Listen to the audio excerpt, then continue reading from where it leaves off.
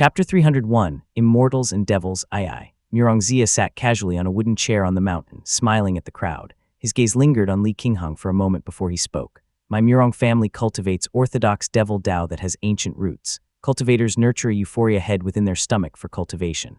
This is the most orthodox form of devil cultivation. Even a Maha or Dharma master would find no fault with it. He paused, observing Li Qinghong's shaking of her head, and continued softly, "You all know the state of this world. Purple Mansion Golden Core Dao cultivators grow people for consumption, and the Maha and Dharma masters cycle through endless reincarnations. For mortals, life is nothing but suffering, something that is worse than death. It would be better for them to be consumed by me." Li Qinghong sneered and retorted bluntly, "It is precisely because of people like you, who consume humans, that mortals endure a fate worse than death. It's not that life is so unbearable that being devoured would be a preferable option. Fellow Taoist, isn't it rather excessive to twist reality for the sake of self-deception?" Murongzia raised his eyebrows and said earnestly, "Not at all. Devil cultivation is about saving all beings. My Murong family cultivates the Euphoria realm precisely for this reason. Without it, we would not consume humans." He paused again, looked at the crowd, and continued calmly, "Within the Euphoria head lies the Euphoria realm. There are fine wines, exquisite delicacies, luxurious clothing, and untold riches, where men and women indulge without the burdens of life and death, free from the worries of conflict and torment. Endless pleasure and happiness await. Those consumed by me enter this realm, shedding their mortal flesh to become immortal souls. As long as I, Murongzia, continue my cultivation, they will revel in eternal delights. Isn't that wonderful?" His words were like a stone thrown into a lake, causing everyone to look at each other in astonishment and rendering Li Qinghong momentarily speechless. Murongzia sighed and shook his head, continuing, "We are compassionate. The devil sect is benevolent. When devil cultivators fight, the victor gathers the souls of the defeated into their realm, where they enjoy eternal pleasures. If everyone practiced devil cultivation, only cultivators would suffer while mortals would enjoy eternal bliss in this sacred land of eternal joy." Murongzia's face showed compassion, and a faint halo of light appeared behind his head. Li Yunjiao frowned and said, "This is just your claim. Who knows if you consume people or gather their souls? If it is truly a virtuous deed, why does your devil form take on such a grotesque and gory appearance, and why does the world detest cultivators like you?" Murongzia laughed and waved his hand dismissively. The sound of the breeze, accompanied by the sounds of music and the laughter of men, women, and children, came from his stomach. Before them appeared a green soul, bowing respectfully and saying, "Greetings, immortal masters. I am Cao Yangshuan, a resident of the town at the base of Mount Yuding." Li Yunjiao and the others were taken aback. The town's head, who was Li Yunjiao's concubine-born younger brother, stepped forward and conversed briefly with the soul. Shortly after he returned, saying, "Family head, I know that person. His voice and appearance are exactly as they were when he was still alive." Murongzia laughed heartily. The devil's soul kneeled with a thud and said, "We are grateful for all that the clan has done for us. It's a great kindness that we could never repay, not even in 10 lifetimes. Now that I have been enlightened by the master monk and achieved eternal bliss, I come with one request." Li Yunjiao felt a sense of foreboding and asked, "Speak." The devil's soul bowed respectfully and replied, "At the entrance of the village is an old farmer named Cao Yi, my father. We lived in hardship. Now that I have received this great opportunity, I hope the family head can bring my father here, cleanse him thoroughly, and let this master monk consume him so that we can reunite in bliss and enjoy eternal happiness together." Absurd. Before Li Yunjiao could even respond, Li Qinghong, unable to listen any longer, frowned and spat out a bolt of thunder, interrupting the spell. The devil's soul, already a remnant soul, was instantly destroyed by the thunder. Murongzia was furious and cursed. What a cruel woman, what a vicious heart. Li Qinghong, feeling a tinge of guilt as she watched the soul dissipate, raised her eyebrows and retorted sharply, "Your entire cultivation is based on falsehood. Your so-called land of bliss is just an illusion." "Illusion?" Murongzia sneered and replied, "What right do you have to decide for others? Go ask the mortals if they prefer to continue struggling in this world or enter my so-called illusory euphoria realm." Turning away from Li Qinghong, Murongzia addressed Li Yunjiao. "As for the family head's claim that our devil Dao is grotesque and detestable, it is because we conceal our utmost kindness and beauty within our bellies, using our outward appearance to bear the blame. The elders of my family are all good people who could discuss Dao with the Mahas and Dharma masters." Murongzia's voice echoed through the courtyard, and he continued through gritted teeth, "In my humble opinion, it is the Purple Mansion Golden Core Dao cultivators who are truly selfish and self-serving. They appear ethereal and transcendent, but seek only personal transcendence, regarding all other beings as mere ants. That, I argue, is the true essence of the devil Dao. We may appear hideous and act outrageously, but at our core, we are the genuine immortal cultivators." Li Qinghong was both amused and angered. Many of the 115 corpses had not yet cooled, and the dismembered limbs and blood still painted the town red. Yet this devil cultivator had the gall to accuse them of such atrocities. She coldly replied, "Our Daos are fundamentally different." The old monk shook his head and patted his belly as he laughed. "Either we fight it out, or you let me go. Family head, you must decide wisely." The tension in the courtyard rose. Li Yunjiao stroked the hilt of his sword quietly, listening intently to something. After a moment, he exhaled deeply and waved his hand. "Please leave, fellow Taoist. Do not come to our territory to consume humans again. If this happens again, you won't escape so easily." "Thank you, family head." Murongzia cupped his fists and strode out of the courtyard, flying away on the wind. Tian Yaodo and the others glanced at the siblings and wisely withdrew. Li Qingheng smoothed her hair and sat down to the side, laughing. That old fellow, claiming that his family elders are cultured and that they are true immortal cultivators inside, is clearly afraid. Li Yunjiao still held the dragon-coiling pillar sword and replied, "Who would not be? It is like poking a wolf with a stick. Both sides are scared. He fears our reputation as sword immortals, but we have never fought devil cultivators and are just as nervous. That old fellow appears to be only at the 7th or 8th heavenly layer of the Qi cultivation realm, but he has cultivated something so sinister that his strength must be at the foundation establishment realm. This is the first time such a powerful cultivator has come to our territory." The two exchanged a glance, avoiding the topic of the 100-odd innocent deaths. Li Yunjiao sighed softly and said, "We can only do what we can. Driving him away is the best outcome. There are more and more devil cultivators in Jiangnan these days. Peaceful days will be hard to come by." Li Qingheng nodded slightly and asked, "The devil plague in Yue State. Did sister-in-law get any news from the Zhao family?" Chapter 302, Immortals and Devils, III. Li Yunjiao shook his head and replied, "No news yet, but there is some news from the Yuan family." Li Qingheng raised an eyebrow as Li Yunjiao continued with concern. "Yuan Tuan from Kingsui Peak has gone into seclusion to prepare for breaking through to the Foundation Establishment realm. According to the Yuan family, Yuan Tuan has a great chance of succeeding within 4 or 5 years. If she does, the legacy of Kingsui Peak will fall to her, and she will undoubtedly take on disciples and pass on her teachings. Our Li family cannot miss this opportunity to establish influence within the sect." Li Qingheng immediately understood Li Yunjiao's implication and furrowed her delicate brows, responding, "Brother, you have Zijia in mind, right? To send someone to Kingsui Peak, they must be at least 7 years old, preferably between 10 and 12. Li Yuanping was not yet married. Li Yunian had 2 children, but one was too young, and the older one, though possessing a spiritual orifice, would be too old by then. They were not suitable candidates. Currently, the only one in the generation of Zion Yue was Li Yunjiao's son, Li Zijia, who was 4 or 5 years old. In 4 or 5 years, he would meet Kingsui Peak's requirements. Seeing Li Qingheng pondering this, Li Yunjiao nodded and said, "If Zijia has the talent, we'll have to send him there." Li Qingheng pursed her lips together and asked, "Will sister-in-law agree?" Li Yunjiao drank his tea, recalling the moment when Li Tanya had personally handed him the gleaming dragon-coiling pillar sword and remained silent. While Li Yunjiao and Li Qingheng were deep in discussion on Mount Lijing, the small courtyard at the foot of the mountain was brightly lit. Several tables had been set up in the courtyard, adorned with plates of rare mountain delicacies and various dipping sauces on the side. A young man, appearing to be 17 or 18 at the 3rd stage of the embryonic breathing realm, sat reclined in a chair. Come. The young man at the head of the table had a slightly pale face and colorless lips. He looked at the person seated below and smiled. "Brother Zhao Xian, are you comfortable here?" "Oh yes, comfortable, very comfortable." Zhao Xian replied quickly. Having visited the Li family frequently over the years, he was quite familiar with Li Yuanping.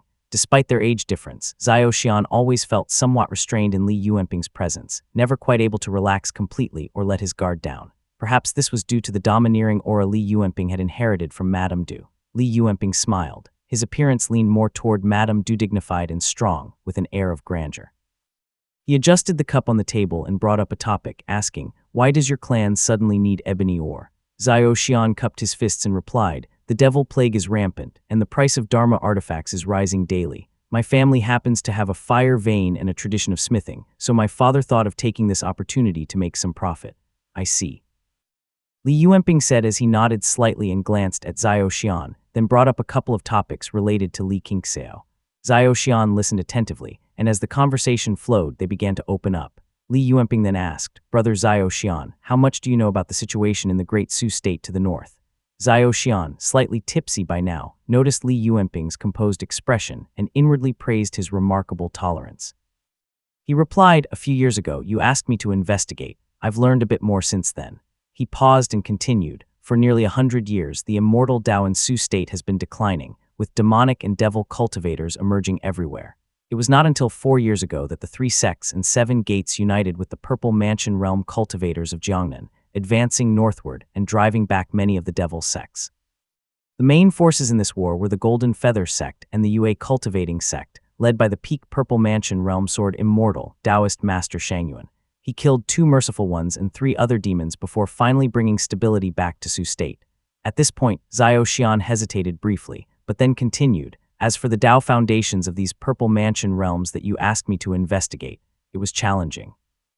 I managed to gather some information from various sources. The Taoist Mazer from the Azure Pond sect practices heavy murk, while the one from the Profound Peak Gate practices Fool's Mountain Chase. The Golden Tang Gate, whose Taoist master rarely shows up, practices engraved stone. Lastly, the Taoist master from the Purple Smoke Gate practices East Mountain Loop. Zhao Xian took a sip of wine and continued explaining. These Taoist masters had left many traces during their training before achieving the Purple Mansion realm. I searched through my family's library for a long time to piece together their immortal foundations. Thank you, brother, Li Yuanping responded, silently noting down the information. Zhao Xian did not understand why Li Yuanping was gathering this information, but wisely refrained from asking. Brother, you have great tolerance, I can barely keep up. After exchanging a few more cups of spirit wine, Zhao Xian, with his lower cultivation, began to feel dizzy and smiled in defeat as he announced his intention to depart. Li Yuanping, having obtained the information he needed, did not detain Zhao Xian any longer. He watched as Zhao Xian was escorted out by the Zhao family servants. Throughout their lengthy drinking session, Li Yuanping discreetly filled his cup with clear tea, ensuring his sobriety while maintaining the appearance of indulgence. He cleared the table, laid out the brush and ink, and carefully recorded the information before folding it neatly and handing it to a trusted aide. Give this to my brother, he instructed gently. Li Yuanping and Li Yunxiu were both born of Madame Du, and under her influence, they had shed much of the ruthless cunning that came from the Li family's grassroots origins, replacing it with a grand, authoritative demeanor. Du Yi, seated below, took the letter. Li Yuanping glanced at him, and Du Yi could not help but recall the long nails that were always stained with balsam flowers. Li Yuanping chuckled and asked, "Did you deliver that slap from my mother to your father?" Du Yi nodded hastily, stammering, "Yes, young master, I did." Father kneeled in the courtyard himself. I conveyed every word exactly as it was, even replicating the strength. The red mark is still on his face. Ha ha ha. Li Yuanping laughed heartily and shook his head, saying boldly, "You people fear power but lack respect. My brother has shown leniency repeatedly out of respect for mother, but he shows no restraint. Now he has lost face and damaged our relationship, and he has only himself to blame." Du Yi dared not say anything, simply responding timidly. Li Yuanping glanced at the letter in Du Yi's hand, and this action scared him enough to send him scurrying off. Only then did Li Yuanping turn back to his desk, muttering, "However, I still do not know what the Dao partner of this immortal foundation called Spring's Echo that uses the cave spring clear chi is." He flipped through the wooden slips on his desk, a deep frown forming on his face. The 3 sects and 7 gates control information too tightly. If our family is to find a way out, we need information within the sect. We cannot delay any longer. Li Yuanping stared at the flickering candle, recalling the secret conversations he had with his brother Li Yunjiao by the bed when they were younger, and the glittering dragon coiling pillar sword that Li Tongya had personally handed over to his brother. His face grew paler, and he muttered, "The Zhao family is ultimately an external family. Zhao shooting is cunning and is surely plotting something. He is not easy to deal with, but our family has no choice but to rely on him for now. And only take one step at a time." Chapter 303 Minghui. Zhao Xian left the courtyard quietly. The cold wind sobered him up instantly. He walked a few steps up the stone stairs, gusts of wind blowing all around him. In an attempt to curry favor, a servant stepped forward, saying, "You are truly devoted to Lady Qingxiao, young Master Zhao. You even allow Li Yuanping to boss you around all for her sake. Everyone can see it. Lady Qingxiao must be deeply moved." Zhao Xian nodded with indifference, inhaling the scent of incense wafting through the air in Lijiang Town. He was a kind-hearted person, so he did not mind the servant speaking casually and using phrases like "boss around." The servant, seeing him silent, could only follow quietly. He had indeed hit the nail on the head. Preoccupied with his own thoughts, Zhao Xian rubbed the jade ring on his finger absent-mindedly. Although he was indeed fond of Li Qingxiao, he did not feel that he was as devoted as everyone said he was. His actions were not solely driven by self-interest, but were also in the best interest of the entire Mount Yu branch. Ancestor Chuchu was always kind toward our branch, but he died of old age last year. Our family lost its support, and my father has become increasingly worried. These years have become more and more difficult. Zhao Jiuqing was a charming man with many offspring, many of whom possessed spiritual orifices. Zhao Xian's talent was not particularly good, so he never mattered much to Zhao Jiuqing. Accompanying Zhao Gilwen to the Li family that year had changed Zhao Xian's fate. He returned home with 2 pieces of pastry, wet and sticky, and told his mother everything. Her sharp instincts, honed from years of fighting and scheming in the mansion, quickly identified key points to leverage. She called Zhao Jiuqing and exaggerated the story to him, delighting him in the process. Caught between fear and uncertainty, Zhao Xian suddenly found himself unable to avoid the Li family. Rumors began to spread about a fated connection between the two, and Zhao Xian felt compelled to visit the Li family. What kind of fate is this? For the past few years, Zhao Xian had been diligent, unable to tell if it was due to family pressure or his feelings for Li Qingxiao. He smiled wryly. Without Zhao Jiuqing's many resources and connections, Zhao Xian, with his limited cultivation, would never have been able to obtain such secretive information to share with Li Yuanping. As the evening breeze brushed past his face, Zhao Xian sobered up even more. He had not actually drunk much spirit wine, but being around Li Yuanping always made him uneasy, causing him to find an excuse to leave the courtyard after a few cups. In the darkness, Mount Lijing lay silently. Zhao Xian turned to look at the mountain, which was coiled like a serpent dragon. A faint sense of fear rose in his heart. The Li family has the appearance of wolf leaders. They are probably crouching and hiding now, but they would never be content living under our Zhao family or even the Azure Pond sect. Our family's alliance with the Li family might bring disaster in the end. The servant, bending over to serve, noticed Zhao Xian's gaze fixed on Mount Lijing and said softly, "Young master, this mountain's earth veins are shallow, and its spiritual energy is thin. It cannot be considered a famous mountain." Famous mountain. Zhao Xian chuckled, shook his head, and regained his composure. He slowly walked away, uttering another simple statement to his servant. "You never know." Mount Lijing was illuminated from top to bottom with golden candlelight flickering throughout the mountain, making the darkness of the mountain less frightening. High above in the clouds, Li Tanya stood in midair, holding a tightly wrapped long sword on his back. He stared expressionlessly at the person in front of him. This person had a kind face but was plump with large ears. He wore a brownish-yellow robe and held a golden glowing monk's staff in his hand. The golden rings on the staff clanged together, emitting a faint tinkling sound. He stared calmly at Li Tanya, a halo of colorful light swirling behind his head. "Murongzia has already left our territory. Even if you use your spiritual sense to search, you will not find him. Master Monk, you have been confronting me for a long time. You should be satisfied now." Li Tanya spoke slowly, his tone still calm, although his heart was boiling with anger. He had instructed Li Yuanjiao to let Murongzia go out of sheer necessity. This Buddhist monk had been holding him back, and without using the mirror, he could not deal with them and was even at a disadvantage. "Your generosity is greatly appreciated, benefactor." Minghui is deeply grateful, the Buddhist monk said as he nodded slightly, the golden light suppressing Li Tanya gradually fading. Li Tanya also retracted his mana, feeling a slight sense of relief. Li Tanya had been cultivating on the mountain when Li Qinghang shattered the jade talisman for help, startling him. Although Murongzia only displayed the power of roughly the 6th to 7th heavenly layer of the Qi cultivation realm, Li Tanya genuinely felt threatened and was prepared to act. However, this unknown Buddhist monk had intercepted him. Without another word, the monk raised his staff and emitted golden light, forcibly suppressing Li Tanya.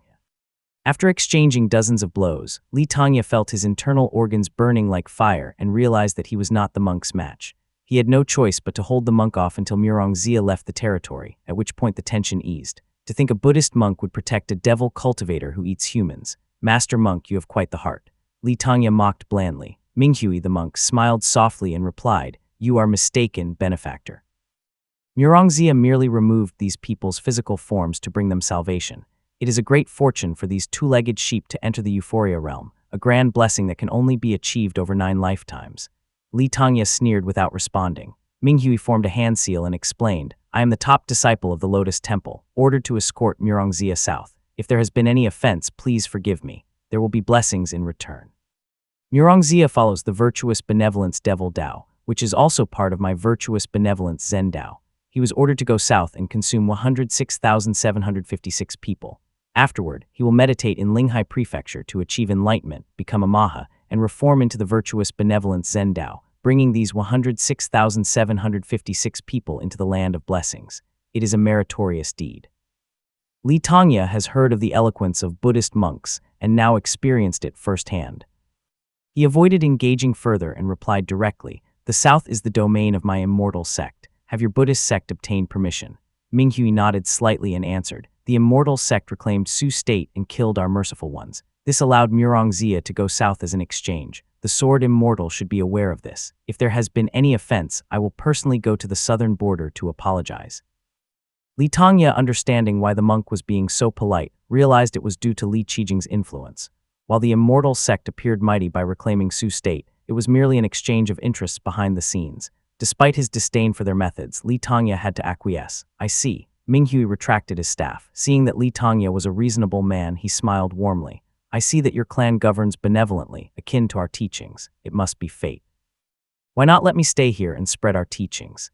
Li Tongya immediately shook his head, wanting nothing to do with the Buddhist sect and hoping the monk would leave as soon as possible. He replied, your duty is to escort Murongzia. Do not tarry. His refusal was evident, but Minghui feigned ignorance and asked again with a smile, Murongzia has multiple monks escorting him. They do not need me. Your clan and our teachings are fated. We are just a small clan, unworthy of hosting a great monk like you, Li Tongya had to refuse bluntly. Minghui did not take offense and instead replied, very well then. However, I have one more question for you, benefactor. Chapter 304 Backlash. Li Tongya frowned and nodded, while Minghui's expression was serious. He carefully observed Li Tongya's face and warmly explained, my master is a Maha. Once there was a demon under his tutelage, who was merely a demon soldier at the time. My master calculated its fate and discovered that its opportunity to achieve the Foundation Establishment realm lay in the Su State. He spent much mana and destiny to determine that the opportunity would arise in Mount Bianyan within the Su State. Thus, he sent the demon there to cultivate and await the right moment. Minghui waved the staff in his hand, producing a series of clinking sounds that echoed in the air like an eagle's cry. He continued, later, I became a master monk. Knowing that the time had come, my master sent me to Mount Bianyan to capture the demon as a spirit beast mount. Who would have thought that after walking for over 3 years, I ended up empty-handed? Realization immediately struck Li Tongya. The wolf demon he had hunted on Mount Bianyan years ago had spoken of a destined opportunity. This must have been what it referred to. At the time, however, Li Tongya had dismissed its baseless claims and had captured and killed the creature. Knowing this in his heart, Li Tongya's expression remained unchanged. He smiled and said, if your master had calculated its fate, then it was destined to be so. Now that things have gone awry, either your master miscalculated or the demon was restless and lost its life on its own. Even if it was related to us, it was fate. How can you question me, an immortal cultivator? Minghui forced a smile despite suspecting that the Li family was involved. He felt rather helpless in this situation. The many battles between Purple Mansion realm cultivators in Mount Bianyan had already made it difficult to maintain the fabricated fate. Minghui had hoped to see if he could extort Li Tongya, but this man was eloquent and skillfully turned his arguments around, leaving Minghui speechless. Feeling frustrated, he could only smile and say, your fate is set, and I will not interfere. Moongaze Lake is a serene place. If one of my sect's great masters reincarnates there, I hope you will take care of them, benefactor. Li Tongya had heard of many Buddhist methods. Once one became a Maha or Dharma master, they could preserve a bit of their true spirit, seeking vessels to reincarnate into generation after generation. Buddhists called this the Tao of reincarnation. Even in their infancy, they would realize they were a Maha and resume their cultivation across lifetimes, which was indeed quite sinister. Despite his patience, Li Tongya did not expect Minghui to be so shameless as to target his descendants. Coldly he replied, your Buddhist sect may play with reincarnation in the north, but do not even think about targeting my descendants. If any Mahas dare to seize the body of my kin, I, Li Tongya, will personally strangle the reincarnated child and never allow you to use my family as you please. Minghui laughed, waving his hands repeatedly, and responded, why so angry, benefactor? It was just a joke. Our sect rarely reincarnates in the south. Even if we do not take the bodies of immortal clans. It is an unwritten rule. Moreover, your family is a sword immortal clan. We would not dare offend you. Despite Minghui's respectful words, his tone and actions were condescending. Li Tongya, unwilling to engage further, cupped his fist and said curtly, then I bid you farewell. After saying this, he then rode the wind back to the mountains, not wishing to speak with the man any further. Minghui nodded slightly, watching Li Tongya descend into the mountains. He squinted for a moment, his eyes flashing with colorful light, staring at the people below him. His eyes lingered on Li Qinghong for a moment, mumbling to himself, thunder techniques seem closely related to our Buddhist teachings. This girl is beautiful. She would make a fine servant to tend to the artifacts. Minghui had his own Dharma artifact, a golden palace filled with handsome men and beautiful women where he cultivated alone. Seeing Li Qinghong's heroic appearance, he was tempted even more, pondering to himself, the south is in chaos now, and that sword immortal is far away in the southern border. If I cast my spell properly and abduct this girl, who could say anything? As his desire grew, Minghui began performing a series of hand seals to change his form and attempt to capture the girl. However, a sense of unease made him hesitate. Thinking it over, he decided, I feel uneasy. The Li family is protected by a sword immortal. I better calculate her fate to avoid any possible mishaps, even if it costs considerable time and mana. Minghui raised his finger, a colorful light flashing in his hand. He stood with his eyes closed, calculating for a while, and then murmured, I see. She's Li Tongya's legitimate granddaughter. This could be troublesome. He might fight me to death. Alas. Her cultivation is at the second heavenly layer of the Qi cultivation realm, and she is skilled in spear techniques. Minghui was deep in his calculations when he suddenly froze, still in midair like an immovable statue. His plump face immediately became rigid and expressionless. Though he had cultivated a flawless body, which theoretically meant he could not shed tears or sweat, he began to tremble violently. Tiny beads of sweat appeared on his large face, growing larger and rolling over his smooth skin. Minghui's eyes widened, the colorful light in his hand growing brighter, floating like a star. Yet he wore a sorrowful expression, not daring to move. He felt an overwhelming sense of danger suffocating him as his legs grew weak, and he was about to cough up blood. Merciful Buddha, if my finger moves even a fraction more and I continue this calculation, I will perish. There will be no chance of survival. A premonition echoed in his mind, making Minghui's limbs tremble. He gritted his teeth, cursing inwardly. This must be connected to some powerful being, at least a golden core realm cultivator. Damn it, how could such a powerful entity be involved in such a desolate place? This is a disaster. Being annihilated is no joke. Minghui had not yet attained the status of a Maha, but as a Buddhist cultivator, he was proficient in matters of past and future. Under normal circumstances, he could retain his true spirit and reincarnate after death. However, he deeply understood that if he continued to calculate this fate, he would be utterly destroyed, leaving no trace of his true spirit. Not even Maha would be able to survive, let alone a master monk like himself. Sweating profusely, Minghui struggled to suppress the spell in his hand. However, the spell was already halfway formed, and it would be difficult to stop it now. He could only watch helplessly as the colorful light in his hand grew brighter, causing his eyelids to twitch uncontrollably. Poof! Minghui had no choice but to reverse the spell, spitting out a mouthful of blood as he attempted to suppress the spell. He freed one hand to form a seal and conjured a golden, glittering palace. It was exquisitely crafted, with pavilions and towers, filled with handsome men and beautiful women walking barefoot. Minghui painfully activated the Dharma artifact, using his palm as a blade to sever the hand that was holding the colorful spell. His body, strangely devoid of blood and flesh, resembled sticky dough, with a thin trail of dough trailing from the severed hand. Although detached from his body, the hand remained under his control, which still held the spell. Minghui then directed the golden palace toward it, opening all its doors and windows to absorb the golden light and mist. The severed hand then floated into the palace. Phew! It was only then did Minghui breathe a sigh of relief. He looked at the colorful light and severed hand suppressed within the Dharma artifact. With a forceful pull, a new hand extended from his stump, white and clean like dough. What a mess! Minghui cried out in grief and indignation. Chapter 305, Branch Line I. Minghui had barely managed to shout out his curses when the golden temple began to sway and tremble all over, emanating waves of mana light. His expression immediately turned to one of terror, knowing that the golden core realm cultivator he had connected with must have been able to hear him. He hurriedly cried out, "Spare me, senior, spare me." Minghui is the disciple of Maha Jinlian from the Lotus sect, which upholds the Dharma characteristics Tao lineage. Please spare my life, and I promise never to set foot on the lake again. The golden temple shook for a moment before gradually stabilizing. Minghui performed a deep bow in the air for a long time before he even dared to rise, then flew away. Minghui tested his newly grown arm and glanced into the golden palace artifact. He saw a dazzling ball of colorful light still floating within, while the severed arm had already turned into a pool of white liquid. The palace rumbled under the strain, and the handsome men and beautiful dancers within were screaming and shouting like ants on a hot pan. What a pity. These people had been collected by Minghui from all over the northern regions, each with outstanding appearances. He had invested much effort in them, and now they were about to be scorched to death by the colorful light. Minghui cursed under his breath and said, "Abandon your physical forms and come to my temple.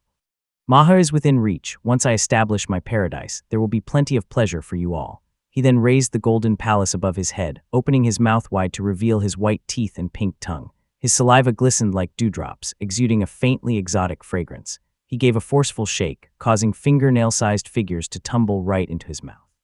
Minghui's pristine teeth bit down, sending severed limbs and flesh flying everywhere, with crimson trails flowing over his tender lips. The attendants in the temple were overjoyed, however, gladly leaping into his mouth. After several dozen breaths, Minghui licked his lips, saying in great contentment, First, I will replenish my vital qi, then return to ask the Maha if I can preserve my golden palace. Mingyue cast a wary glance in the direction of Mount Lijing, not daring to even think about Li Qingheng. Having narrowly escaped death, he was utterly terrified, thinking to himself, this Li family must be backed by some venerable figure I've never heard of. I'll have to ask my master about it when I return. I should leave now. Not until Mingyue left, like a defeated dog, did the turmoil finally settle. However, the area beneath Mount Yuding remained blood-stained, with filth all the way from the threshold to the steps. The neighbors worked together to clean up the mess, shivering as they returned to their homes. Mount Yuding had long been under the family's rule, only to fall into the Li family's hands in recent years. The common people had been accustomed to hard days, and even when the devil cultivator, Murongzia, caused a stir, the deaths of over 100 people seemed insignificant compared to the better days under the Li family's rule. When people encountered each other, they would merely ask who had passed and lament briefly, such a pity, we're finally living good days. Li Yuanjiao threw himself into the various affairs of Mount Wudu, while Li Yuanping took over the family matters, gradually becoming busier. He held a vermilion brush and lightly marked the wooden slips on the desk before him. Innate illness made Li Yuanping appear frail and weak, his eyebrows constantly furrowed as if weighed down by countless heavy burdens that he could not relieve from his shoulders. Even when sitting in the most honored position in the courtyard, he still exuded an air of anxiety. This year's harvest is somewhat better, reducing some losses, Li Yuanping mumbled to himself. He glanced at the middle-aged man serving by his side and spoke gently. Clan uncle, you have been working in the clan affairs courtyard for many years. As I am new to managing the family, I hope you can guide me. The elderly man beside him, with sunken eyes and graying temples, looked gaunt and haggard though his clothes were meticulously tidy. This was Li Ziyuan, an old man who had managed the household during Li Xuanxun's rule. He was the son of Li Yesheng and was now nearly 50 years old. The people from the northern slopes of Mount Dali matured early, marrying and having children by the age of 12 or 13, and lived only to their 40s or 50s. Li Ziyuan, devoid of any cultivation, was at the age where he should have been bedridden, just waiting by the death's door. Years of hard work and dedication had earned him several spirit items to nourish himself, allowing him to maintain a relatively healthy appearance. However, Li Pingyi's suicide had struck this old man hard, causing him to wither. Although the main family sent people to console him, it symbolized that his lineage had completely faded from the center of power. Li Ziyuan, clinging to his position, sought to salvage whatever he could. Upon hearing Li Yuanping's inquiry, Li Ziyuan quickly responded modestly, I have worked in the clan affairs courtyard for many years and merely have a keen ear. I wouldn't dare to give guidance. Li Yuanping waved his hand, and the old man began. Currently, there are only 3 among the non-main lineage qi cultivators in the family practicing authentic techniques, and Zhayan at the 7th heavenly layer of the qi cultivation realm, Chen Dong at the 4th heavenly layer, and Tian Yaodao at the 1st heavenly layer. As for the unrefined qi cultivators, there are Li Qiyang and Old Master Ren. Unrefined qi cultivators merely hold the title of qi cultivators and are not worth consideration. Additionally, there are 2 at the peak of the embryonic breathing realm, 3 at the 5th stage, 10 at the 4th stage, and 115 minor cultivators below that stage, mostly useless old fellows. Li Yuanping nodded slightly. Li Ziyuan continued, the clan affairs courtyard has 2 embryonic breathing realms cultivators at the 5th stage and 3 at the 4th stage, with countless scouts below the 4th stage and among mortals. Though the family has many external cultivators, only a few are worth noting. Li Yuanping offered him a seat and had the servants serve tea, then said, I appreciate your advice, clan uncle. Li Ziyuan thanked him, his expression calm. His voice still held deep respect when he continued on. The most powerful is Madame Du of the Du family, at the peak of the embryonic breathing realm with many followers. Though the Du family lacks a prestigious name, it possesses substantial influence, owning private spirit fields and forming connections, exhibiting great power. Li Yuanping moved the tea on the desk, staring quietly at Li Ziyuan, who was oblivious to his gaze. Li Ziyuan simply shook his head and pointed to Ji, who sat below, who immediately shrank back and looked as if he wanted to crawl into the ground right then and there. As you can see, the Du family has already placed people around the young master. Li Yuanping laughed, then replied, I am already aware of the Du family. Du Yi, who was sitting below, possessed cultivation himself. However, when in front of Madame Du and Li Yuanping, he cowered. Now being pointed at and criticized by an old mortal man, he felt a surge of anger in his heart. He raised his head cautiously, only to meet Li Yuanping's direct gaze, and lowered his head hastily again. Li Ziyuan nodded silently and cupped his fist, saying, the Chen family relies on Chen Dong, who has always been the foremost among the prestigious families and respected by all. Old Master Chen keeps a low profile and never flaunts his influence. However, the Chen family has a young disciple named Chen Mufeng, who is 17 years old and already at the fourth stage of the embryonic breathing realm. He is a disciple of Li Keqiang, with excellent talent and great potential for promotion. I see, Li Yuanping responded with a broad smile and nodded. The old man with a face full of wrinkles continued softly. As for the other families, the Tian family is scattered, the Liu family is in decline, the Su family has few offspring, and the Ren family's various branches are not in harmony. Only a few people like Tian Zhongqing and Su Gongming are worth noticing, the rest are mediocre and of little use. Li Yuanping, suddenly coming to an understanding of the matter, nodded again and asked a few more questions about the family's affairs. He then grasped Li Ziyuan's hand and said earnestly, I am young and inexperienced. I truly hope that clan uncle can guide me more in family matters. Li Ziyuan naturally agreed repeatedly and soon took his leave. Li Yuanping sat back down, his pale fingers picking up the jade cup on the desk. He looked at Du Yi below and smiled. Uncle Ziyuan managed the household under my father for many years. It is a pity his health is declining, or I would have entrusted him with significant responsibilities. He then picked up the wooden slips to read carefully, having just sent off Li Ziyuan when a clan soldier interrupted him with a report. Young master, Madam has arrived. Chapter 306, Branch Line II. Madame Du was now in her 40s, but having cultivated for many years and taken good care of herself, she looked to be just in her 30s. Jade-like nails were dyed with balsam, exuding an air of elegance and dignity. She walked gracefully into the hall as Li Yuanping quickly came down to greet her with a smile. Mother, how rare of you to visit. Madame Du nodded gently and sat down beside him. She glanced at Du Yi, who was trying hard to minimize his presence, and then said to Li Yuanping, managing the household is not an easy task. Have you met with the branch family members? Of course I have, Li Yuanping responded. Li Keqiang is out, so I sought out Li Ziyuan. He just left before you arrived, mother, he added. Madame Du picked up a teacup and upon hearing Li Ziyuan's name sneered. When Li Ziyuan served under your father, he was loyal and never interacted with the branch families. After Li Pingyi died, the old man knew he had no way out and immediately aligned himself with the branch families. Over the past few years, he has become a representative of their interests.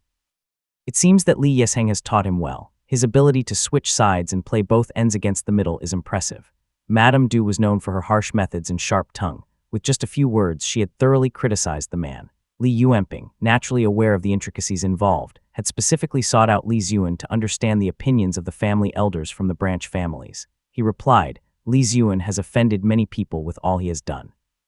He does not want to rely on us remembering old ties, so he naturally needs to change his position and find a way to survive.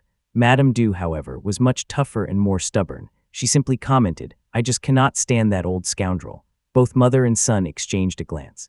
Li Yuanping took a sip of tea and replied, the Liu family used to be friendly with our branch families, but they were undermined by the Du family, and most of the clan's businesses and properties have been taken over by the Du family. According to the branch families, the rise of the Du family has threatened their interests, which has caused much dissatisfaction. Li Ziyuan's words were barbed, and his insinuations were clear. The Yi and Li branch families now number in the thousands, with many cultivators among them. They are related by marriage, making it difficult to manage. Mother, you might need to rein in the Du family a little, he added. Madame Du rubbed the jade cup in her hand and glared fiercely at Du Yi, scaring him into silence. She replied, I have always kept them in check. Otherwise, the Du family's arrogance would have soared to the heavens by now. I just fear that with your father away, these family elders will bully us.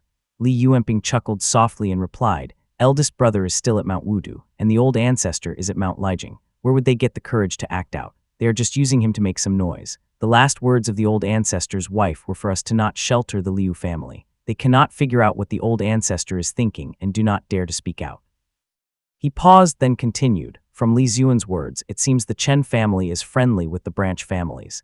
Chen Mufeng, a disciple of Li Keqiang, is exceptionally talented and has been engaged since childhood. He is a rare genius, reaching the fourth stage of the embryonic breathing realm at 17. Perhaps we could recall him from Mount Huaqian for use.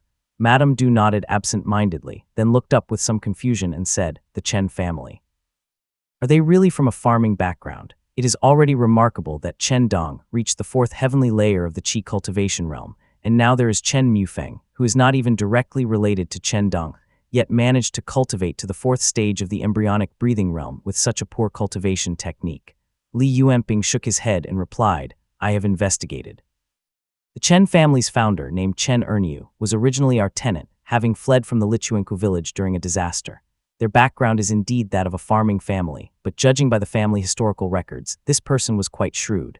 Madame Du nodded, scrutinizing Li Yuanping's pale complexion, her brows furrowing with worry. She spoke gently, "Pinger, there is one matter that needs to be addressed promptly." Li Yuanping frowned and looked at his mother in confusion. Madame Du then continued softly, "You should marry early and have children. This is not just my idea. I have written to Cloud Crown Peak, and your father shares this sentiment." The death of Li Yuanxiu had been a profound lesson for Li Xuanxuan and his wife. Considering Li Yuanping's frail health, Madame Du and Li Xuanxuan began planning early. However, upon hearing this, Li Yuanping was taken aback, his expression turning somewhat sour as he responded, "Brother was engaged at 18 and I am only 12. Why such urgency?" Madame Du's thoughts were harsh and she could not voice them out loud, so she forced a smile. Seeing his mother's expression, Li Yuanping immediately understood and continued, saying glumly, "Is it because you're worried that I might die young due to my lack of cultivation talent and weak root bone?" Madame Du fell silent upon hearing this. She had a strong personality and could not bring herself to utter comforting words. The mother and son exchanged a glance once more. Li Yuanping suppressed his emotions and said, "There are many family affairs to handle, including dealing with deficits and external relations. Let us postpone this matter for now." Madame Du did not wish to press on too hard and agreed, sitting in the hall for a while longer before finally finding an excuse to leave. Li Yuanping escorted her out of the hall respectfully and then returned to his seat in silence. The hall was cold and quiet, with guards standing silently on either side. Ji kept his head down and did not speak. Li Yuanping raised his head and lifted the jade cup, looking into the clear tea water. He saw a pale, bloodless face with lips of a grayish-red hue. He squinted his eyes and remained silent for a long time.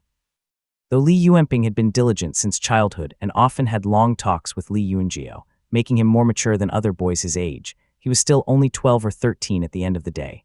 Being born with a shortened lifespan and weakened root bone, how could he not feel that life was unfair? Usually he pretended not to care, but Madame Du's words earlier had stirred up his suppressed anger now that he was alone. He put down the jade cup and looked at his wrists that were as slender as a woman's, feeling a surge of rage burning in his chest. He extended his delicate fingers and pinched his wrist hard. His skin, as pale and lifeless as a corpse's, took a long time to turn red before quickly turning purple and black. It was not long until it finally tore, blood slowly seeping out and staining the desk red. Li Yuanping shook his hand gloomily, gradually calming down. Li Yuanping had heard that when he was born, the ancestor, Li Tongya, had predicted his cognitive deficiencies, slow cultivation progress, and that his lifespan would be barely half that of others. Calculating the days, a quarter of his life has already passed. He dared not waste any more time and quickly wiped away the blood on the desk before picking up the vermilion brush and silently wrote, "Dear brother, I am of age to marry and bear children. Are there any suitable matches among the prominent families or towns with a spiritual orifice? If there are, please inform me." Folding the letter, Li Yuanping called out, "Someone come." A person came forward hurriedly and looked up at Li Yuanping expectantly. It was a member of the Liu family. He had been squeezed out of his position by the Du family, but was personally reinstated by Li Yuanping, so his eyes were full of gratitude. "Deliver this to my elder brother at Mount Wudu," Li Yuanping ordered. Chapter 307, Maha Jinlian. The Lotus Temple, located in the Zhao State, was the legacy of a Dharma master. The Zhao State revered Buddhism with numerous temples, and among the 461 temples, the Lotus Temple ranked in the top 10. It had annexed a vast amount of land and supported over 10,000 monks. Minghui rode the wind, flying over the expansive farmlands at the foot of the mountain. The emaciated tenants below dropped their farming tools hastily and bowed fervently.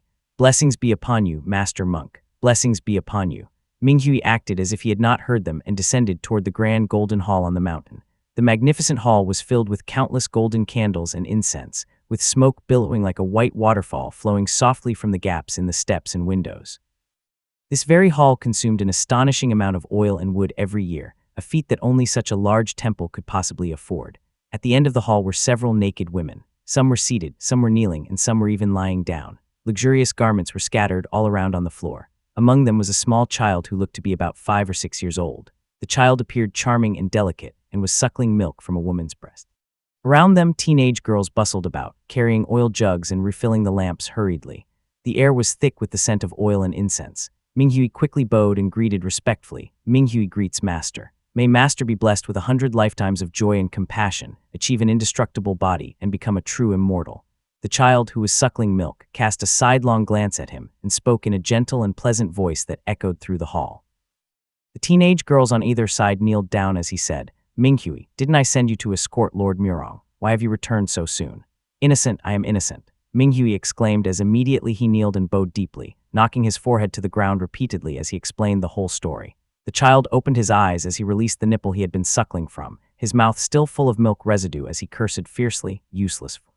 Whenever trouble arises, you run back here. Present the Golden Palace at once. Minghui quickly summoned the Golden Palace. Floating out from his sleeve, it was initially palm-sized but soon expanded to the stature of an average person. It looked like a small table, though it was shaky and full of cracks. The child examined it for a while, his expression somewhat peculiar.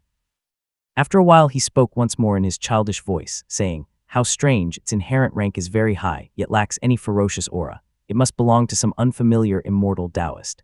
This child was naturally Minghui's master, Maha Jinlian, the ancestor of the Lotus sect. He had been cultivating as a Maha for 300 years and has already reincarnated 7 times, with profound mastery of Buddhist doctrines. He was only a step away from becoming a Dharma master. In the Zhao state, he was one of the strongest figures. Buddhism cultivation differed greatly from immortal cultivation. The immortal cultivation began with the profound scenery chakra, and upon condensing it, one could perform immortal arts. In contrast, Buddhist monks span the realms of embryonic breathing and qi cultivation as mere mortals with iron-like bodies.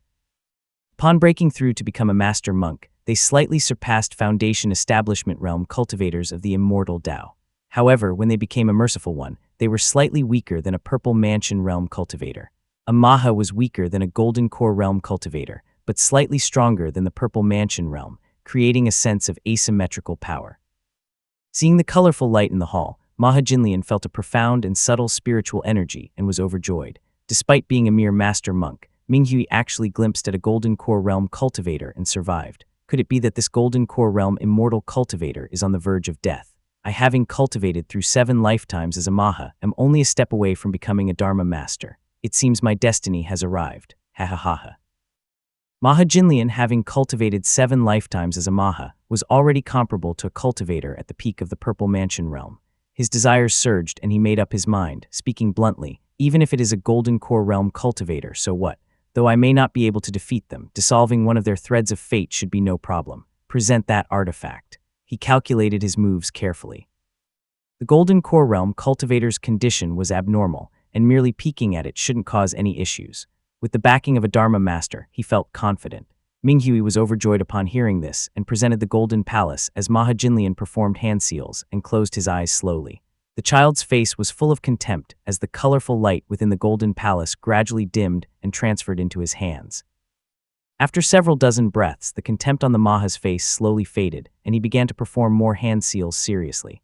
Minghui waited for a long time, but there was no sound from above. He peeked carefully and saw Maha Jinlian covered in sweat, muttering incessantly.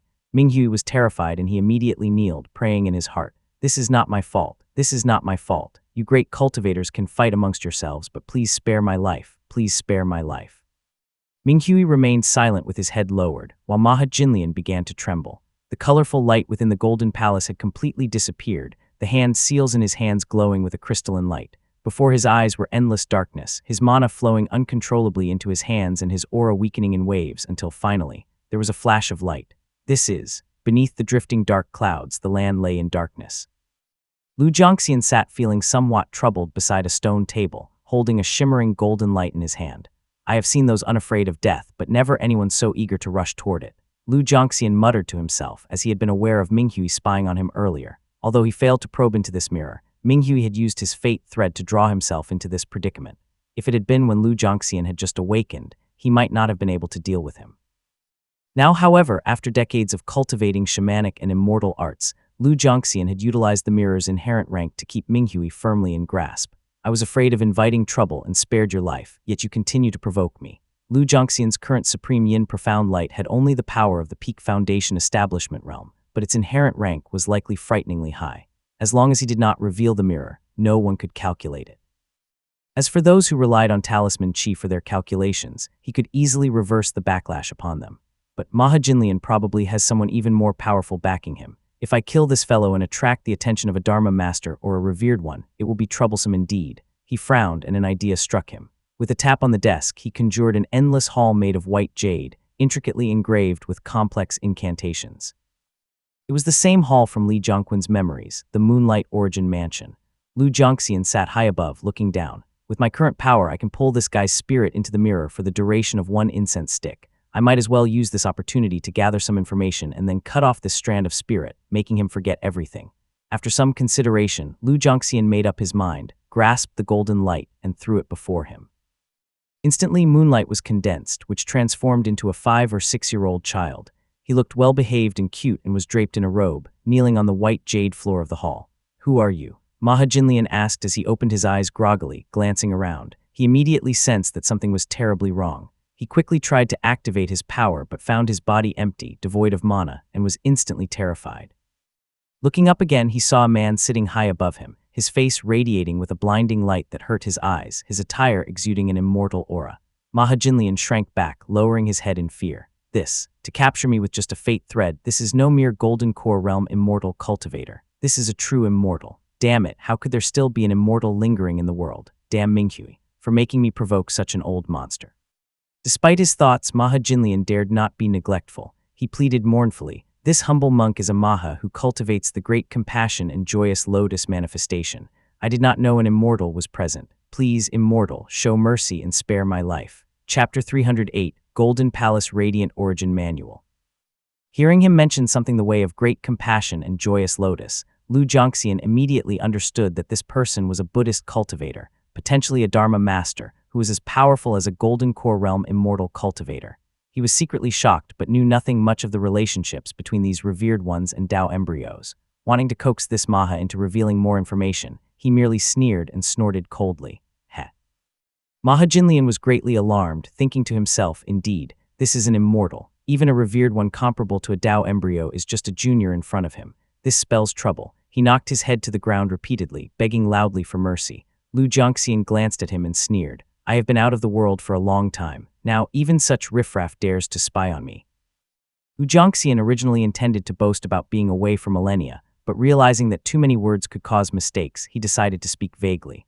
Maha Jinlian observed the ancient patterns on the ground, feeling a sense of age, and thought to himself, "I have never seen this. It must be at least 1,000 years old. No wonder, no wonder." In his heart he cursed. How long did this old monster seclude himself to miss such cataclysmic events? No wonder he is still in the world. It's my misfortune to encounter such an old monster. Maha Jinlian fawningly smiled, slapped his own face twice, and bowed, saying, "Please forgive me, exalted immortal. Since the upheaval 1,600 years ago, even revered ones and Dao embryos have disappeared. This humble monk meant no offense. Please have mercy, exalted immortal." Lu Zhongxian reclined at the top as he listened, slowly furrowing his brows. He had heard that a war between the immortals and devils had taken place 15 or 1,600 years ago. His heart was stirred, and he thought, there is indeed a problem. Given the nature of these Purple Mansion Golden Core Taoists and Maha's Dharma masters, there must be an issue behind this immortal devil war. He shook his head slightly, feigning confusion as he said, "Upheaval. I have been out of the world for a long time and sensed vaguely that something was." Maha Jinlian nodded repeatedly, answering, "The heavenly Tao encountered problems, and the 3 disasters and 9 tribulations dissipated.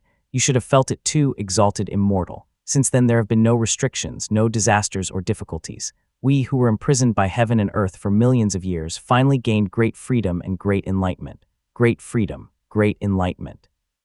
These words thundered in Lu Zhongxian's mind, stirring waves of thoughts within him. He kept his face calm and nodded subtly, his face blurring. The time of one incense stick is almost up. Lu Zhongxian thought as he felt slightly anxious, knowing that he did not have enough time to delve into these matters further. He seized this opportunity to search for a way to break through and asked in a low voice, "Which metallic essences remain unpracticed in Jiangnan?" Maha Jinlian was stunned, unable to grasp why an immortal would ask such a question. Still, he thought for a moment and replied, "The Su state has no significant Dao lineages. The 3 sects and 7 gates of Yue state and the 4 sects and 9 families of Wu state have lost the supreme Yang and supreme Yin. Only some thunder techniques and 1 or 2 types of water and metal essences are missing."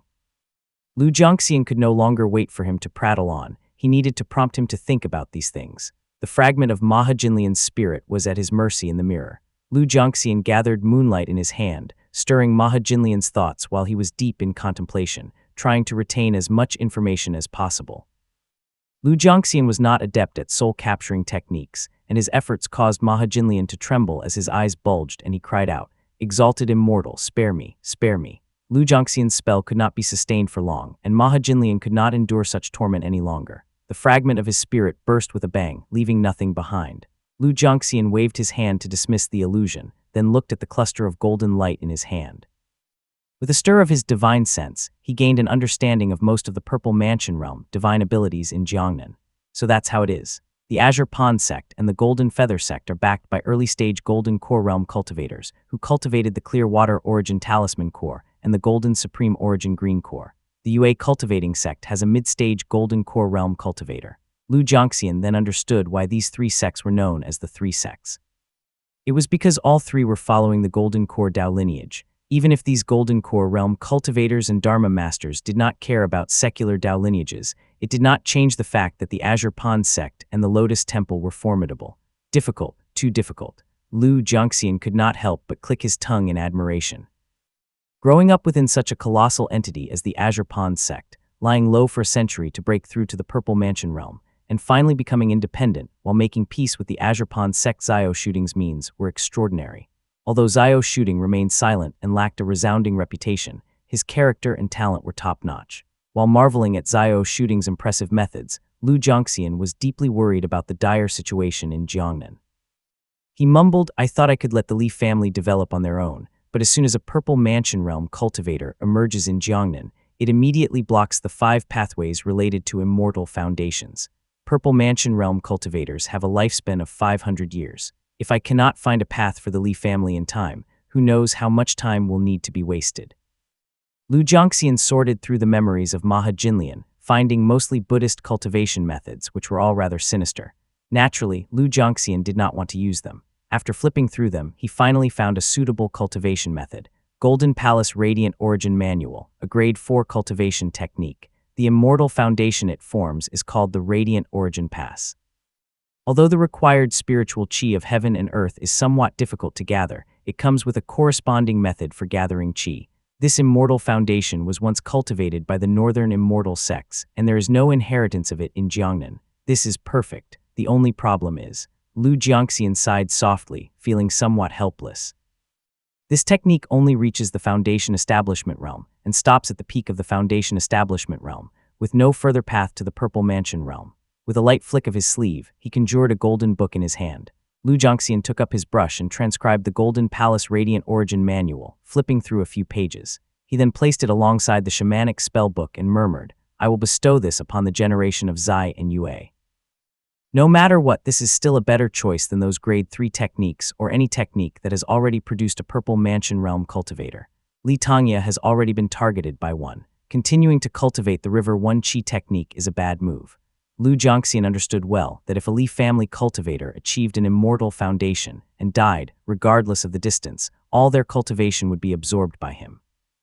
This was verified by Li Qijing, which directly led to Kai Wei's failure to break through. In other words, no matter who is targeting Li Tangya, they will eventually fail. They will not be able to refine divine abilities for that Purple Mansion realm and will have to find another boundless ocean to devour. If the disciples from the Li family continue to cultivate this technique, they will just die prematurely, one after another. After 3 or 5 cases, a Purple Mansion realm cultivator will definitely grow suspicious, and that would be troublesome. Having made so much progress in planning the future of the Li family after a long period of idleness, Lu Jiangxian felt exhausted. He was inherently a lazy and unmotivated person. Placing the Golden Palace Radiant Origin Manual before him to avoid forgetting it, he then drifted back into his dreams. Minghui had been waiting on the ground for the duration of one incense stick. Seeing Maha Jinlian's small face covered in cold sweat and occasionally trembling, it was clear he was under a spell. Minghui's face turned mournful, and he lamented in his heart, "It's over. It's over. That immortal cultivator must be more than just a Golden Core realm cultivator. Now even Master might lose his life." Raised by Maha Jinlian from a young age, despite his master's volatile temper and frequent beatings, he had taught him many things and personally awakened his wisdom. Minghui held this kindness deeply in his heart.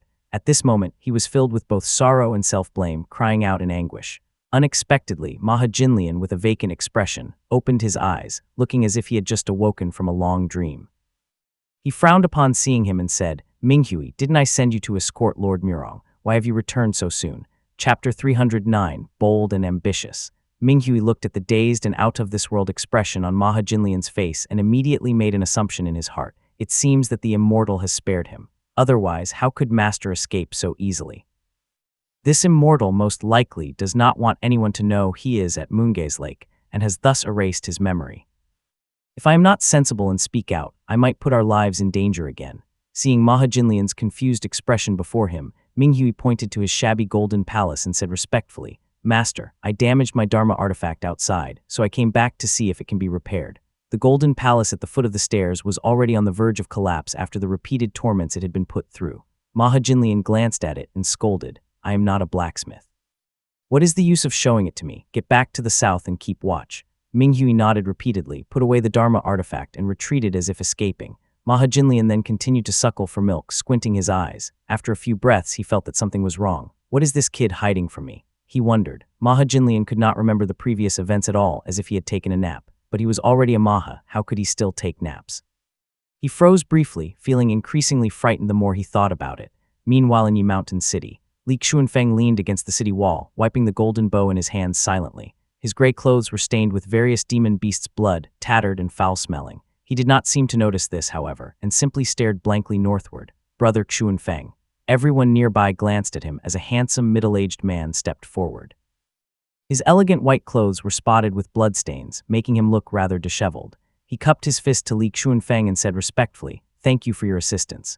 Li Xuanfeng had now reached the 8th heavenly layer of the Qi cultivation realm, and his strength was promising among the clan cultivators. The group both respected and feared this quiet man. When Fei Yi spoke, everyone else echoed in agreement. Indeed, such a divine bow and remarkable strength.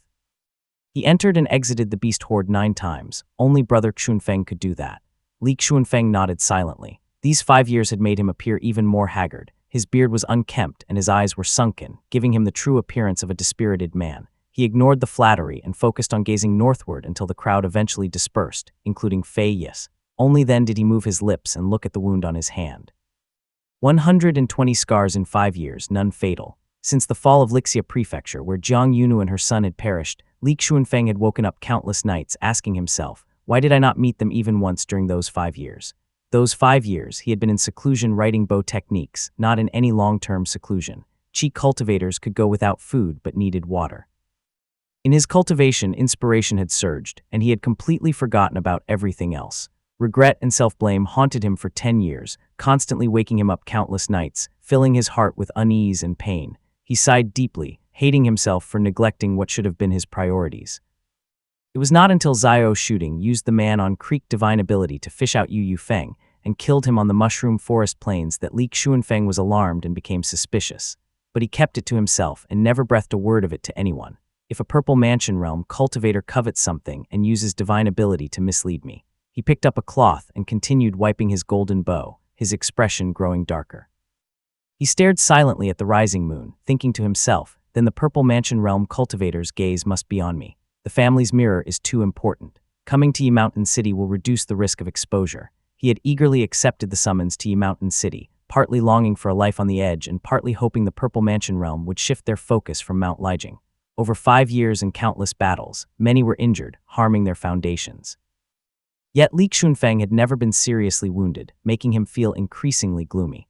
Brother Xuanfeng. Li Xuanfeng heard a clear voice call out. Turning to look, he saw Fei Yi returning. He had changed into a moon-white long robe and was carrying a pot of spirit wine. He approached with a cheerful smile and said, "Brother Xuanfeng, are you admiring the moon alone? I hope you won't mind me joining in." Fei Yi was the son of Fei Wangbai and the next head of the Fei family.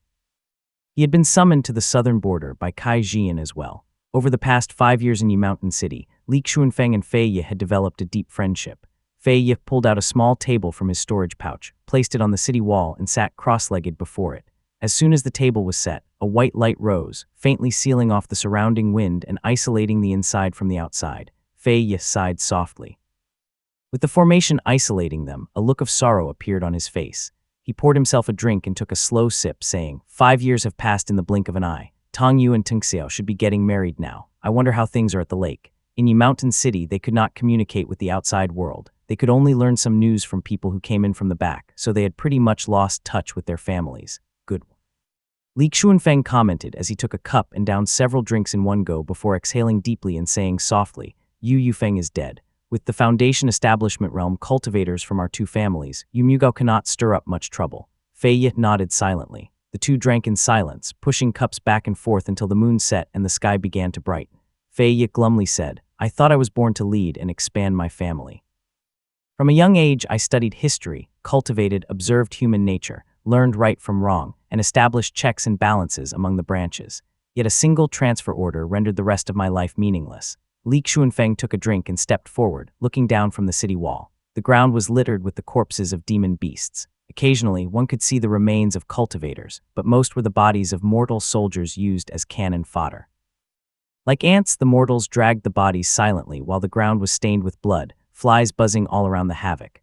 The scene before him was all too familiar to him, causing Li Xuanfeng to ponder deeply. Was it 40 years ago or 30 years ago? Back then, Li Xianping was being hunted by rogue cultivators and fled north. Li Xuanxuan had just taken charge of the family, and Li Xuanfeng was a young boy who had just received the profound pearl talisman seed. He stumbled into the Wan family, which had been slaughtered by Jai Dengqi, with corpses lying everywhere in a sea of blood. Terrified, he was fortunate to find Li Tongya upon his return. Seething with anger, he silently vowed, "That Golden Tang Gate and their young master are truly trash. When I grow up, I will destroy the Golden Tang Gate and shoot down that young master's head to kick it like a ball." His childish voice echoed in his mind, filling Li Xuanfeng with shame.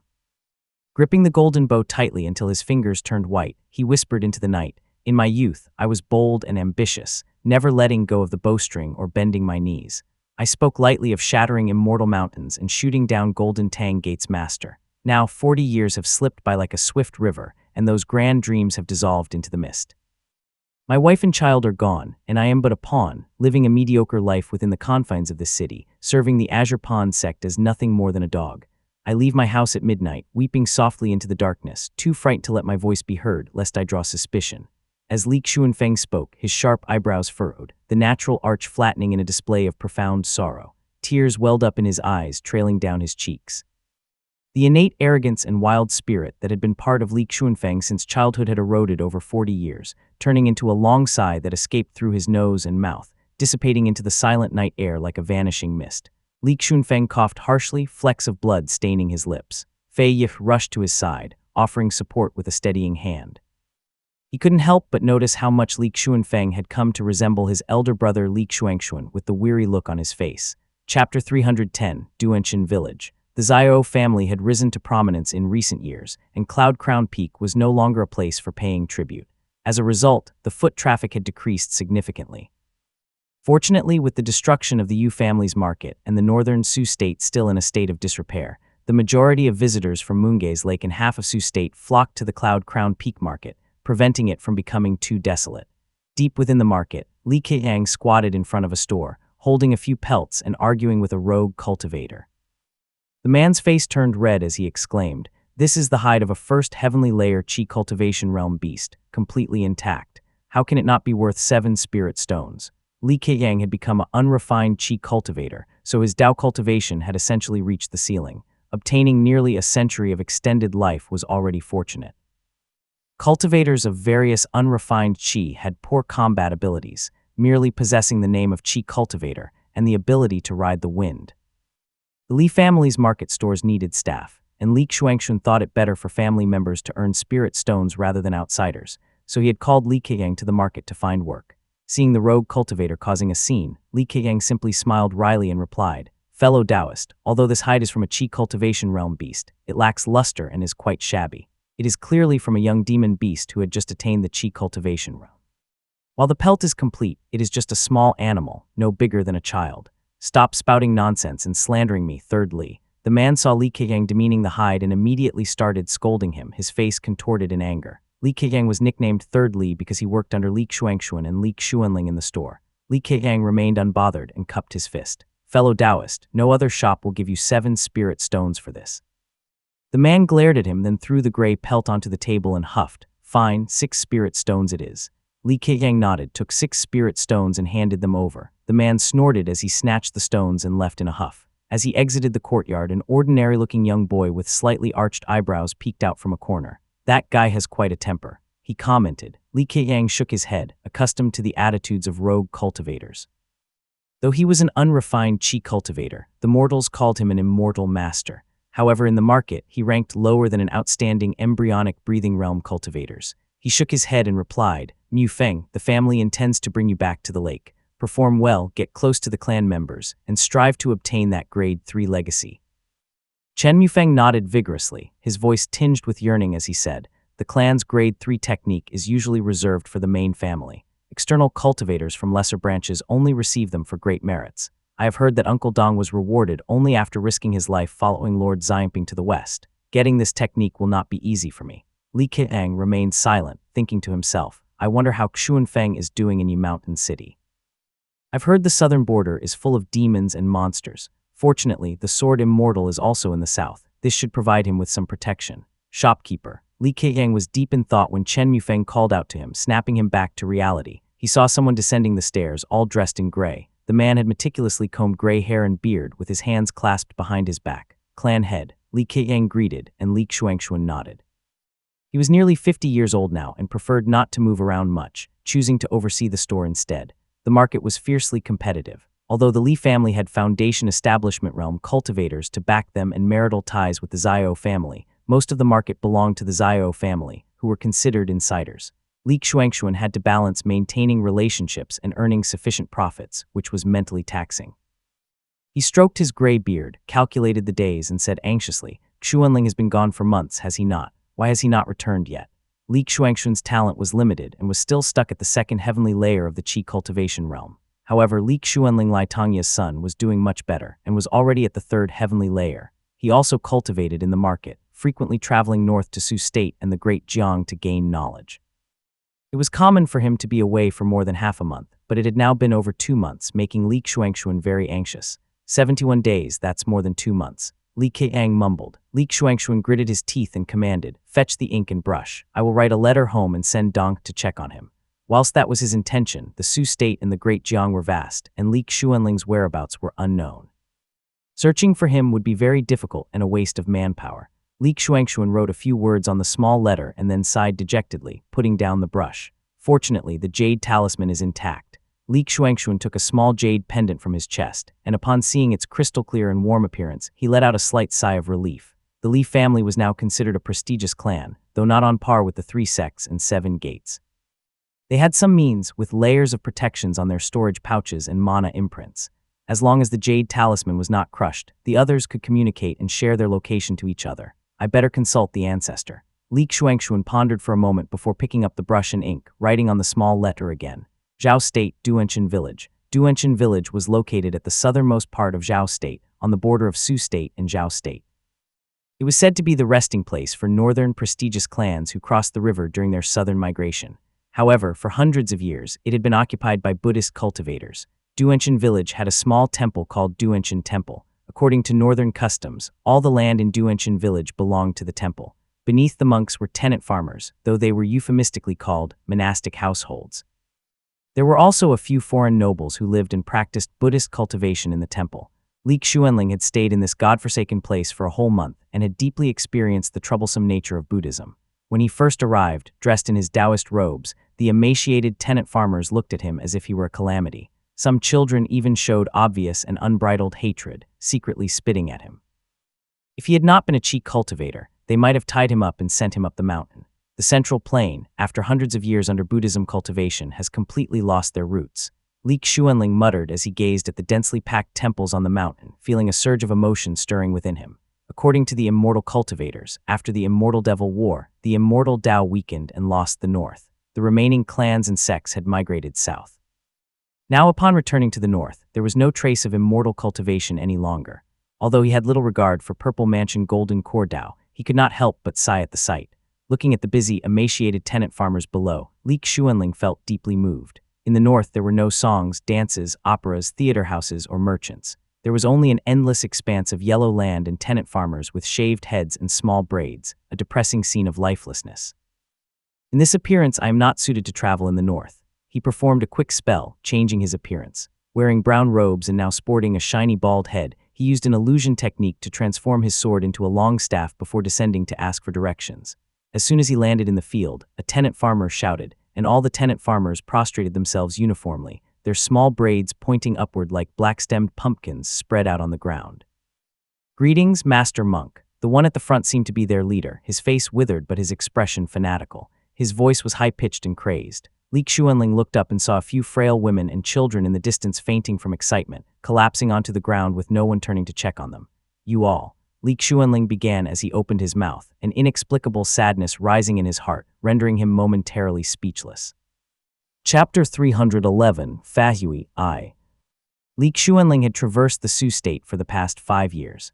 After the battles between the Purple Mansion realms and the Merciful Ones, the various powers were greatly weakened and focused on recuperation. With the intervention of the Yue cultivating sect in Su state after the war, rules were established to restrict rogue cultivators, resulting in a period of peace. The common people's lives were relatively decent, though not as prosperous as those under the Li family's governance, but they were still livable. Li Xuanling had made connections and recorded various methods of qi gathering in the Su state. This year, he crossed over to Zhao state to assess the situation there. He saw the desolate land of Duanshan village and expected the people to be full of complaints, but instead, the tenant farmers were ecstatic. This surprised him and he asked softly, "How do I get to Mount Yuaxia?" Although the north had fallen under Buddhist control, there were still some Dao lineages and immortal cultivators who lived in seclusion in the mountains, avoiding worldly affairs. They usually had some background, so no one disturbed them. Mount Yuaxia was one such place, where many northern immortal cultivators were still active. Li Xuanling intended to see how the northern Purple Mansion Golden Core Dao differed from the southern ones. Mount Yuaxia. The people below exchanged glances with each other upon hearing this, looking puzzled. Li Xuanling shook his head and was about to ride away on the wind when he suddenly looked up, sensing something. Standing on the ridge of a rice field was a shirtless man with well-defined muscles, his hands clasped together. He stared intently at Li Xuanling and said in a deep voice, "I do not know which path you follow, but you look unfamiliar. Greetings, I am Fahui of Duanshan Temple." Ran into the real deal. Li Xuanling muttered to himself, feeling awkward now. He wanted to speak but feared revealing his identity. He nodded and was about to ride away on the wind when the monk shouted loudly, "Ha! I knew there was something wrong with you, heretic." Fahui leaped from the ridge like a soaring eagle, aiming a punch at Li Xuanling.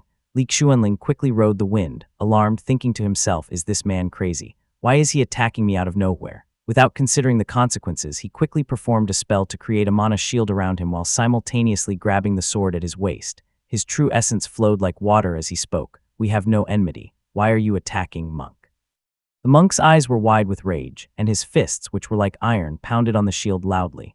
Li Xuanling drew his sword, preparing to strike. Fahui kicked the shield, using the force to leap and dodge the sword, then descended like an eagle. Li Xuanling felt a sharp pain from the cutting wind and raised his sword to block the attack. The sword emitted grayish light, but Fahui, with his steel-like body, grabbed the blade with his bare hands, trying to seize Li Xuanling's wrist. Seeing the monk's physical strength, Li Xuanling dared not let him grab hold. He did not want to abandon his sword either, so he thought quickly and cast a spell, aiming it at Fahui's hand while fully activating the sword, emitting waves of gray-black light to force him back. Fahui was momentarily halted by the spell. He crushed it with his palm, but his other hand was hurt, and the golden light on it showed cracks. Fahui thought, "For some reason, I find this person loathsome. My anger is uncontrollable, but this sword is sharp, and holding it will break my Dharma body. I must let go." He threw a final strong punch at the shield, causing it to shatter with a loud boom, then released the sword and leaped away. Li Xuanling had gained much experience from killing demons and people in Su state. This was his first encounter with a Buddhist cultivator and had taken a beat. With a moment to catch his breath, he quickly realized, this person probably can't fly and is only staying aloft by leveraging my power. I don't need to fight him. He did not pursue but immediately pulled back, leaving Fahui shouting angrily at him. Fahui struggled to stay in the air but eventually fell back to the ground like a heavy bear with a loud crash. HMPH. Heretics who lead people astray must be killed. Fahui was just a monk who could not ride them. Li Xuanling ascended even higher, leaving Fahui glaring angrily from below. Li Xuanling, both startled and furious after the unexpected attack, cursed, "I only asked for directions. How am I leading them astray?" Before achieving the status of a true monk, Buddhist cultivators were still ordinary mortals. Despite this, Fahui was highly skilled, breaking Li Xuanling's mana shield with only 2 punches. Li Xuanling, from his elevated position, could have attacked with his sword but hesitated due to Duanshan Temple's local influence. The monk below continued cursing, shouting, "You're using illusion technique. How is that not leading people astray? Have you ever led anyone to a land of bliss with your heretical ways? All you seek is to." Fahui was still shouting, but Li Xuanling ignored him. He saw figures emerging from the distant mountain temples and knew he could not linger any longer. He sneered and said, "Nonsense. What land of bliss? It is just a pretense to eat people, a self-deceiving concept." Fahui's eyes widened in fury as Li Xuanling floated away in the wind. The monk roared in place until other monks arrived where the scene slowly quieted down, but they all glared in the direction Li Xuanling had left. A monk beside Fahui spoke kindly, trying to calm him down. After a while, an old monk appeared, wearing a gray robe and holding a string of crystal-clear beads. He smiled and said, "Fahui, your destiny has arrived." "Abbot," Fahui responded, looking surprised. He asked, "Why do you say that?" The old monk nodded, looking delighted, and quickly said, "You have been intelligent since young, progressing rapidly in your cultivation. You have the deepest roots of wisdom in our temple and are only a step away from becoming a master monk. I went to the great temple to inquire about you, and now it seems that the opportunity has come. What do you mean?" Fahui asked in a low voice, and upon realizing this concerned his path of cultivation, he immediately shifted his attention, feeling overjoyed. The old monk stroked his white beard and replied, "I crossed 3 mountains to seek enlightenment. The Merciful One sat at the head, and I detailed the situation. He said this person was a fisherman in his past life, fond of snake soup. He fished year after year until he encountered a storm and was swallowed by a great whale. In this life, he's fortunate to become human. A Taoist riding the wind will appear, with mana and true essence like rivers. He is the reincarnation of a serpent dragon. If he can convert this person and thus eliminate evil, he will cultivate a land of bliss within his stomach and become a master monk." Fahui clapped his hands repeatedly, his eyes shining with divine light. He laughed and said, "I see, this must be it. No wonder I felt uncontrollable anger at the sight of this person. Destiny and fate." The old monk laughed heartily and continued, "I then asked, is there a chance for him to become the Merciful One?" Fahui's eyes widened at this and he licked his lips, staring intently at the old monk. What was the answer? He asked eagerly, his eyes gleaming in anticipation. Chapter 312, Fahui II. The old monk deliberately paused. Fahui, already hot-tempered, grew impatient and shouted, "Abbot, do not keep me in suspense, tell me quickly." The old monk laughed loudly and said, "The Merciful One calculated, listening intently, and after a long while answered, he must seek the great whale. If he does not survive this ordeal, he will still perish in the belly of the whale dragon." Everyone exchanged glances, deep in thought, discussing among themselves. Fahui hesitated, then took an artifact handed to him by a fellow monk and said fiercely, "No matter the ordeal, I will convert this heretic and become a master monk." With that, Fahui bowed deeply to the old monk, then cupped his fist to the other monks and said loudly, "Fortunately, he mentioned going to Mount Luoxia, so he should not be hard to track. I'll be off now." With that, he took off swiftly, leaving a trail of dust behind him. The remaining disciples gathered around the abbot, and one of them said, "Senior Brother Fahui practices the wrathful eye technique and is on the verge of a breakthrough. If he can catch that person by surprise, he can still kill him." Indeed, they discussed it eagerly among themselves while the old monk's smile faded. He trembled as he turned away, muttering, "Opportunity is also an ordeal. There is no such thing as a perfect situation." Fahui of Duanshan Temple had set his sights on Li Xuanling. Meanwhile, Li Xuanling flew on, crossing field after field, his heart filled with concern. He thought to himself, this Zhao state is full of Buddhist cultivators, and if they are all as crazy as this one, it's too dangerous here. I don't even know where Mount Luoxia is, and it's not a place I must visit. I've been out for a few months, perhaps it's best to return now. He then changed direction and flew south. It was already late, and as he looked down at the gray-yellow land beneath him in the twilight, he saw tenant farmers sitting around fires. They were listening to monks talking about the suffering of this life and the promise of becoming Maha or Dharma master in the next. Li Xuanling concealed himself quietly, listening to the ordinary monks speaking with great longing. Although the tenant farmers were emaciated and covered in scars and dirt, their eyes were bright with hope and yearning. Li Xuanling stood silently in the darkness for a while, listening to their joyful cheers and devout prayers, his heart filled with complex emotions. Whether the talk of lands of bliss and reincarnation is true or false, who among the immortals, devils, and Buddhists is right or wrong? The world is filled with deceit and darkness beyond words. Time on the lake passed as smoothly as the water, the deep blue waves gradually growing colder. Zhao Xian once again brought several family servants to Lijiang Town, sitting nervously under the main hall. "Brother Zhao," Li Yuanping called out, his face pale. He smiled as he sat at the head of the hall, looking down at Zhao Xian. "We have not seen each other for a few months, and your cultivation has improved greatly." He commended with a smile. Zhao Xian's talent was mediocre, having just broken through to the 3rd stage of the embryonic breathing realm. Li Yuanping's words were naturally flattery, and Zhao Xian simply smiled and let it pass. After sitting for a while, not knowing how to start the conversation, Li Yuanping decided to take the initiative and asked, "What brings you here today, Brother Zhao?" Zhao Xian nodded, organizing his thoughts before replying respectfully, "I am now 18 and my family is preparing to find a wife for me." Hearing this, Li Yuanping immediately understood his intentions. He stroked his chin and thought, King Xiao is now 13 or 14.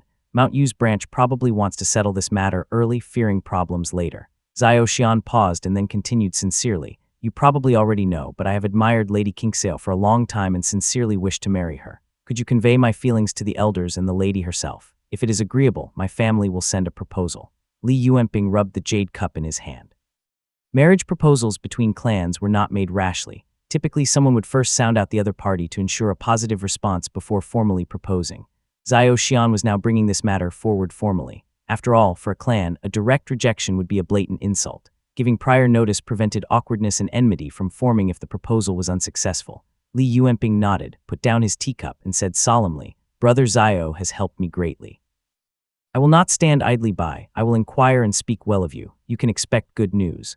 Xiao Xian had gone through all this trouble for this assurance. Seeing Li Yuanping agree without asking for anything in return, he felt deeply relieved and grateful. "Thank you very much, young master," he expressed sincerely. Li Yuanping smiled, and the two chatted about various topics.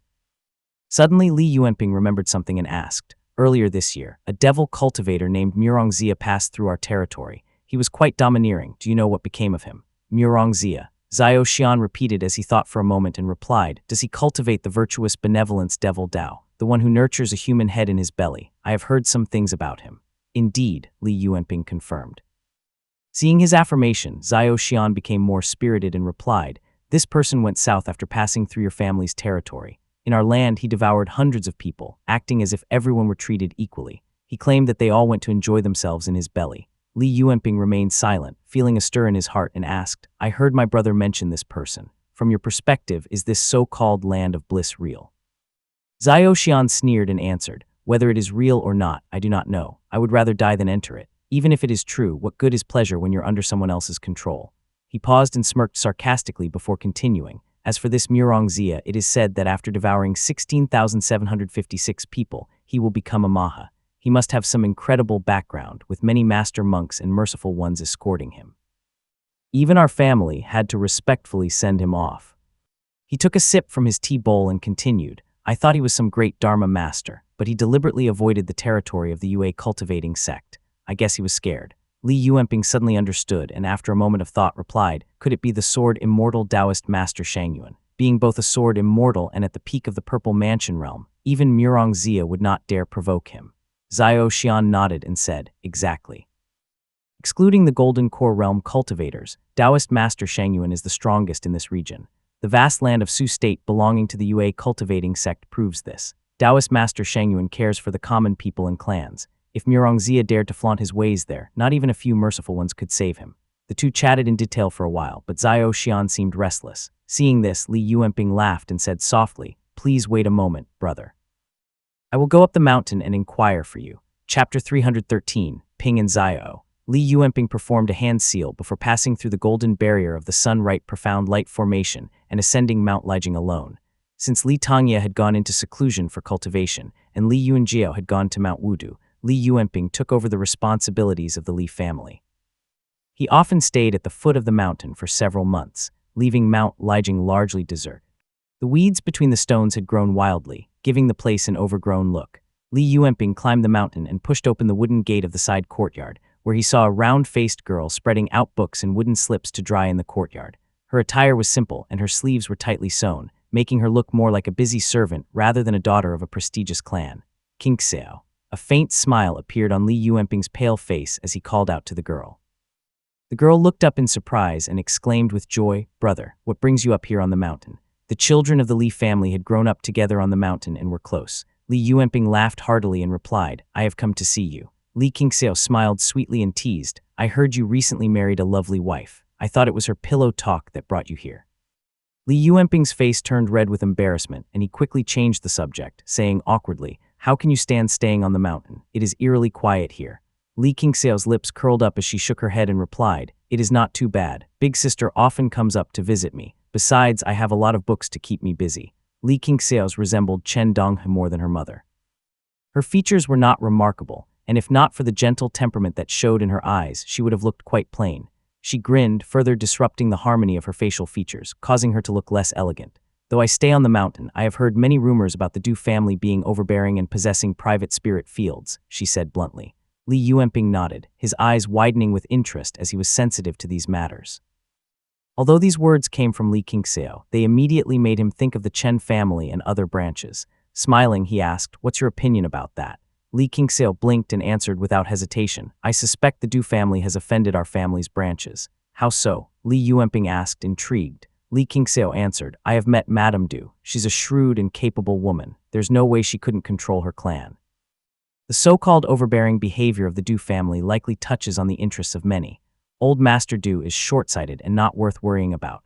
As for private spirit fields, this matter is neither big nor small. Which of the prominent families does not secretly open some spirit fields? It is an unspoken rule, but bringing it up suggests a larger issue involving more than just the Du family. If pursued, many prominent families would be implicated. Li Qingseo blinked and smiled, continuing, such direct targeting of the Du family without fear of offending other prominent families must come from our own elders and uncles. They must be testing you since you have just taken charge. The Li family had specific standards for dividing spirit fields, and the ones with thin spiritual qi were dismissed by the Li family, but eagerly sought after by prominent families. Li Qingseo did not need to investigate to know that these people likely had private spirit fields. Li Yuanping laughed heartily and nodded repeatedly, remarking, "You are right, but you missed the Chen family." Seeing Li Qingseo frown in confusion, Li Yuanping explained, "You live alone on the mountain. For you to hear these rumors, they must have come from your father who heard it from the Chen family. These negative rumors have shown the Chen family's stance." Li Qingseo suddenly understood, clapping her hands in realization. Li Yuanping then continued seriously, "In the past 5 years, our family has taken over Mount Yuding and Mount Huizhong. The spiritual energy in Huizhong is especially abundant, even richer than in several towns in Lijiang. The bustling world thrives on profit, and the chaos is driven by it.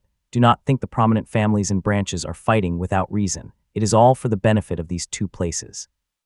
Seeing Li Qingseo nod thoughtfully, Li Yuanping continued, "For decades, the branches have been suppressed by us, unable to become landlords or wealthy merchants, even enjoying themselves in secret. How can they be content? Naturally, they seek opportunities to speculate in these 2 places. I have just started managing the family and I have not used any harsh methods, so naturally, these people are getting restless. The Du family seems arrogant and overbearing, but they are actually good dogs. They do not get along with the other branches, making them handy to use," Li Yuanping explained as he picked up a wooden slip from the desk and gently flipped it over before continuing. "When our Jade Court guards all break through to the Jade Capital stage and gain spiritual senses, they will easily be able to monitor the activities in Huizhong and Yuding. Once I have control over the entire clan, these branches will have no room to maneuver, and the time will be right." Li Qingseo nodded silently and said, "The families on the lake have always been wary of outsiders and relied heavily on the branches. Yet, brother, you do the opposite and seem to be most cautious of the branches." Li Yuanping smiled and replied, "There are loyal cultivators among the branches who naturally need to be promoted. However, most are parasites and wastrels.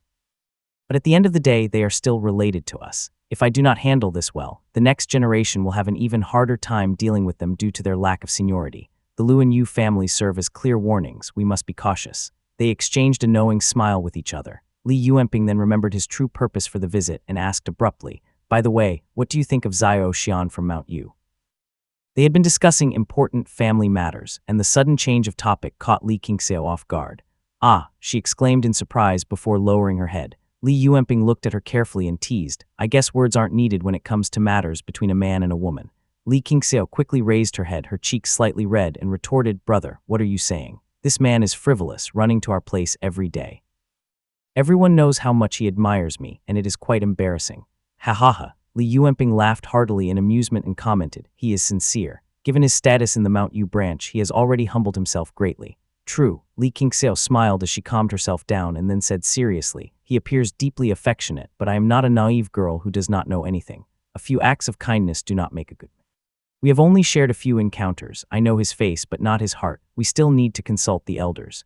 Li Yuanping nodded lightly and replied, "He has a gentle nature, comes from a prestigious family, and has both good looks and intelligence. He is honest and sincere. It is hard to find someone better. I have already sent for Uncle Dong and our big brother."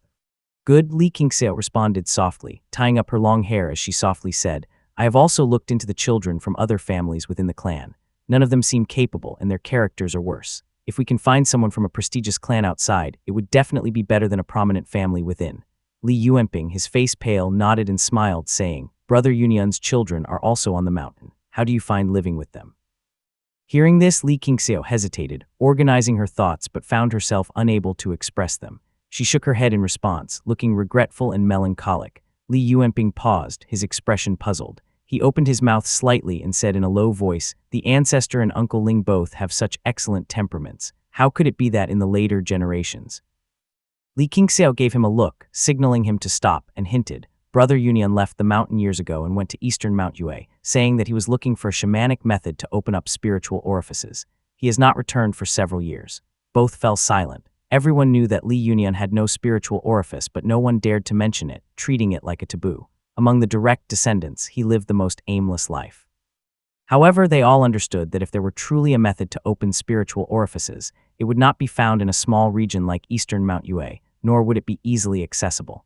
Li Yuanping sighed and said, Uncle Xuanling has gone to travel in Sioux State, and Big Sister is cultivating in seclusion. The elders feel guilty toward him and never impose any restrictions on him. They always let him do as he pleases. There's nothing we can do too. I also discussed this with Big Brother, but he suggested we just let him be, as long as he doesn't do anything bad or harm people by performing blood sacrifices while he collects shamanic spells in eastern Mount Yue, and if it can alleviate his frustration and resentment, it might actually be a good thing. Li Qingxiao sighed softly and murmured, I guess that's true. Chapter 314, Black Serpent. The crimson fire blazed fiercely in the fields, the piled-up straw crackling in the flames. Under the pitch-black night, the burning blood-red flames illuminated the eerily silent, deserted village. Dark blood flowed quietly on the ground. In the center stood a dark stone platform covered in dark red runes. Many men and women, dressed in Taoist robes, kneeled upon it. Sharp Dharma weapons had pierced through their throats, and they lay collapsed on the sacrificial altar. A chilling wind blew, creating a mournful wail. 9 piles of bones, varying in size, were neatly arranged around the area, most of them fragmented. In the middle, a cultivator clad in black sat cross-legged, his eyes closed in deep concentration. Suddenly, he opened his eyes, mana light flickering within its depths. His skin was slightly tanned, his hair disheveled, revealing him to be a man of Mount Yue. He stood up, humming a song, and picked up a black gourd, glancing at the moon. He murmured softly, the moon is at its zenith, the yin energy is at its peak. Perfect. He then gently lifted the black gourd, which was covered in numerous runes that began to glow with a blood-red light. He shook it lightly as his mana flowed freely, and shouted, collect. Immediately, black and blood-red qi rose from the piles of bones, emitting a cacophony of sharp, mournful screams. The qi interwove in the air like threads, like homing swallows, all of it wafting toward the sacrificial altar and into the small opening of the gourd. Good, good. The black-robed cultivator waited for an hour until the resentment qi and blood qi were fully collected into his gourd. The piles of bones had now withered, crackling as they disintegrated. The blood-red light on the gourd grew increasingly intense. He finally stopped in satisfaction and said, over 3,000 people, 6 embryonic breathing realm cultivators. This batch should please the sect master. Smiling contentedly, he looked at the ground and after some thought cast a spell. The blood on the ground began to move as it seemed to come to life, quickly forming large characters on the ground. The killer is Jiang Yan. He examined his work closely, squeezing out a laugh from his throat. His black robe fluttered though there was no wind, and he cackled. The sect master's method is indeed flawless. As he marveled, an indistinct voice emerged from beside him. It truly is a good method. Who's there? He asked as he looked up abruptly and in shock, seeing a young face appear beside him, smirking and staring intently right at him with vermilion lips. The youth sneered, Kaijian has indeed made a good plan. The Azure Pond sect collects the resentment qi and blood qi while I, Jiang Yan, take the blame. Jiang Yan. The man was terrified, exclaiming, are you not in Linghai Prefecture? Realizing the situation, his eyes filled with mana light, blood qi rising from his body. He tried to fly away, turning to escape. And here I am, wondering why there are so many devil cultivators. It seems that it is your Azure Kai devil gate stealing from itself. Jiang Yan sneered, reaching out. The man had just taken to the air but fell heavily to the ground with a loud thud. As a Foundation Establishment Realm cultivator, this barely fazed him. He stomped his foot on the ground and reached for the whip at his waist. Jiang Yan performed a hand seal with his left hand and pointed at the man with his right. The man's robes twisted together and deformed, the runes on the whip transforming into scales that stood up menacingly. The whip came alive, turning into a black, ugly serpent, hissing and lunging at the man's hand. What kind of spell is this? The man was horrified as he screamed, quickly casting a spell and striking the serpent away. But before he could react, the 9 piles of bones around him stirred, each connecting and forming a massive skeletal hand that reached for him, covering the sky. How could a Foundation Establishment Realm cultivator still use a Qi Cultivation Realm Dharma artifact? Jiang Yan mocked coldly, a smirk appearing on his face. The cultivator dressed in black conjured a blood-red spell and punched a large hole through the massive skeletal hand, leaping out amidst the raining bones to strike Jiang Yan on the head. The young man looked up, exhaled a deep black mist, and caught the cultivator's spell. He even had the time to smile as he asked, Master, what kind of immortal foundation does this person have? Within the black mist emerged the sinister black serpent, flicking its tongue and speaking in a gravelly voice. He drinks the blood of the people. He must be originally from Mount Wu under Duanmu Kui and later joined the Azure Pond sect. When the black-robed cultivator saw Jiang Yan refer to the transformed black serpent as his master, his heart went cold and he mumbled, Zhejiang Boking. How is this possible? You did not get captured by the emissaries of death. How is this possible? The black serpent chuckled and the blood and bones around them swirled like a whirlwind, violently splitting into numerous small hands that reached for the cultivator. The serpent hissed and cackled. I do not cultivate the Purple Mansion Golden Core Dao. My name is not on their lists. How could they possibly catch me? The cultivator who was dressed in black was rendered speechless. As Jiang Yan chanted spells, the attacks from the blood and bones grew more intense. Forced into a corner, he thought to himself with relief, fortunately, I collected the blood chi and resentment chi first. Otherwise, this spell would have been much stronger. Looking up again, the black serpent had vanished. The black-robed cultivator's heart skipped a beat, his spiritual sense searching all around him as he said respectfully, Master Jiang, our Dao lineage are similar, both derived from the immortal talisman and curse. I have long admired you. But before he could finish begging for mercy, a sinister voice hissed in his ear, Where is the answers to a beggar's questions under the mulberry tree?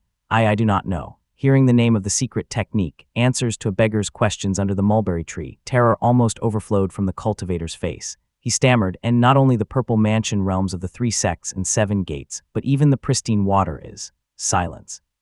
The black serpent's scales bristled, its eyes bulging as it scolded. How dare you speak that name out loud? Are you mad? This is not Duanmu Kui's territory. You dare utter that name in Azure Kai Devil Gate's territory. Why yes. The black-robed cultivator stammered, continuing, even. The true monarch personally went to Mount Wu. There truly is nothing there. If I'm lying, I'll be struck by 5 thunders and never reincarnate. Ha ha ha ha ha, you're quite clever. The black serpent's voice carried a snake-like hiss, sinister and eerie. In this day and age, what good are oaths? Since the true monarch himself came, could he not have divined the truth, or perhaps searched souls and seized spirits? The snake hissed. The black-robed cultivator's immortal foundation was operating at full capacity, barely holding off the skeletal attacks. His eyes were bloodshot, blood vessels clearly visible as he stammered, Senior, do not deceive me. Duanmu Kui met the immortals. His fate is so chaotic that even if there were an opportunity, who would dare to calculate it? The grace of immortals is vast, and their might is like a prison. Even the true monarch would not dare to probe. As for searching souls and seizing spirits, Duanmu Kui failed his breakthrough and has become a locust shade ghost. Where could you search for his soul? The black serpent fell silent, its voice full of resentment as it hissed. You have cultivated on Mount Wu for many years. Have you ever seen this secret technique? Never. The black serpent said nothing more. The cultivator knew this meant trouble, sensing Jiang Boking's murderous intent. Trapped by Jiang Yan's skeletal spell, he knew he could not escape. Gritting his teeth, he shouted, I beseech the profound light true talisman, this wicked ghost and demon disrupting my path. I humbly request the profound light to. Before he could finish reciting the shamanic incantation, the black serpent laughed wildly and darted like lightning toward his neck. Its voice hissed and echoed in their surroundings. What do you think you are doing? Chapter 315, Betrothal. The flesh and bones in the air swiftly condensed into chains, binding the limbs of the black-robed cultivator. Below, Jiang Yan completed the final hand seals of his spell. The cultivator was already in a state of shock and despair, watching as the black serpent slithered around his neck. Senior, since you know I am from Mount Wu and are aware of many secrets, you should also know that even if I cannot defeat you, I have plenty of ways to take you down with me. He yelled threateningly. With a resolute expression, the cultivator glared at the approaching black serpent. The serpent flicked its tongue and let out a cold laugh, taunting, why not give it a try? The black-robed cultivator's eyes widened in sudden realization, and he exclaimed, This is, blood drinker, how is this possible? You, strange, dark red mana lights began to rise from his body, obediently flowing toward Jiang Boking, dancing and swirling around the serpent. Why is it impossible? Jiang Boking continued taunting as he flicked his tongue, his hissing voice calming down as he said lightly, I too once sought the Supreme Shaman's 3-9 blood essence. Though I later abandoned that cultivation path to focus on other methods, I am still far stronger than a half-baked cultivator like you. The black-robed cultivator could only make incoherent sounds, while Jiang Boking's voice was filled with satisfaction as he exclaimed, The blood drinker still recognizes me, but it holds you in utter contempt. Below, Jiang Yan watched the drama unfold lazily, saying, Master, did you not want that thunder attribute immortal foundation? What kind of metallic essence does this blood drinker have? The black serpent straightened its body, finally transforming into a long black whip that slowly fell to the ground. A dark cloud rose on the face of the black-robed cultivator, who began to babble nonsensically. Let's use this body for now and look for a better one to replace it. Although Duanmu Kui is dead, no one practices the Supreme Shaman's 3-9 blood essence anymore. Answers to a beggar's questions under the mulberry tree is nowhere to be found. Where can I find the remaining immortal foundations? There is no way forward with this blood drinker. Jiang Yan nodded and then heard Jiang Boking's sinister voice from above. It is still a foundation establishment realm body, and it is not easy to take over. Guard me while I occupy it. The black-robed cultivator sat down heavily, the dark clouds swirling on his face.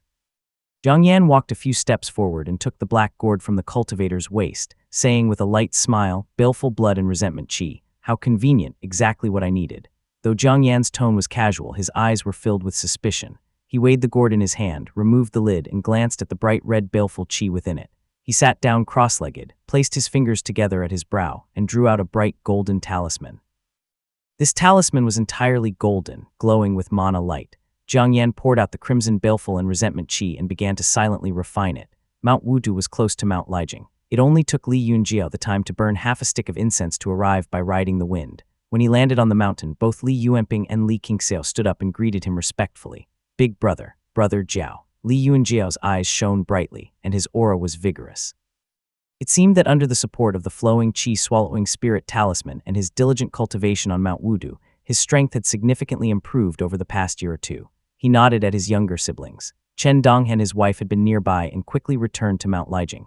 Li Jingshan looked worried, while Chen Dong remained calm and thoughtful. As they chatted, it was clear their minds were elsewhere, waiting for their sister Li Qinghang to arrive. However, no matter how long they waited, her heroic figure was nowhere in sight.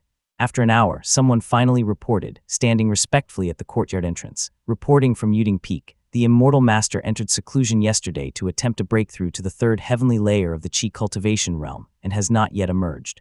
I thought she might be at a critical point in her breakthrough and dared not knock on the door, so I came back to report. Qinghang is in the midst of a breakthrough. The group exchanged glances. Li Jingshan, unable to contain herself since Qingxiao was her daughter, spoke up softly. Xiaor, come with me inside. With a gentle nod to the others, she smiled and said, we have some private matters to discuss, please wait a moment. The group nodded in agreement and the mother and daughter entered the room. Li Yunjiao cupped his fist and asked, Uncle, what do you think? Chen Dong shook his head and replied gently, I have heard about Xiao Xian. He seems sincere enough. Qingxiao is my only daughter. I do not expect Xiao Xian to become a foundation establishment realm immortal cultivator. As long as he treats my daughter well, that is enough. Chen Dong's voice was gentle but firm. Over the years, he had broken through to the fourth heavenly layer of the Qi cultivation realm, becoming a mainstay of the Li family. His dignified presence exuded authority as he continued, if Qingxiao is willing, I have no objections to this marriage. Yuanping and Yunjiao exchanged glances, and Li Yunjiao spoke, Uncle, rest assured, the Mount Yu branch would not dare mistreat Qingxiao. If this marriage goes through, it will be a grand affair with betrothal gifts lining up as long as 10 li. While the group outside discussed matters, Li Qingxiao followed her mother Li Jingshan into the room. Li Jingshan held her daughter's hand, her tone urgent and concerned. This is a significant matter, have you thought it through? Li Qingxiao lowered her head and quietly replied, if I refuse Xiao Xian, not only will it be awkward for the family, but mother, would you be able to find someone better for me? Li Jingshan frowned and was about to open her mouth to speak, but then shook her head and said, matters of love should always be about mutual willingness. It is not about whether he is good or not, but whether you want to. The family has never forced marriage upon anyone. Even if you want to marry a mortal without a spiritual orifice, your father and I will support you unconditionally. Li Qingxiao blinked and suddenly laughed lightly, her smile radiant as she said, leaving the mortals aside, I have not even considered the prominent families in our household. Mother, you must be joking. This is not some fictional story. Naturally, our spouses must match us in social status. As for whether there is mutual affection, given our family's current status, how many families can we even marry into? How many would dare to marry into ours? There are only a few families, scattered across 1,000 li. Seeing each other once before marriage is rare enough, let alone discussing feelings. We should only consider their appearance and character. Li Jingshan, who was well aware of this, sighed softly, her concern making her lose perspective. Li Qingxiao lowered her head, her voice calm and rational as she said, Xiao Xian has shown enough respect. We shouldn't be too overcritical and pursue perfection in life. After a private conversation, the mother and daughter emerged from the room, and Li Qingxiao agreed to the matter with a smile. Li Yunjiao nodded and said, then I will report to the ancestor and write to Cloud Crown Peak to finalize this matter. Everyone nodded in agreement, but just then a person hurriedly approached. Glancing at the group in the courtyard, he hesitated for a moment before bowing respectfully in front of Li Yunjiao and said, "Young masters, someone from the Xiao family has arrived, saying there has been a change within their sect." "Who has come?" Li Yunjiao asked. The clan guard replied, "The eldest son of the Xiao family, Xiao Gidu." Xiao Gidu. Li Yunjiao and Li Yuanping exchanged a look, then cupped their fists toward Li Jingshan and Chen Dong before leaving in haste. After seeing them off, Chen Dong sat down in the room. Li Jingshan nudged her husband, glancing at Li Qingxiao, who had gone out to collect the books, and said softly, "Xiao Xian is good, but he lacks ambition. He is clever but not decisive. I fear he will not achieve great things." "Great things," Chen Dong repeated as he shook his head, putting his sword into its embroidered pouch, and replied gently, "As long as he can live an honest life, what more can we ask for? Soaring eagles and sparrows that fly too high are soon shot down by hunters, leaving our daughter a widow." Li Jingshan shook her head, her voice filled with worry as she said, "That's not necessarily true. Even if he does not soar, that doesn't guarantee that she won't suffer." Chapter 316, Molten Metal Cave. Xiao Xian waited anxiously in the hall, unable to calm his nerves. He fidgeted with the jade cup on the table, constantly changing his posture. After a long while, a clamor of footsteps echoed from outside the courtyard. Xiao Xian, who had been slumping in his seat, immediately straightened up, his anxiety increasing even more. He heard a flattering voice from outside. "Young Master Gidu, my master is currently on the mountain discussing important matters with his clan brothers. Please wait a moment." "No problem." The voice was mature and steady, but it struck Xiao Xian like a bolt of lightning. His mind went blank, with only one thought reverberating in his mind. Xiao Gidu, what is he doing here? In just an instant, a young man entered the courtyard. He had broad shoulders and a robust build, exuding a majestic. The intricate runes on his armor glowed with mana light, indicating his status as an important figure in the immortal clan. Xiao Xian dared not be negligent. He quickly adjusted his robes and bowed deeply, greeting respectfully. "Xiao Xian of Mount Yu branch greets the young master." This man was indeed Xiao Gidu, now at the third heavenly layer of the Qi cultivation realm, the elder brother of Xiao Giluan and the most outstanding figure of his generation in the Xiao family. As the head of the main branch of the Xiao family, Xiao Gidu's presence commanded great respect. Xiao Xian did not dare to be negligent and immediately showed the proper deference. "Xiao Xian of Mount Yu." Xiao Gidu glanced at him with a curious expression and smiled. "I have heard of you. The Mount Yu branch has done well these past few years. I have also heard you have some connection with the second young lady of the Li family." Xiao Xian forced a smile, uncertain of Xiao Gidu's intentions. He hesitated, but then invited him to sit. Xiao Gidu strode forward confidently before taking his seat. He stared at Xiao Xian and remarked, "Not bad." Xiao Xian secretly breathed a sigh of relief as Xiao Gidu continued, "I have important matters to discuss with the Li family. You may listen." As soon as he had finished speaking, several people entered the hall, led by a man in black with a sword at his waist. It was Li Yuanjiao. He stepped forward with a smile and said, "I am Li Yuanjiao, pleased to meet you, young Master Xiao." Xiao Gidu looked up and their gazes met in midair, each feeling a sense of awe. Xiao Gidu laughed heartily and replied, "So it is my brother-in-law. I am Xiao Gidu. I have heard much about you." Li Yunjiao nodded and took the main seat. With Xiao Gidu seated, Xiao Xian had no place to sit and stood respectfully beside him. When Li Yuanping entered later, he dismissed the others with a nod. As the people left the courtyard and carefully closed the courtyard gates, an isolating barrier was activated. Xiao Gidu sipped his tea and got straight to the point, speaking in a serious tone. "I came here for two matters. First, our clan uncle, Xiao Yongling, has broken through to the Foundation establishment realm, achieving the Dao Foundation of Eastern Feather Mountain. He will take over guarding the north and will not return to Cloud Crown Peak for several decades. Congratulations. It is a pity our ancestor is in seclusion. Otherwise, he would have personally seen him off." Li Yunjiao responded respectfully. Xiao Yongling, being of the same generation as Li Tongya, was referred to with great respect.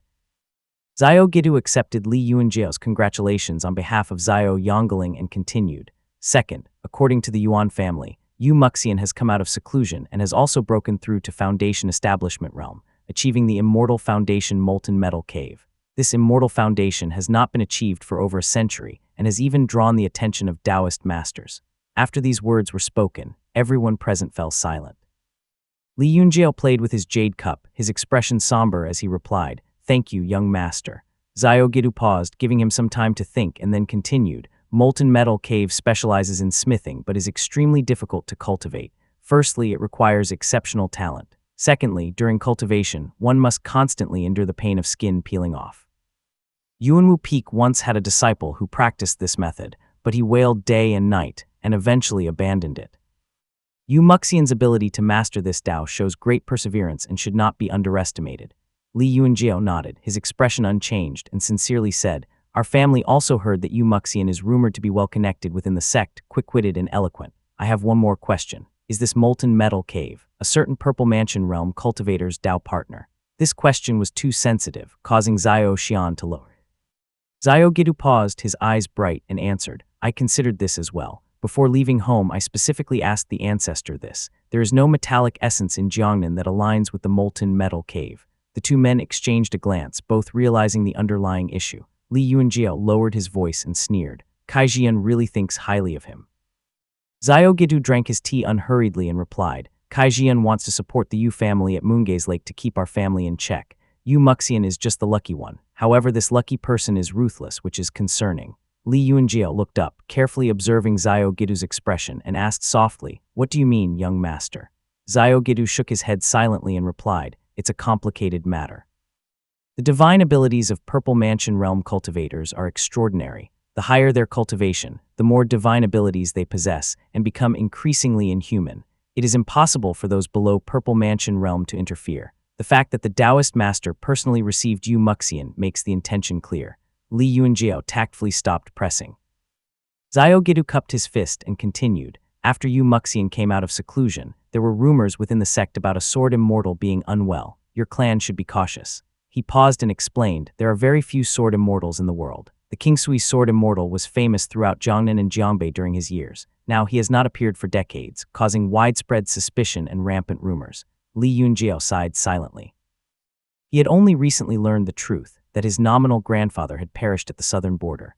Judging from Xiao Gidu's tone, the entire Xiao family was likely aware of this. He nodded in agreement, discussed some matters concerning Xiao Giluan, and then had Li Zijai brought up. The child obediently called him uncle, bringing a genuine smile to Xiao Gidu's face. Xiao Gidu laughed and remarked, "Seeing this nephew of mine reminds me of Giluan when she was just a kid. I still vividly remember how she was always rowdy and full of laughter. Giluan came back to visit these past 2 years, and I've heard about your marriage. It's indeed good news." Li Yuanjiao laughed heartily. Xiao Gidu played with Li Zijai for a bit before sending the child away, then cupped his fist and took his leave. Xiao Xian followed behind, managing only a quick cup of his fist to Li Yuanping before saying hastily, "Please inform me if there is any news." He then quickly chased after Xiao Gidu. Li Yuanjiao saw them off at the edge of the Li family's territory and then flew back to the courtyard. By then, the sky had already darkened. Li Yuanjiao settled before his desk, where Li Yuanping had been waiting for some time. The brothers exchanged glances, and Li Yuanping pondered for a moment before asking, "Brother, how credible do you think Xiao Gidu's words are?" Li Yuanjiao frowned, tapping his jade cup on the desk in frustration. "It is hard to say. Xiao Gidu is no fool. His words seemed sincere and his demeanor was measured. It is difficult to discern the truth. The Xiao family is indeed full of talent. Xiao Shooting, Xiao Yongling, and now Xiao Gidu. None of them are easy to deal with. The ancestor once said that although the Xiao family and the Azure Pond sect appear to be at odds on the surface, they are quite aligned in private. We cannot be sure what these Purple Mansion Realm cultivators are planning. While the Xiao family has done us favors, they would not deceive us about such things, but if we follow their lead too blindly, we will eventually become stepping stones for their cultivation." Li Yuanping nodded silently, his pale face showing signs of unease. Yu Muxian's recent breakthrough to the Foundation Establishment realm means he will surely interfere with matters on the lake. Li Yuanjiao deliberated for a moment, then decisively said, "Open the cave dwelling at Maikai Peak and inform the ancestor." Chapter 317, Forbidden to Return South. "Save me, fellow Taoist. Hand over the panacea." Since Li Xuanling had decided to return south, he naturally flew straight toward the south. Along the way, he witnessed chaotic scenes battles between immortal and devil cultivators over treasures, and Buddhist cultivators subduing demons, with both sides suffering losses. Despite opportunities to take advantage of such situations, Li Xuanling was determined to return home and flew southward without stopping. Among the members of the Li family, Li Xuanling had the deepest mastery of the river crossing torrential steppe. Thus, he navigated through his journey effortlessly, avoiding any trouble as he flew along. Soon, he reached the border of Su State where a great river surged. The waves crashed against the shore, forming layers of snow-white spray, presenting a magnificent and captivating scene before him. Known as the ancestor of southern water veins, this great river divided the north and south, its turbulent waters being one of the most abundant sources of water qi in the land. The upper reaches extended deep into Zhao State, winding around Mount Luoxia before flowing into Wu State. Any cultivator attuned to the energies of large rivers and streams, like Li Xuanling, who practiced the river Wen Qi technique, would inevitably pause to admire such magnificent scenery.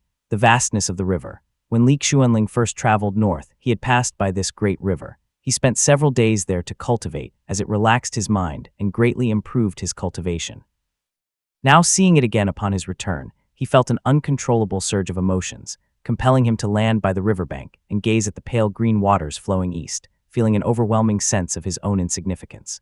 The momentum of life is like the flow of this great river beyond one's control.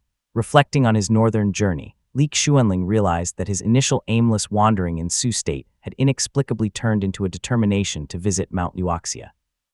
This thought, like a landslide or tsunami, had driven him north to Zhao State. If not for being interrupted by Fahui, I would still be ensnared by this idea, unable to escape. Was it truly my desire to go, or was it the will of some purple mansion realm or Maha? A chill ran down Li Xuanling's spine as he pondered the possibility of being manipulated by unseen hands, making the chaotic events along the way even more frightening. All these occurrences, like the emergence of precious panacea and Buddhist cultivators subduing demons, could have been illusions crafted to lure me further north. Deeply disturbed, Li Xuanling walked along the riverbank until he saw a large reef. On the reef sat an old man in a straw raincoat who was dripping wet, patiently disentangling a messy fishing net. The old man's sharp eyes fixed on Li Xuanling, who had just approached, causing him to halt abruptly. As a sense of foreboding overwhelmed him, Li Xuanling's mind echoed with realization. I have been ensnared by a spell. He immediately activated his mana, but before he could take flight, the old man spoke loudly. Boy, there is no need to head further south. Li Xuanling had barely lifted off the ground before being forced back down, finding himself unable to move save for his lips. A purple mansion realm Taoist master, he exclaimed. You truly had strong willpower. We used beautiful women, demons, treasures, and wealth along the way, yet none of it could sway you even a little. The fisherman lowered his head again, focusing on the tangled fishing net in his hands, and said gently, I had to step in personally to intercept you. Li Xuanling, still unable to move, could only open his mouth slightly and murmur, I am just a cheap cultivator, and you are a great immortal. Why go to such lengths to ensnare a lowly cultivator like me? The fisherman laughed heartily, staring intently at Li Xuanling, and replied, This plan has been in the works for decades, and it cannot fail. It was no easy task to lure you north, and who knew you would be this cautious? It should not have required such trouble. Li Xuanling suddenly felt the constraints around him loosen as the Taoist master removed the bindings. Realizing there was no escape, he simply sat cross-legged, looking defeated. If I am not mistaken, you are after my father. I am merely bait, right? He asked. The Purple Mansion Realm Taoist master shook his head and shot a glance at him, smiling once more. Incorrect, your father is the bait. A chill ran down Li Xuanling's spine. He opened his mouth and said in a hoarse voice, but my father is always cautious. I am afraid he will not satisfy your expectations.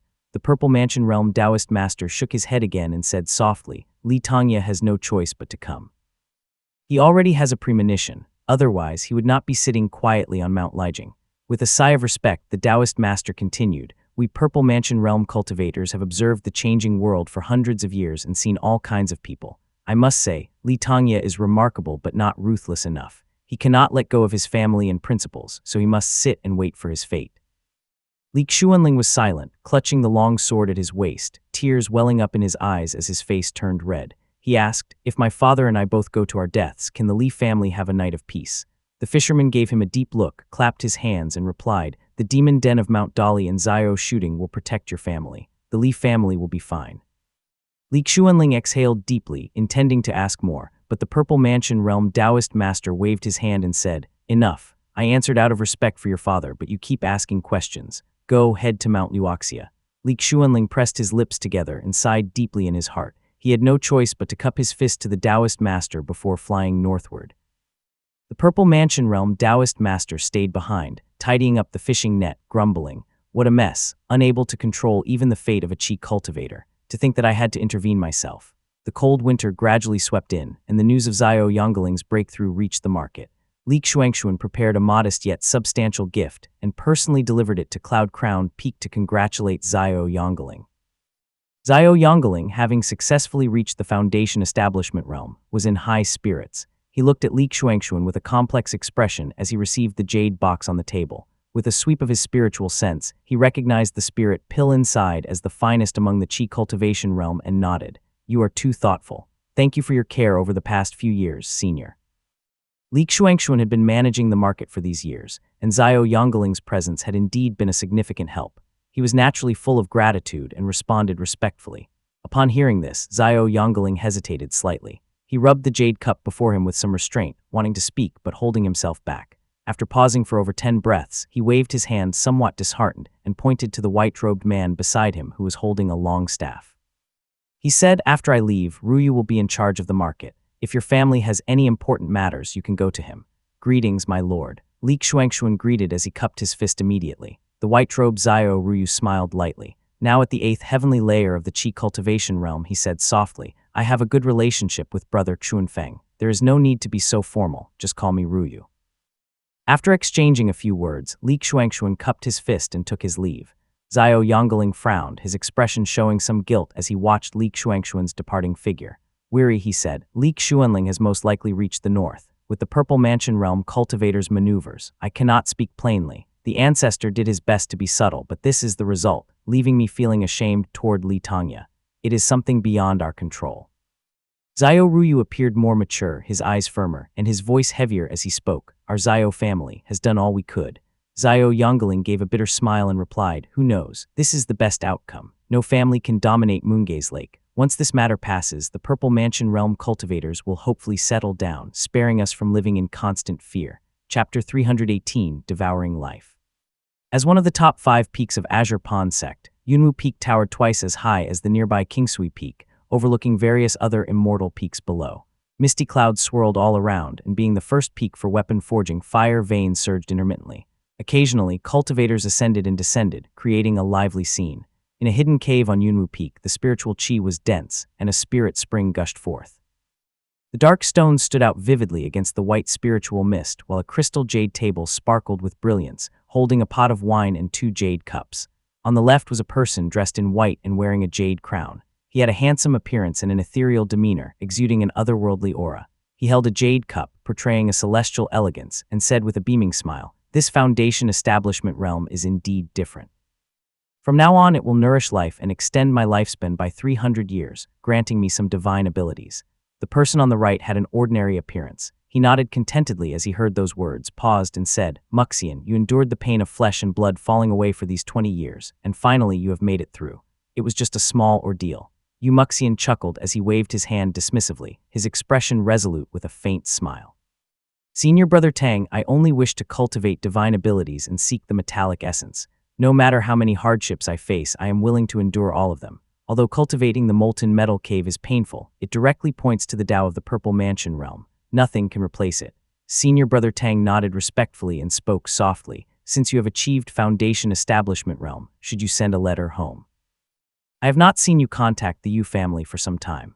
"No need." Yu Muxian's expression was cold, his aura of immortality imposing as he said sternly, "Kaijian deliberately told Yu Mugao some things to scare him. It has been years since he wrote to me. My big brother is always cunning and has probably seen through my words, no longer trusting me. Yu Feng is already dead, and the Yu family has lost its influence on the lake. They can't provide me with Foundation Establishment realm elixirs, and even daily supplies are becoming scarcer.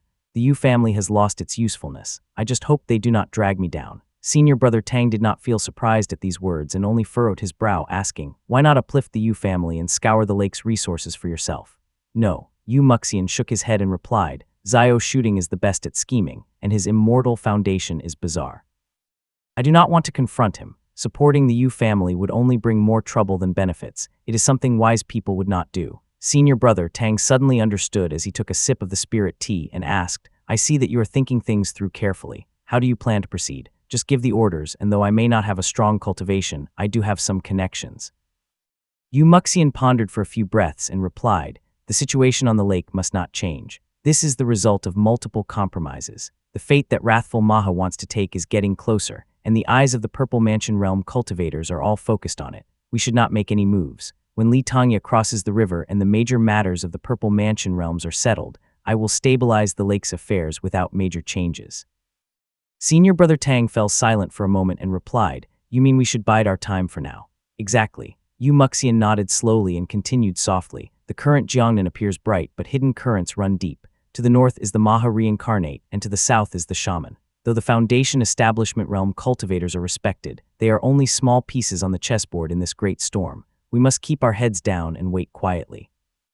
Senior brother Tang sighed. He took another sip of tea and shook his head. It is a pity Yu Yufeng cultivated the Jade Court General and conflicted with that sword immortal. If this person had not died, he could still be of some use. He brought it upon himself. Yu Muxian's expression finally changed, showing some resentment as he said, Taoist Master Shangyuan wanted to claim the Jade True Unified Void Essence. As soon as I heard the news after joining the sect, I specifically informed him. He still clung to luck, secretly conducting some blood sacrifice in the Yu family. In the end, the truth came out. If I had not cleared myself quickly, I would have been dragged down by him. After all, it is a matter of obstructing the Tao, Senior Brother Tang said as he sighed deeply. Li Yunjiao and the others kneeled quietly before the stone door of the cave dwelling. After a moment, a broad-shouldered man with a stern expression, carrying a sword on his back and appearing to be around 60 years old, stepped out of the cave. All the younger members of the Li family immediately greeted him respectfully. Greetings, ancestor. Li Tangya responded, holding 2 small letters in his hand. He glanced at Li Yunjiao, who was kneeling below, and said warmly, Not bad, you have already reached the 4th heavenly layer of qi cultivation. Li Yunjiao had always been gifted. Since receiving the talisman, he continuously accumulated power within his body which increased with every passing moment. While Li Qinghang was still in seclusion trying to break through the 3rd heavenly layer, he had naturally broken through to the 4th. He bowed his head slightly and replied respectfully, all thanks to the power of the talisman qi. Li Tangya sat down at the jade table inside the cave dwelling and took out 2 small letters from his sleeve. One of them was written by Li Yunjiao concerning Yu Muxian, which both of them were aware of and therefore skipped. The other letter came from Cloud Crown Peak. Reporting to second uncle, Brother Ling has gone north for 3 months and has not returned. His jade talisman remains bright and intact. Uncle Xuanling has gone missing. Li Yunjiao cried out in concern. Li Tangya nodded slowly, his face showing no surprise. He simply stared at Li Yunjiao, asking in a low voice, Indeed, what do you think? Li Yunjiao hesitated slightly, pondering in his heart. He bit his lip and said solemnly, Uncle Xuanling is missing, his safety unknown. I should not say this, but to speak honestly, there is likely a scheme involved. Oh, Li Tangya nodded, seemingly unaffected by his son's disappearance, and asked steadily, Why do you think so? Li Yunjiao cupped his fist and replied, Uncle Xuanling has always been steady and reliable. It is unlike him to be gone for months without any news. If there has been no news for this long, yet the jade talisman remains undimmed and unbroken, it must be that he is intentionally being held. The intent is likely not about him, but to lure the tiger away from the mountain or draw the snake out of its hole. It is either aimed at you, ancestor, or at Mount Lijing. Li Tangya nodded approvingly and said gently, If I continue to stay on this mountain and do not go north, within a few months, someone will bring a letter from Xuanling seeking rescue, forcing me to go there anyway. Li Yunjiao said hesitantly, What if ancestor still refuses to go? Then they will send his head. Li Tangya shook his head and smiled. The prominent figures have coveted my fate for many years. I have fought with them repeatedly, and now we are at the final move. If I comply, it will mean the deaths of both my son and myself. If I refuse, fearing death, it will be far more than just our deaths. So, it is the prominent figures of the Purple Mansion realm or Maha. Li Yunjiao murmured, perplexed and frustrated. I just do not understand why they are after you, ancestor. At first, I didn't understand either. I thought some member of the Purple Mansion realm wanted to use my immortal foundation. Li Tangya chuckled and staring into Li Yunjiao's eyes said seriously, Later, when Murongzia came and Minghui intervened to stop me, they hinted at the truth. After inquiring from multiple sources, I finally understood. The one who wants my life is not someone of the Purple Mansion realm, but a Maha.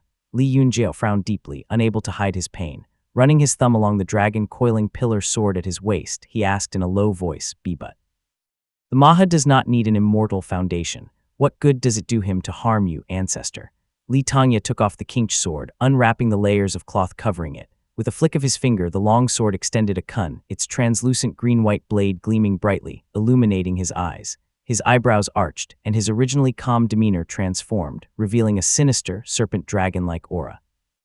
Gently gazing at the immortal sword of Peak Foundation Establishment Realm, Li Tangya said, Immortal cultivators consume qi, while Buddhist cultivators devour life. The Maha covets my deep ocean whale dragon fate. Chapter 319, Leaving the Cave. Fate. Li Yunjiao muttered to himself as Li Tangya sheathed his sword, fastening the Qingch sword to his waist for the first time. With a serious expression, he said, Yunjiao, the family will need your care from now on. If I go and do not return, you must lower your head and endure for a while. With the Zhao family supporting us, at worst, we can cede Mount Huzhong and Mount Yuding. It is of no great consequence. Li Yunjiao felt as though the sky was darkening and the world was collapsing around him. He said hoarsely, Ancestor, the family cannot do without you. Li Tanya slowly shook his head and spoke gently. Xuanling is likely beyond saving, and Xuanfeng is stuck at the southern. Let your father manage the marketplace. He should not come back and complicate matters.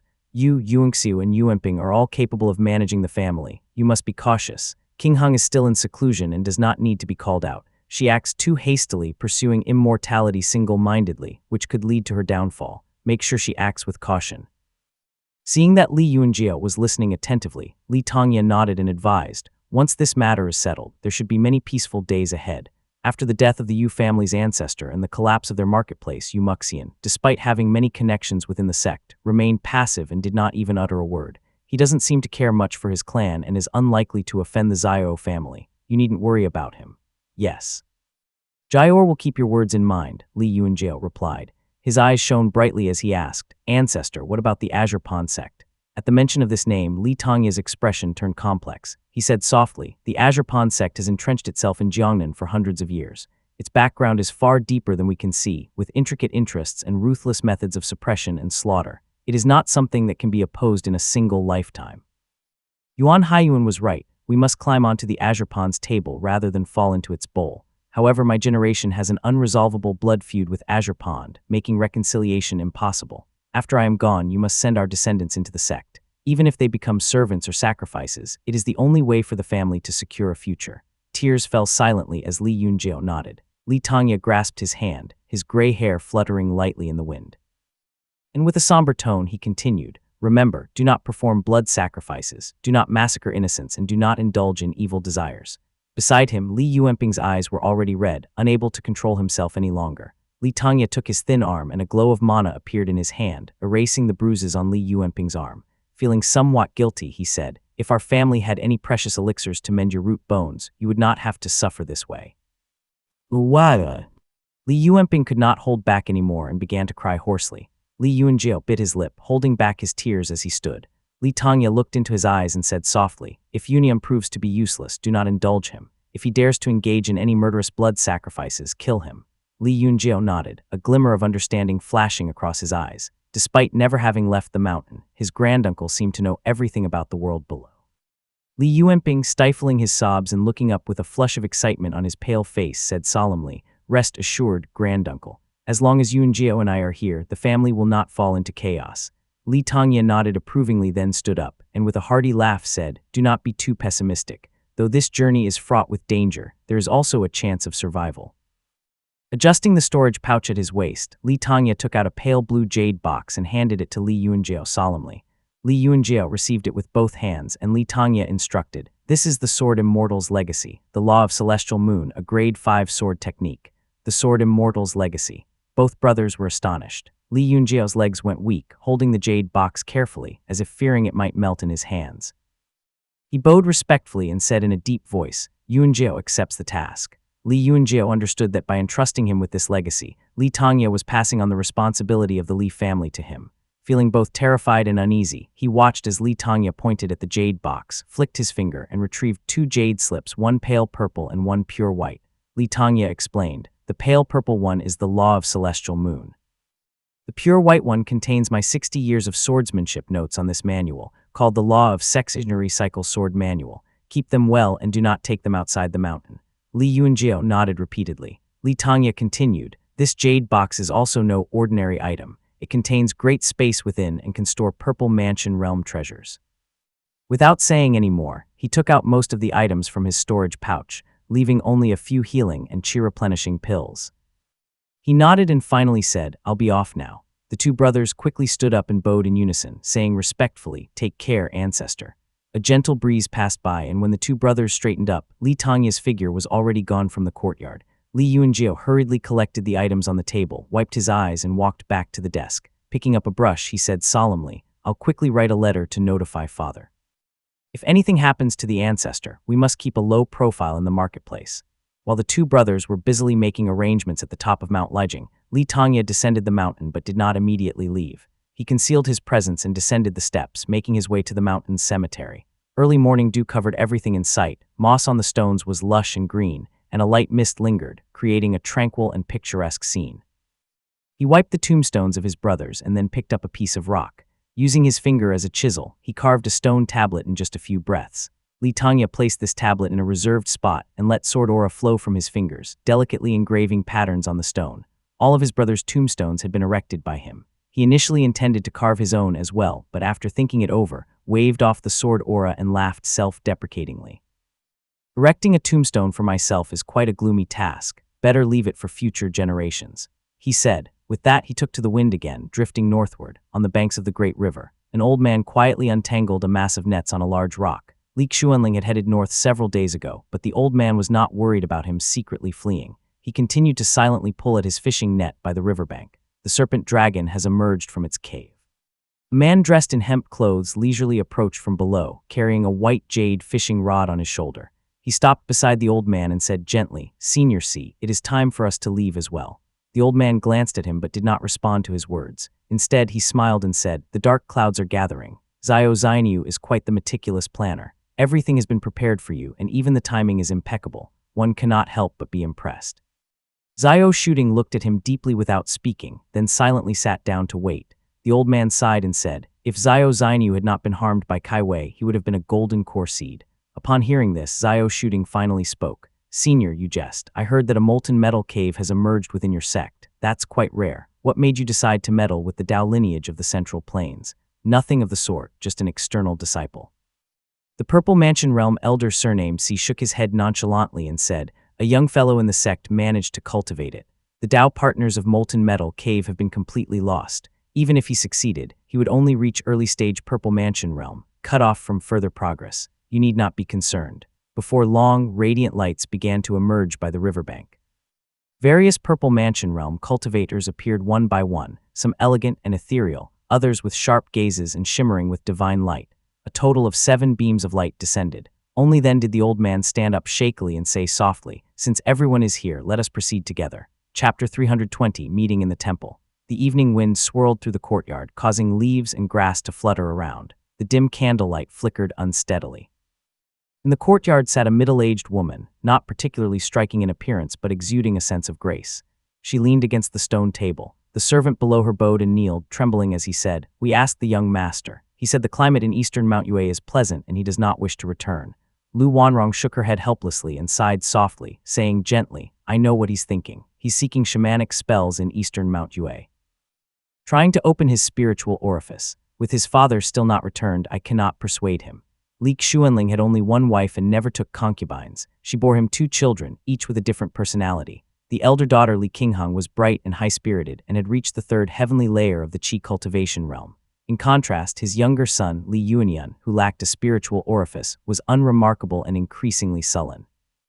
Lu Wanrong had noticed the changes in Li Yuanian with growing anxiety, and she had even mentioned it to Li Xuanling several times. Each time the subject of their son was raised, Li Xuanling would just say to let him be, as long as he did not harm anyone. She had always been a perceptive woman and sensed an inexplicable guilt in her husband, who was always lenient with Li Yuanian, leaving her at a loss on what to do. Even when she had carried Yuanian up the mountain years ago, she had trembled, unable to lift her head in Li Tanya's imposing presence. However, the children of the Xuan generation, whether it was Li Xuanfeng or Li Xuanxuan, had always treated Li Yuanian exceptionally well. "Perhaps I am overthinking it," Lu Wanrong said as she shook her head to dispel the thought and asked solemnly, "Any news from the marketplace?" "Yes, madam. They said that there's still no word of the 3rd master," the servant reported. Lu Wanrong, now nearly 40, had limited talent, only reaching the 3rd stage of the embryonic breathing realm. Unable to match her husband's progress and constrained by her surname, she had always kept a low profile and refrained from asserting authority. However, with Li Xuanling missing for 3 months, her composure was beginning to wane. She tightened her grip on the jade cup, her brow furrowed with worry, and said solemnly, 3 full months without any news. My husband has always been cautious. Something must have happened. What is the response from the mountain?" The servant fell to her knees with a thud and said in a low voice, "Madam, Mount Lijing has been completely sealed off. We humble servants are not allowed to meet the young master." Lu Wanrong's heart skipped a beat as a deep sense of unease rose within her. She quickly fetched brush and ink, writing urgently while murmuring, "No, something is definitely wrong. I must ask Qinghang about this." Li Xuanling crossed the river again, weaving through the sea of clouds. After asking several people for directions, he confirmed the direction of Mount Yuaxia and leisurely rode the wind, occasionally descending to walk. The journey was peaceful and uneventful. This route followed the borders of the Su state, where Taoist temples were still predominant. Li Xuanling checked his bearings, meandering along, and eventually found himself near Mount Bianyan. This area now marked the border between the Yue cultivating sect and the Golden Tang Gate. The once desolate land now sprouted green vegetable shoots, looking quite pleasant in the misty rain. There were even travelers on the road, adding a lively touch to the scene. The Yue cultivating sect is indeed the most righteous among the three sects, which is truly rare. Yue cultivating sect was one of the few among the three sects and 7 gates that upheld the Immortal Mansion's original philosophy of seclusion and ascension.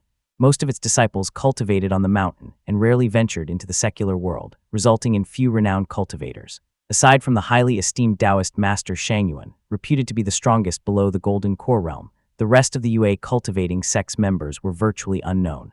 Mount Bianyan. There seems to be a Taoist temple here. Back then, the temple was forced by a demon to collect children for sacrifice. I wonder how it is now. Under the Yue cultivating sect's governance, conflicts between Tao lineages were strictly forbidden. Numerous small Taoist temples and clans were established, and though there were still conspiracies, secret betrayals, annexations, and murders, competition here was much milder compared to other regions. Li Xuanling wandered around for a while. Watching the mountain mist and drizzle, he recalled the Taoist temple he had stumbled upon when he came to exterminate the demon years ago. He thought to himself, the Purple Mansion Realm cultivator asked me to go to Mount Luoxia but didn't give a specific time. Li Xuanling was not afraid of death and had long accepted this arrangement. However, he still wished to live a few more days and see more of the world. He pondered, after traveling by wind, my mana is somewhat depleted. I might as well check out this small temple and rest for a while before continuing north. Thus, he descended. The world was peaceful now. The small temple, once hidden by an illusion formation, was now openly visible. The stone statues on either side were imposing, dripping with rainwater that ran down their faces. Li Xuanling performed a hand seal, then knocked gently on the grayish-red wooden door adorned with peachwood talismans. With a smile, he said, "A wandering rogue cultivator is here to visit. May I request the host to open the door?" Li Xuanling called out twice but received no response. Feeling a bit uneasy, he hesitated before raising his hand to knock again. Just then, the grey-red door creaked open slowly. It opened on its own, allowing the morning breeze, fresh with rain, to flow into the hall. Li Xuanling stood silently, staring blankly at the scene inside. The drizzle dampened the courtyard, accompanied by the cries of white cranes. Inside, the hall was dark, illuminated only by dim candles, and a strange mixture of incense and the scent of blood filled the air. Dark blood flowed on the floor, reflecting specks of golden light. The solemn clay statues stood watch, but below them lay scattered bones. An old Taoist priest's headless corpse kneeled at the front, his white hair scattered and gently scattering in the wind. In the center, the meditation cushion was buried under a pile of Taoist corpses, all stacked in layers. The eyes of the dead were wide open, yet there was no trace of resentment, only an odd sense of peacefulness. Atop the mountain of corpses sat a monk, shirtless, who had defined, blood-red muscles. With his hands clasped in meditation and eyes closed, a golden mark glowed on his forehead. The floor was covered in dismembered limbs and blood, hiding the gilded runes. Blood dripped from the soaked Taoist cloth, a dripping sound echoing as each drop fell onto the monk's near-perfect muscles. However, he remained still unaware. Fahui. This was the monk who had fought Li Xuanling in Zhao State's Duanshan village 10 days ago for no reason. Now drenched in blood, his aura fluctuated as he sat cross-legged atop the corpse mountain. Fahui's ears twitched, his determined face covered in dried blood. His eyelids fluttered before slowly opening, his pupils ablaze with a golden-red fire. He stared silently at Li Xuanling below. "Vile serpent, I have waited long for you." Chapter 321, Struggle. Fahui stood up, looking down at Li Xuanling with a cold smile. His sharp white teeth gleamed and blood dripped from the intestines hanging from his body. He sneered coldly. "Wretched beast, I chased you all the way and gradually awakened memories of my past life. I knew you would come to this small temple, so I waited here. Wretched beast." Li Xuanling, already frustrated from being forced north by the Purple Mansion Realm cultivator, was further offended by the monk's insult. All these emotions turned into a blazing fury, burning within him as he spat. "You keep calling me a wretched beast, a sinner. Look at the corpses under your feet. Why don't you open your eyes and take a good look at the blood on your body? You'll see who the real beast is." "Ha ha ha!" Fahui laughed in a crazed rage as golden intricate patterns appeared on his body. He clasped his hands together, causing the blood and flesh on the ground to melt like red wax, transforming into a thin golden mist that spread throughout the courtyard. "You were the black serpent I caught in my left hand. If you are not the wretched beast, then who is? I never thought you would escape to the south for decades, acting all high and mighty. Now that I am about to reclaim my Maha status, you shall complete my path." Before he had even finished speaking, his body shot forward like a cannonball, his fist aimed directly at Li Xuanling's face. Li Xuanling placed his left hand on his sword. The celestial moon/slash technique had been gathering power for a long time, and he drew it out, unleashing a white sword light that illuminated the hall brilliantly. Fahui caught the sword light with his bare hands, which glowed with a golden radiance, and crushed it into fragments between his palms. His inhuman eyes, shimmering with a golden hue, followed Li Xuanling as he pulled back. Laughing, he said, "As for the Taoists in this temple, the fact that they got killed by me is proof that their sins were indeed too great." Li Xuanling was momentarily stunned by his words, then sneered, dismissing them. Fahui raised an eyebrow and said angrily, "You do not believe me." His strong arms slowly rose, causing the golden mist on the ground to swirl like serpent dragons and converge into a radiant golden light in his palm. Within this light, various scenes materialized. A wolf demon of the Foundation Establishment realm appeared, riding the wind and enveloped in black mist, with demonic chi swirling around it. The wolf demon devoured the temple master, forcing the old Taoist to gather infants for its consumption.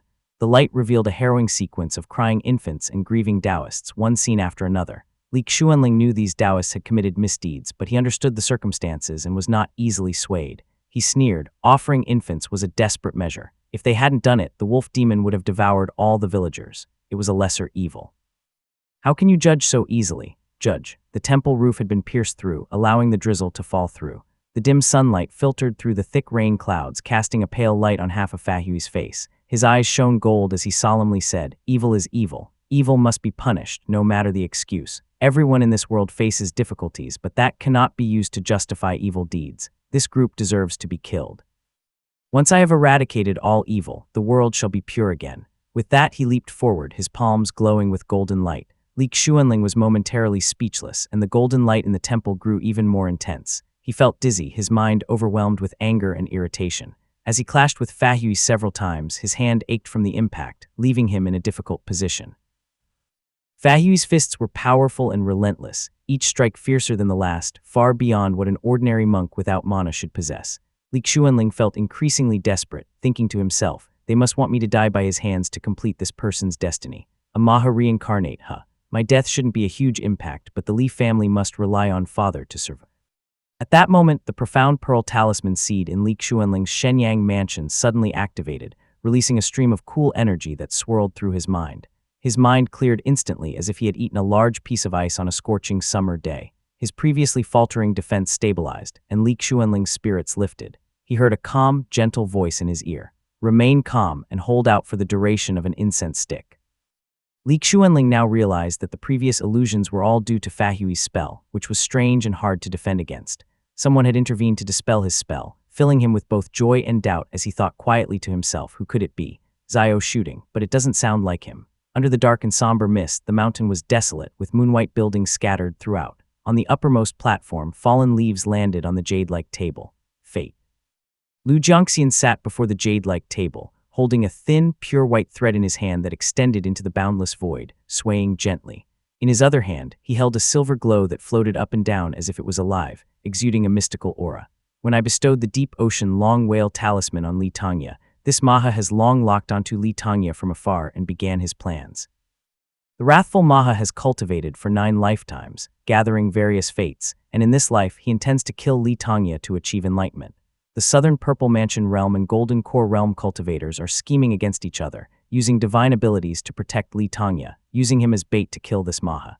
Lu Jiangxian frowned slowly, feeling puzzled. What exactly is the relationship between talisman chi and fate? Everyone receives different talismans. Is it because the talisman chi manifests their fate, or does it bestow a certain fate?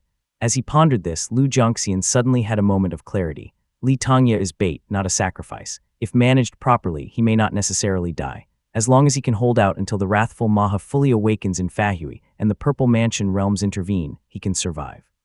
Lu Jiangxian had not yet recovered his strength to the point of contending with Purple Mansion realms or Mahas, nor the Golden Core realms or Dharma masters, but he was no longer the confused and powerless novice he once was. Though cautious, he refused to sit idly by and watch Li Tangya be used as a pawn. "Even if I cannot intervene directly, I will not let others manipulate us," he carefully considered. Back then, both Minghui and Maha Jinlian were powerless against the mirror.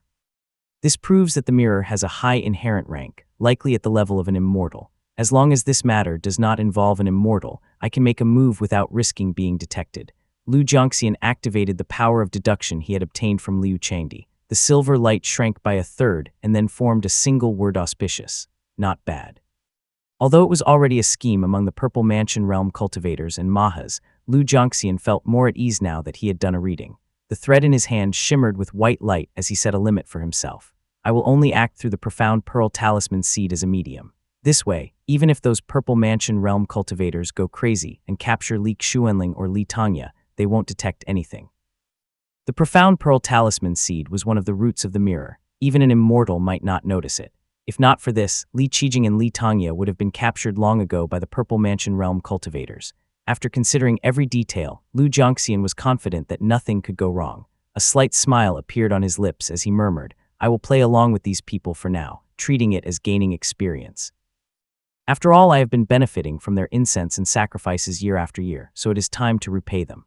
Chapter 322, A Stick of Incense. Having now made up his mind, Lu Jiangxian gently tugged at the thin thread in the void which reflected dazzling white light. He murmured, "Li Xuanling is at Mount Bianyan. Li Tanya is on his way north." He performed a hand seal, and Li Tanya, though far away, immediately sensed something. Without a word, he changed direction and flew swiftly toward Mount Bianyan. Lu Jiangxian watched the father and son silently, feeling inexplicably conflicted. Li Xuanling is destined to die. Only by killing Li Xuanling and becoming a master monk can the wrathful Maha begin to merge with Fa Hui's body. According to the plans of the Purple Mansion realm cultivators, Fa Hui is supposed to head north after Li Xuanling's death, with Li Tanya in pursuit. However, the longer this drags on, the more Fa Hui and the wrathful Maha will merge, and with his full strength, Li Tanya's chances of survival will decrease. The further north they go, the more they will slip out of my sight. It is best if Li Xuanling can hold out a bit longer. If Fa Hui breaks through before then, Li Tanya will have a better chance of confronting him at Mount Bianyan. As he pondered deeply, the void suddenly flickered. Lu Jiangxian quickly raised his hand, staring intently into the void where he saw an intertwined web of threads. He gently touched one with his finger and said softly, "Remain calm and hold out for the duration of an incense stick." With that, he fully activated his mana, focusing on the thin threads in the void, deducing silently. Clang! Li Xuanling drew his sword to block Fa Hui's iron fist, producing a screeching metallic sound. He retreated a few steps, the sword chi scattering and leaving the large pillar beside him riddled with holes. Drenched in sweat, Li Xuanling felt a searing pain in his internal organs and was unable to suppress a mouthful of blood that spilled from his lips. SSS, SSS. The blood didn't even reach the ground before it turned into a cloud of golden mist, merging with the golden haze drifting in the courtyard. Fa Hui raised his muscular arm and unleashed a barrage of punches against Li Xuanling's mana shield. With the cool stream enhancing his clarity, Li Xuanling's mind was no longer clouded by Fa Hui's spell. He immediately prepared to ride the wind, thinking to himself, "Although I cannot escape, I can hold out longer from a higher position." However, the golden mist clung to his shield like maggots to a bone, weighing him down. He felt as if his body was burdened with heavy iron, making him unable to rise more than a kai off the ground. Seizing the opportunity, Fa Hui leaped forward and struck him down with a single, powerful palm strike. Boom! Li Xuanling crashed into the temple wall, his body covered in dust. Fa Hui chuckled darkly as he stepped forward, sneering, "Once I've killed you, I will break through to become a master monk. Then I'll seek out your deep ocean whale dragon father and kill him to become a merciful one. With that, I'll complete my path to Maha." Path to Maha. Struck down and with his internal organs impacted, Li Xuanling felt his condensed mana scatter. Though exhausted, he gritted his teeth upon hearing Fa Hui's words, mustering newfound strength. He reached into his storage pouch at his waist and flicked out 5 talismans. Thanks to Li Xuanxuan's tireless work on talismans, Li Xuanling had several at his disposal. 2 were of the peak embryonic breathing realm and 3 of the early-stage chi cultivation realm. They transformed into flames, icy rain, lightning, and poisonous fog, all exploding onto Fa Hui's body. Though his memories were awakening, Fa Hui only recalled fragments and had little experience in fighting cultivators. He raised a golden light shield hastily to block the incoming attack. The 2 peak embryonic breathing realm talismans were manageable, but the early-stage chi cultivation realm talismans hit him squarely, exploding on his gold-patterned body and forcing him back a step. Li Xuanling was also shaken by the residual energy. His face paled even more as he spat out a mouthful of blood again. Fortunately, Fa Hui had been momentarily forced back. Seizing the opportunity, Li Xuanling rolled to his feet, pulling away and gaining a few precious seconds. Fa Hui brushed off the dust from his body, staring straight at Li Xuanling with a smile. "You are much stronger than these Taoists. I guess this is the difference between unrefined chi cultivators and true chi cultivators. Even among us Buddhist cultivators, such distinctions exist. A simple exchange of blows reveals whether one possesses the true path." Li Xuanling paid no attention to the monk's rambling, his mind racing only with the thought of delaying the monk as long as possible. He shouted, I do know something. The true path of Buddhist cultivators lies in the land of bliss. As for someone like you who kills indiscriminately, you are not following the true path. As expected, these words stunned the monk for several seconds. He stared at Li Xuanling with a smirk, performing a hand seal as he replied coldly, I see you've already met Murong Zia. Without waiting for an answer, Fa Hui nodded to himself, the intricate golden patterns on his body now glowing with more intensity. With a single step, he crossed a big distance and grabbed Li Xuanling by the neck. Good. Let me ask you, why should everyone, regardless of age, sin, or virtue, enjoy his paradise? The wicked should suffer all kinds of punishments and die in agony. Only the virtuous deserve to be consumed by us. Do you agree or not? He roared. His eyes glowed fiercely with golden light, and his skin emitted a bronze-yellow radiance. His hands, brimming with destructive mana and a hint of confinement, produced golden runes that bound Li Xuanling tightly. Li Xuanling's face turned red, but as a cheek cultivator, he would not suffocate immediately. He managed to open his mouth slightly and mock. What a notion. Only the virtuous deserve to be consumed by you. Fa Hui's rage intensified, finding Li Xuanling's answer unacceptable. He gritted his teeth and roared, you ingrate. Fa Hui suddenly lifted his hand and threw Li Xuanling with all his might. Li Xuanling shot out like a cannonball, smashing into the roof of the great hall. The structure, already damaged from their fierce battle, gave way instantly, collapsing in on itself. Boom. Gray-white dust rose abruptly, and broken tiles and wood fragments fell like torrential rain. The dimly lit hall finally crumbled. Debris was scattered everywhere, and Li Xuanling lay on the steps leading to the hall, his bones shattered and his body limp like a noodle. One of the two imposing statues at the entrance was shattered into pieces, while the other had its limbs broken, leaving only a solitary head. Rainwater dripped from the smooth stone face, mixing into the faintly blood-red puddles below. The signboard, which had been precariously hanging from the roof covered by tattered cloth, finally fell with a clatter, landing before him. The cloth fluttered away in the wind, revealing gilded characters, Zhenhui Temple. The golden characters blazed like the sun, glaring into his eyes. Li Xuanling's cheek split open, and his ragged mouth twisted into an ugly smile as he whispered weakly into nothingness. It's been a stick of incense. Chapter 323, Arrival. The cold wind was fierce, and the rain poured down relentlessly. Between heaven and earth, the rain and mist were oppressive, and the thunder hidden within the dark clouds rumbled deeply. Li Tanya traveled through the wind like a meteor streaking across the sky. Below him, the mountains and forests swayed incessantly in the heavy rain, leaves scattering everywhere. His expression was impassive as he moved through the rain, which gathered around him and transformed into a dozen pale green small serpent dragons that swirled around him, drawn by his boundless ocean immortal foundation.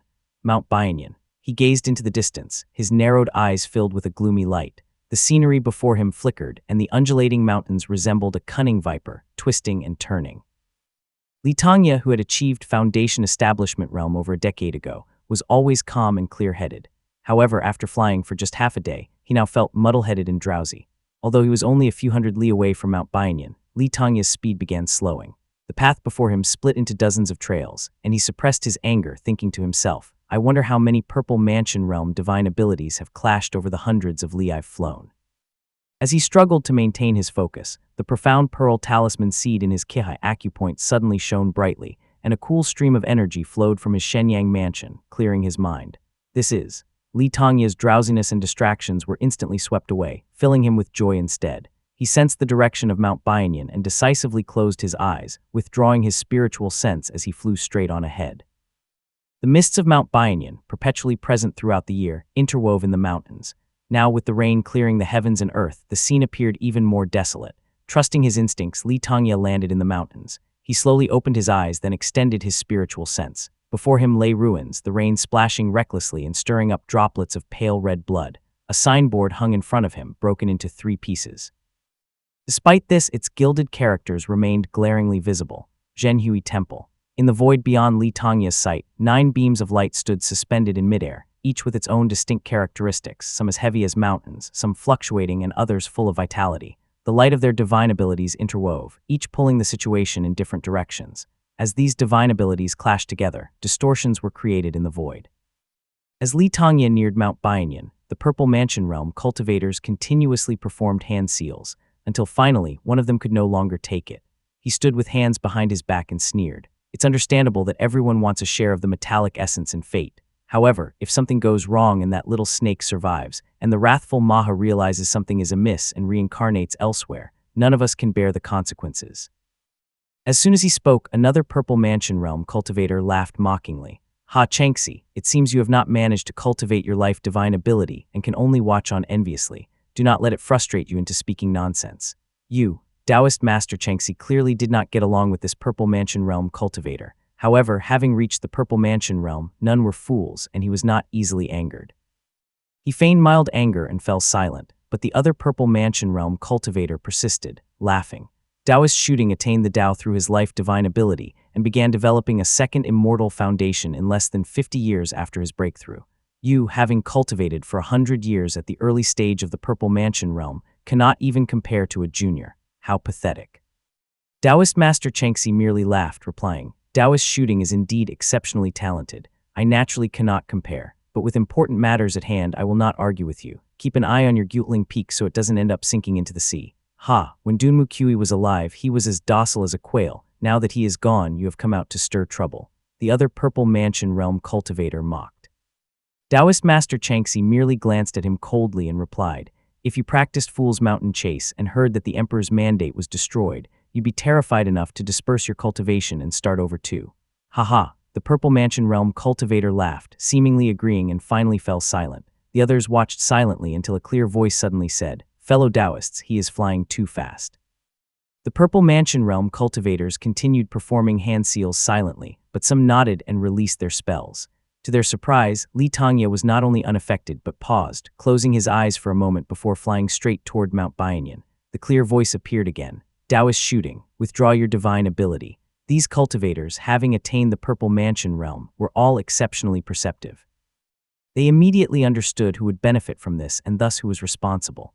All eyes turned to Xiao Shooting. Dressed in a white robe and carrying a white jade fishing rod surrounded by pale blue divine light, he stood motionless, though inwardly alarmed. I have already withdrawn my divine ability. It was not me. It must be someone else. Could it be the one from Mount Dali or the Yue cultivating sect? Xiao Shooting scanned his surroundings, his deep thoughts racing.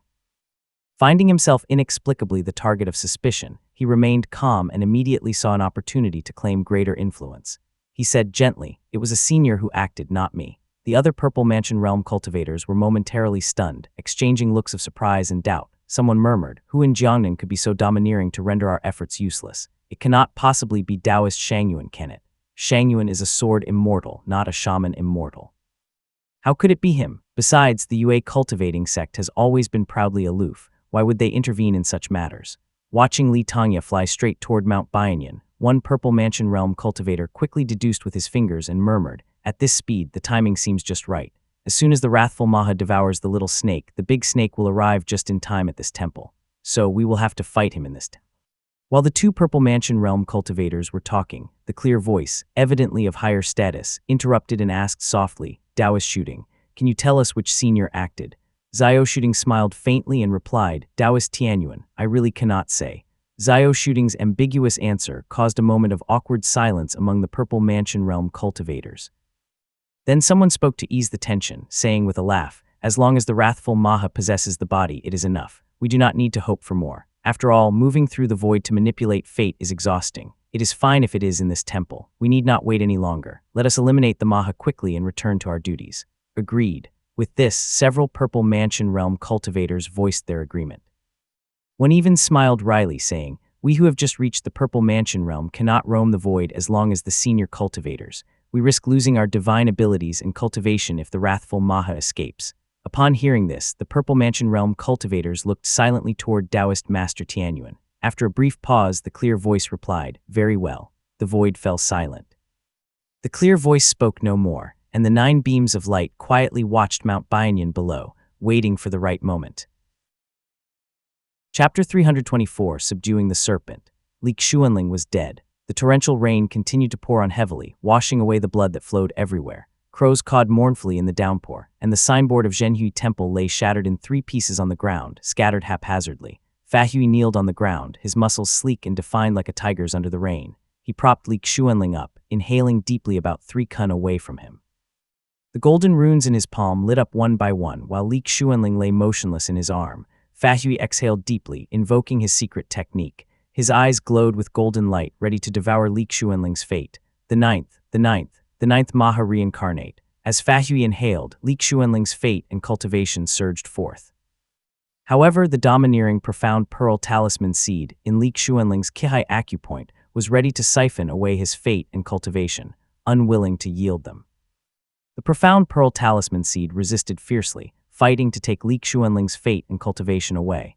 Fahui, being merely a Maha reincarnate, naturally could not compete with it. Despite his spell, it seemed he would end up empty-handed. This is bad. Fortunately, Lu Zhongxian had been closely monitoring the situation. From thousands of li away, he formed a hand seal, controlling the profound pearl talisman seed which buzzed loudly, dispersing the cultivation and fate into the void.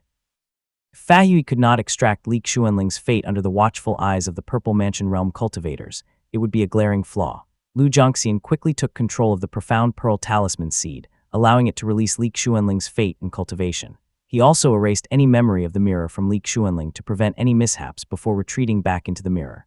Damn it, Lu Zhongxian cursed, upset about losing the talisman seed he had nurtured for decades. Though the Qi cultivation realm seed was no longer of much use to him, it was still a small loss. You guys can have the Qi cultivation but don't even think about taking Li Tangya's, he muttered inwardly. Fahui cheered triumphantly as fresh, invigorating white ribbons finally appeared in the void. He inhaled all of them deeply like mist and smoke. A sweet, spring-like taste lingered on his tongue, and warmth began to spread through his limbs. I have attained the Dharma. Brilliant rays of light appeared behind his head, and the bronze markings on his body deepened. His eyes shone brightly like two lone pearls in the dim rain. Plop. As Fahui rode the wind, he released his grip, letting Li Xuanling's body fall back to the ground with a dull thud. His eyes were wide open, staring at the sky. A gray-robed figure slowly grew larger in their reflection, descending quickly in front of the temple. Swoosh. Gray, ordinary cloth shoes stepped into the rain puddles. The pale red water receded quickly to make way. The dark gray robe fluttered lightly in the wind as Li Tangya stopped in his tracks. Linger. With interventions from various Purple Mansion Realm cultivators and Lu Zhongxian guiding from afar, compromises and restraints aligned perfectly for Li Tangya to arrive just in time to see his eldest son die before his eyes. Li Tangya's gray beard fluttered gently in the wind, his expression slightly dazed. His right hand pressed down on the hilt of his sword. The rainwater at his feet surged continuously, climbing up his robe. Wailed Dragon, you arrived so quickly. Fahui glanced at him with his golden eyes, feeling an itch in his throat. He could not help but cough violently, the world spinning around him as he coughed and laughed, eventually spitting out two sharp, white teeth. Before the teeth hit the ground, they rapidly darkened to amber gold and transformed into two short rods, each covered in intricate patterns.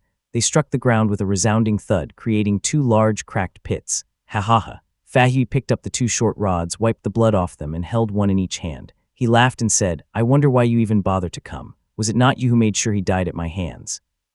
Li Tangya remained silent, the torrential rain forming two pale blue serpent dragons beside him. The old man stared silently at the monk before him, but Fahui did not flinch and met his gaze calmly. You know I am going to devour you. You also knew that I would use your kin to lure you out. Anger rose in Fahui's golden eyes as the patterns on the short rods began to glow. His voice turned boundless like the ocean waves as he said, but you did not know who I would use to lure you. So you deliberately sent Li Xuanling north, sacrificing your own son. It is fate that I let me devour him, allowing me to break through to a master monk, but I should thank you too. Fahui saw a flash of anger and guilt cross Li Tangya's face, which dispelled his lingering doubts. He laughed and continued, I do not know where you got your information to arrive so quickly. Fortunately, I had prepared for this in my previous life and set up a divine ability to delay you. Otherwise, you would have interrupted my achievement in this life. He added, you are quite bold indeed, knowing a Maha has targeted you, yet using your own son to bait me. But caught in my divine ability, you arrived too late. The regret must be unbearable. As Fahui and the wrathful Maha merged more closely, his eyes shone with brilliant golden light. He continued to speak, trying to buy more time, when suddenly a white light illuminated the mountains. Li Tangya drew his sword. The green and white Qingch sword shot out, releasing a massive white sword aura as large as a sail which roared through the air.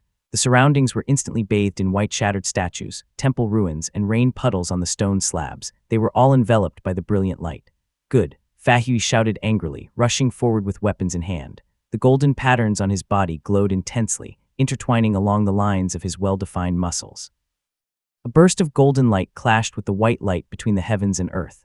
Unexpectedly, the white sword light was extraordinarily agile. It pulsated, feinting under Fahui and then weaving up his arm, landing lightly. Clang. The law of celestial moon was known for its ferocity from the outset, and unleashed by the Qingch sword, it shone brilliantly. Another burst of gold light appeared as Fahui's left arm was swiftly severed. He raised an eyebrow and smiled.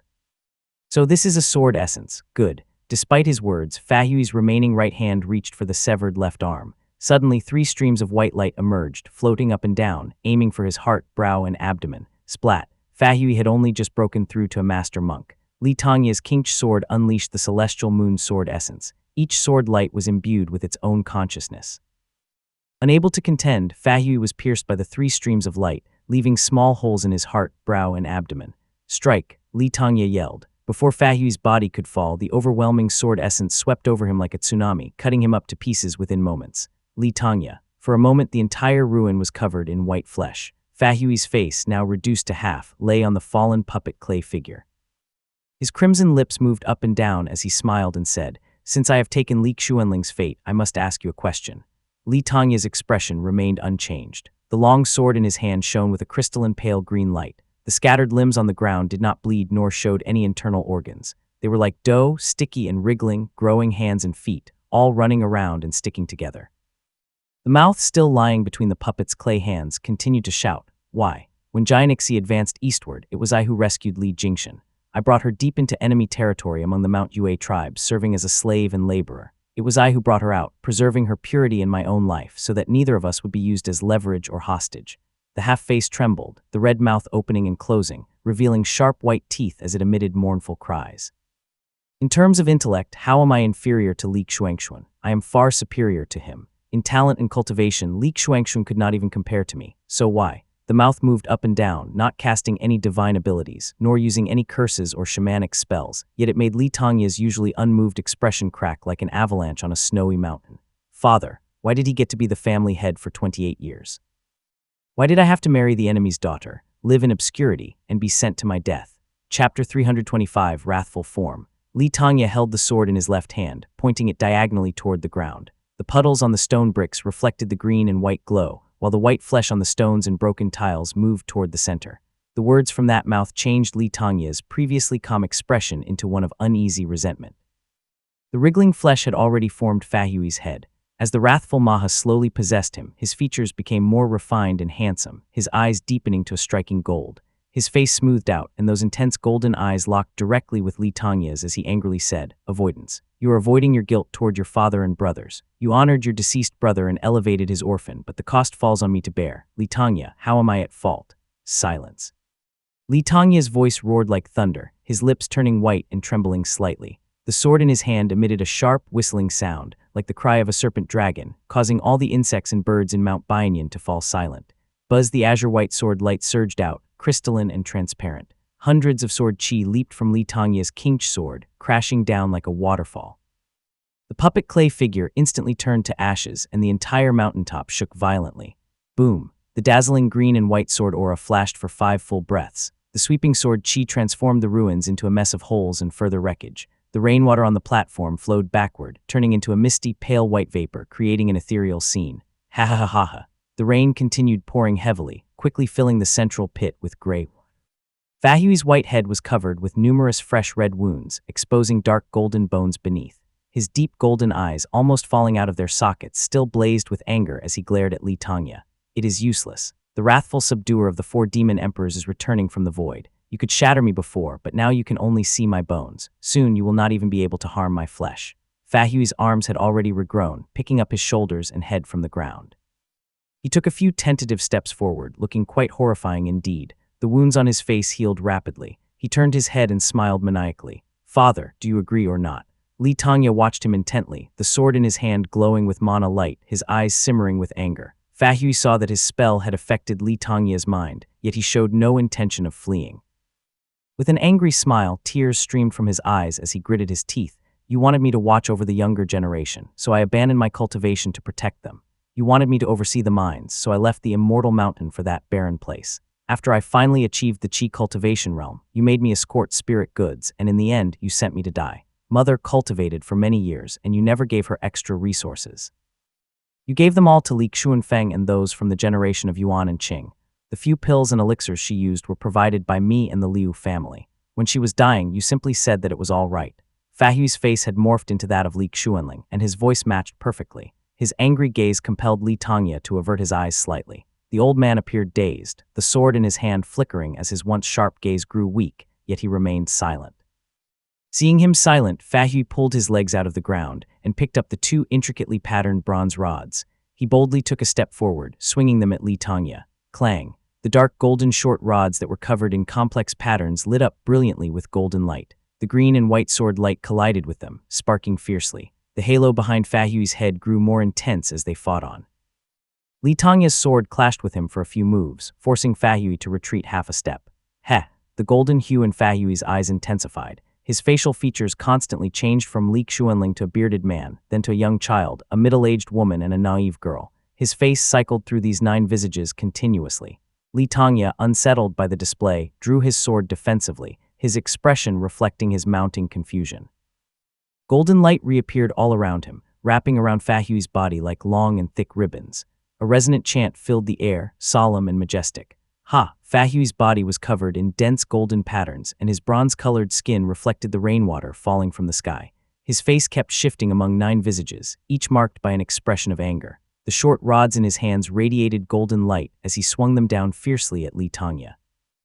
A Buddhist master monk was inherently stronger than a Foundation Establishment realm cultivator. Furthermore, Fahui was a Maha reincarnate.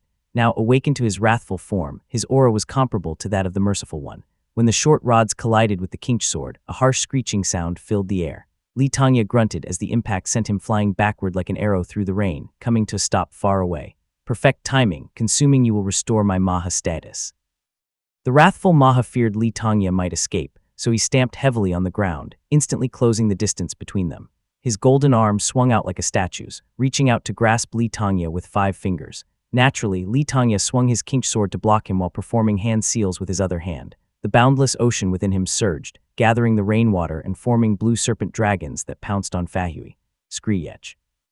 The wrathful Maha's fingers closed around Li Tongya's sword, emitting a piercing noise.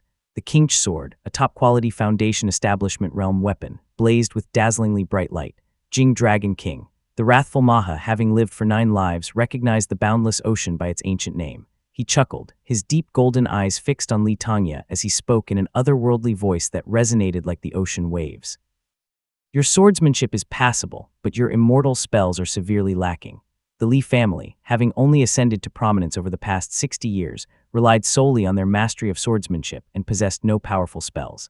The wrathful Maha released the sword and tore the serpent dragons apart. His golden ribbons sprang forth like snakes, swiftly wrapping around Li Tongya's body. With Li Tongya thus ensnared, the wrathful Maha rained punches down on him relentlessly. Bang, bang, bang. In just a few breaths, the wrathful Maha had thrown 100 punches. Li Tongya tried to defend and create distance, but the golden ribbons had already wrapped around his feet unforgivingly, binding him tightly.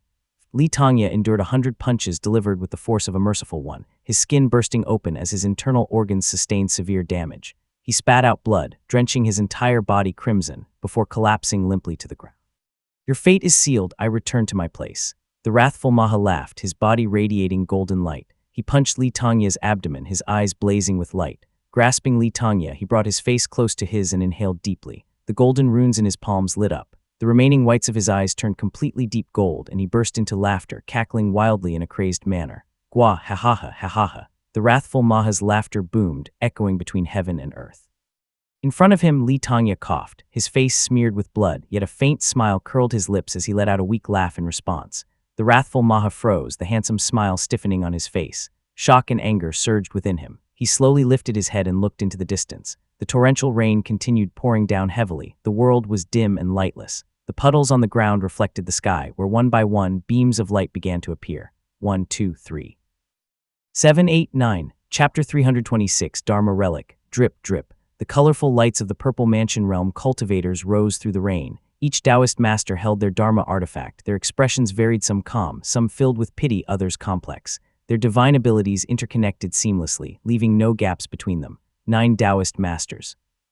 The wrathful Maha glared with his golden eyes, attempting to activate his metallic essence discreetly, only to find that the void was intricately linked, with a grand formation already set up to prevent his escape. His heart was instantly filled with a mix of shock and fury. You all, plotted against me. The wrathful Maha's handsome face twisted, his body heating up, steam rising from his being. His well-defined back glistened with sweat as his deep golden eyes stared angrily at the Purple Mansion realm cultivators. With a twisted smile, he shouted in rage, I see. I was too preoccupied to notice that something was amiss. You must have been planning this for a long time. No wonder, no wonder. The 9 beams of colorful light each displayed different forms but stood firm, blocking his way without the slightest concession. Azure Pond Sect, Golden Feather Sect, Changseo Gate. Purple Smoke Gate, Golden Tang Gate. Excellent, you are all here. The wrathful Maha roared maniacally, his voice causing the surrounding forest to bend and animals to bow. The oppressive aura thickened, his presence growing ever more powerful. As the wrathful Maha faced off against the Purple Mansion Realm cultivators, Li Tangye kneeled on the ground. The overwhelming pressure forced him to stay low, crawling carefully and painfully slowly. Blood continued to pour from the wound in his abdomen, dripping steadily into the rainwater. Hiss. Li Tangye took a deep breath, performing a hand seal and using the last of his mana to form a water membrane, covering the gaping hole in his abdomen. Using the Kinch sword for support, he inched toward Li Xuanling's remains. Linger. After the fierce battle, Li Xuanling's body was now in pieces with only his head remaining, eyes open. Li Tangye curled his body and cradled his son. With blood-soaked hands, he reached for his waist, only to realize that his storage pouch had been lost in the fight. Throughout his frugal life, he had only used the most basic storage pouch, with no protective enchantments. Without his mana to shield it, the pouch had been torn to shreds by the immense power around them. Fortunately, the pouch had contained only items of little value. Li Tangye struggled on the ground for a moment, taking deep breaths to restore his strength. He removed his long robe and wrapped it around Li Xuanling's head, tying it carefully to his waist. Removed from Li Tangye's body, the robe quickly turned a reddish-brown, soaked by blood and rain. Glancing at the colorful lights above, a constant warning echoed in his mind. If you stay any longer, you will die. He gritted his teeth, his entire body feeling as if it would tear apart at any moment now. Fortunately, the profound pearl talisman seed in his Kihai acupoint provided a continuous stream of cool energy, keeping him conscious. Li Tangye performed a hand seal and shakily rose into the wind, flying only half a li before crashing into the forest like a falling star. The situation in the sky grew increasingly tense as the colorful radiance of divine abilities shone brightly. The wrathful Maha roared, his body expanding like an inflating balloon. His face became as large as a house and his eyes were like 2 lanterns, emitting a blazing golden light in the sky. Zhang Tianyuan, it is you, as I suspected. You are the one leading this. I have not seen you in nearly 100 years. Let us see what divine abilities you have mastered. The central beam of light revealed a figure, a young man in a Taoist robe decorated with the 8 trigrams. Handsome and exceptional in demeanor, he was the Taoist master Tianyuan who had been leading the others. He glanced sideways at the wrathful golden figure above and said calmly, "Wrathful subduer of the 4 demon emperors. Monk, you have already been consumed by the wrathful form and lost sight of yourself." HMPH. The wrathful Maha's patterned short rods expanded along with him, transforming into 2 large bronze pillars. He swung them vigorously, deflecting 2 probing artifacts, and sneered defiantly. "As long as I can exorcise evil, what does it matter if I am consumed by the wrathful form? You all conspired with traitors from my sect to harm me, yet you underestimate my resolve. A 9th Maha reincarnate is beyond your understanding." The extremely complicated golden patterns on the rods shone brightly. Taoist Master Tianyuan raised his hand, and a small black tortoise shell flew out from his sleeve, growing rapidly in the wind until it was as large as a house. Radiant with mana light, it met the bronze rods head-on. Thud. Taoist Master Tianyuan's artifact blocked the wrathful Maha's attack easily. He said gently, "Monk, you are just 1 step away from becoming a Dharma Master. Under normal circumstances, we could not defeat you. But now that you have been possessed by a reincarnate and lost your thread of fate, you are much weaker. Weaker." The wrathful Maha's eyes gleamed even more brilliantly with gold, showing no fear as he looked around at the Purple Mansion Realm cultivators. His immense voice thundered through the air. "Ridiculous. Do you know what the wrathful subduer of the 4 demon emperors truly is?" The wrathful Maha stomped heavily, making a swallowing motion. His teeth, large as human heads, gleamed sharply. Golden light spewed from his throat, scattering in the torrential rain and transforming into various shapes upon landing.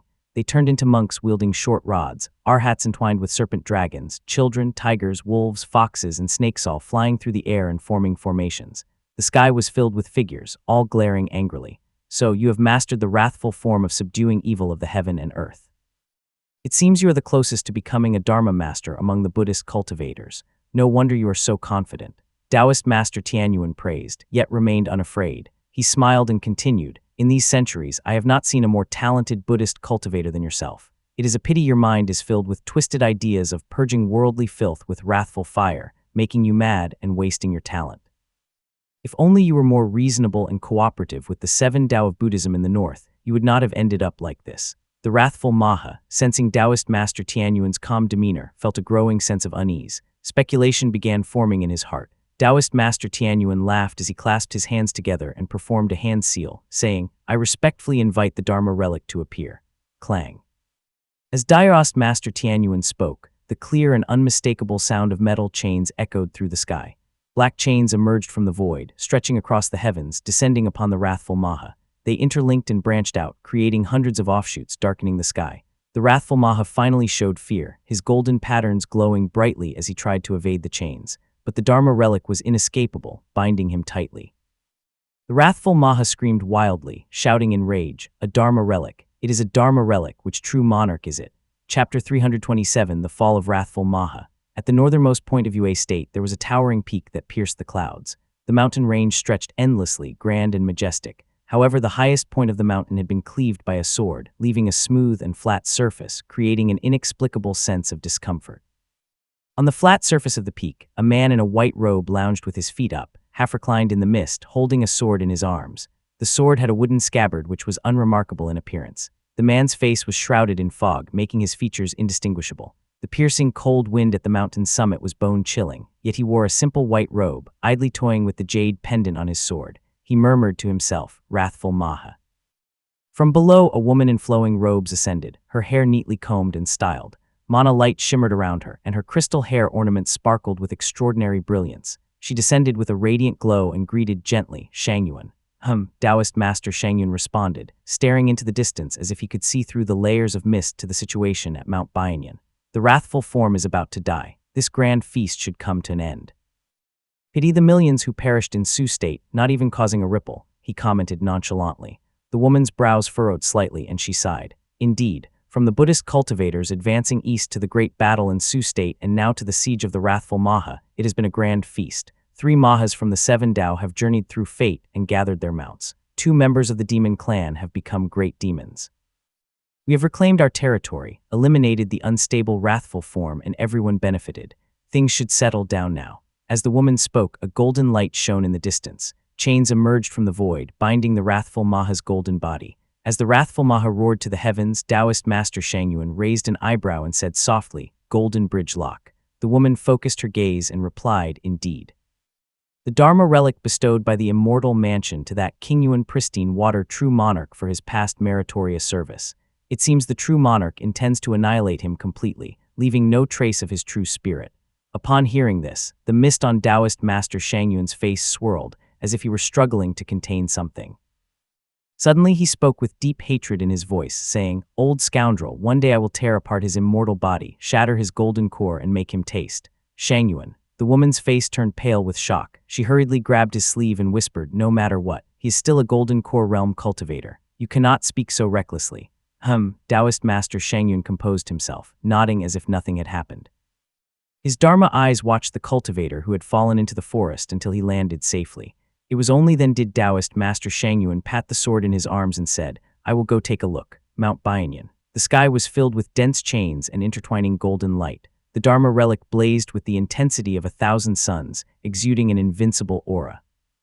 It effortlessly cut through the golden ribbons on the wrathful Maha, coiling around his bronze skin and producing sizzling noises.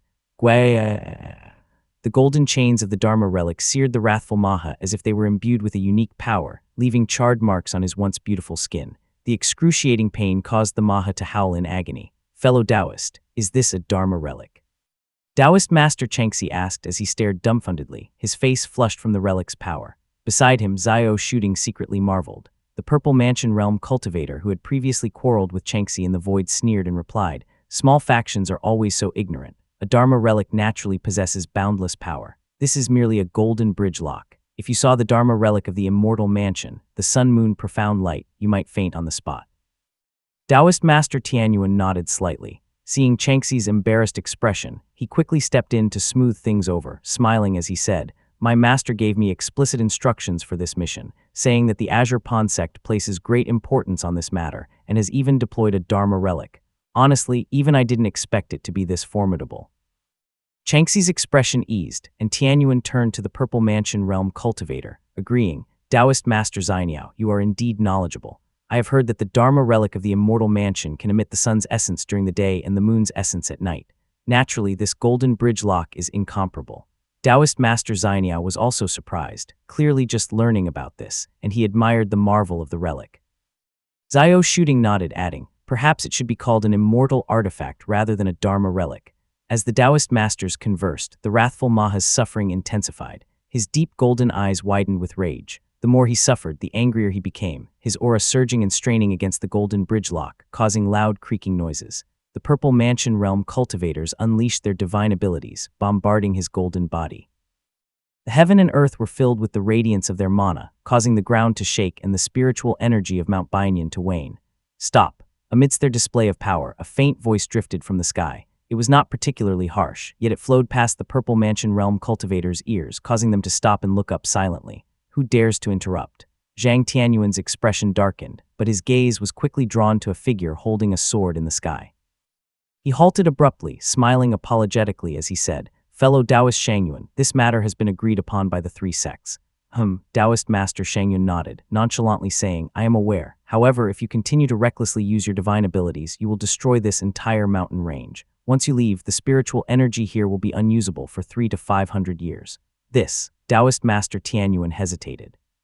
He had not considered this and quickly offered, "How about I present a compensation gift?" "No need." Taoist Master Shangyuan responded softly, his hand resting on his sword as he continued softly, "I will just kill him with one strike." This statement caused a brief silence.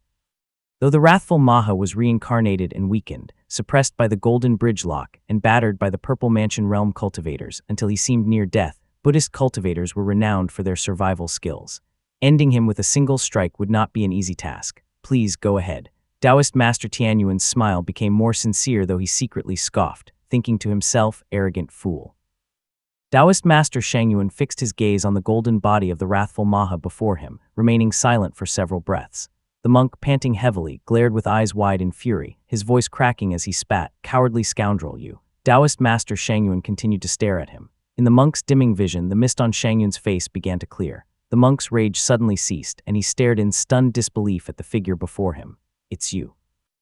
The wrathful Maha gazed at him in disbelief, his lantern-sized eyes fixed straight ahead. As his anger dissipated, his overwhelming aura diminished to a little stream. Taoist Master Shangyuan slowly drew his sword. Clang! The long sword was unsheathed. The falling leaves stopped midair and the birds fell from the sky. The world was enveloped in a single, brilliant flash of white light. Boom! In Duenshan Temple, far away in the Zhao State, an old abbot was silently striking the wooden bell under the statue of the wrathful Vajra. Suddenly, a series of ear-piercing sounds echoed through the temple. The old abbot was stunned, raising his head shakily. Cracks appeared all over the statue of the wrathful Vajra before him, starting from the neck. With a thunderous crash, the statue shattered into pieces, falling to the ground in a chaotic scatter. The Maha has fallen.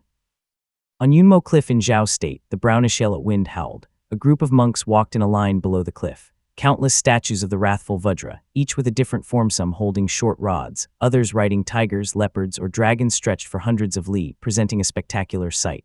The lead monk held a torch, illuminating each statue and wiping them down. Suddenly he looked up in confusion. Crack, crack, crack.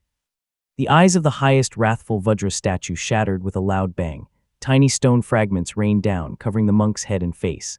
"How is this possible? How is this possible?" The monks scattered like headless chickens, pushing and crying as if the sky itself were collapsing. The sound of the breaking statues resonated through the air, turning into a sea of shattered limbs and debris amidst the cries. Similar events were happening in Su State's underground cave and Bailiang's Buddhist grotto. Wrathful subduer of the four demon emperors' form, the ninth Maha reincarnate, fell at Zhenhui Temple on Mount Banyan. Chapter 328, renowned throughout Yue State. When Li Tongya finally regained consciousness, the world was a dusky yellow. He had fallen by a small river on Mount Banyan, half of his body submerged in the water. Several blue river crabs scuttled around his feet, lingering due to the influence of his boundless ocean immortal foundation. Cough, cough, Li Tongya slowly stood up. Orange-red clouds floated in the sky, and the colorful lights and the golden figure on Mount Banyan had disappeared. Only a few carrion crows stood on the ruins, cawing mournfully. It is over. Resentment, guilt, and helplessness surged within him. Barefoot, Li Tongya stepped by the riverbank, staring blankly at the clouds on the horizon, gradually closing his eyes. The water membrane on his abdomen slowly dissipated, and his flesh wriggled to cover the gaping wound, making it look less horrific. Only Li Tongya knew that none of his internal organs were intact. He was barely clinging to life with his immortal foundation. From now on, he feared he could no longer progress in cultivation, and even maintaining his current cultivation level would prove to be a challenge. Immortal cultivation differed from Buddhism cultivation. Buddhist cultivators believed the body was a vessel of suffering, and once they achieved the realm of master monk, their internal organs turned to white clay. In higher realms, they could freely change their bodies. In contrast, immortal cultivators seek personal transcendence. At least until they attained the metallic essence, the body was fundamental to their cultivation. Yu Yufeng's progress stalled after being struck by a single sword from Yu Yuxi, even though his internal organs weren't damaged like Li Tongya. The pain surging in Li Tongya's heart had not yet subsided when he felt a weight at his waist. He belatedly untied the long robe from his waist, and a round head rolled out. Linger. Li Xuanling's nose had been broken, likely during the battle in the temple. It looked crooked on his serene face. Li Tongya reached out to straighten it, but it flopped back down. He tried again and again, blood oozing from the fractured face, dripping downward. Linger. Li Tongya did not cry when he saw Li Xuanling die before him, nor when tortured and cursed by the Maha. But now the broken nose of his eldest son easily made this old man, who had borne family and clan grudges for 60 years, wail in sorrow.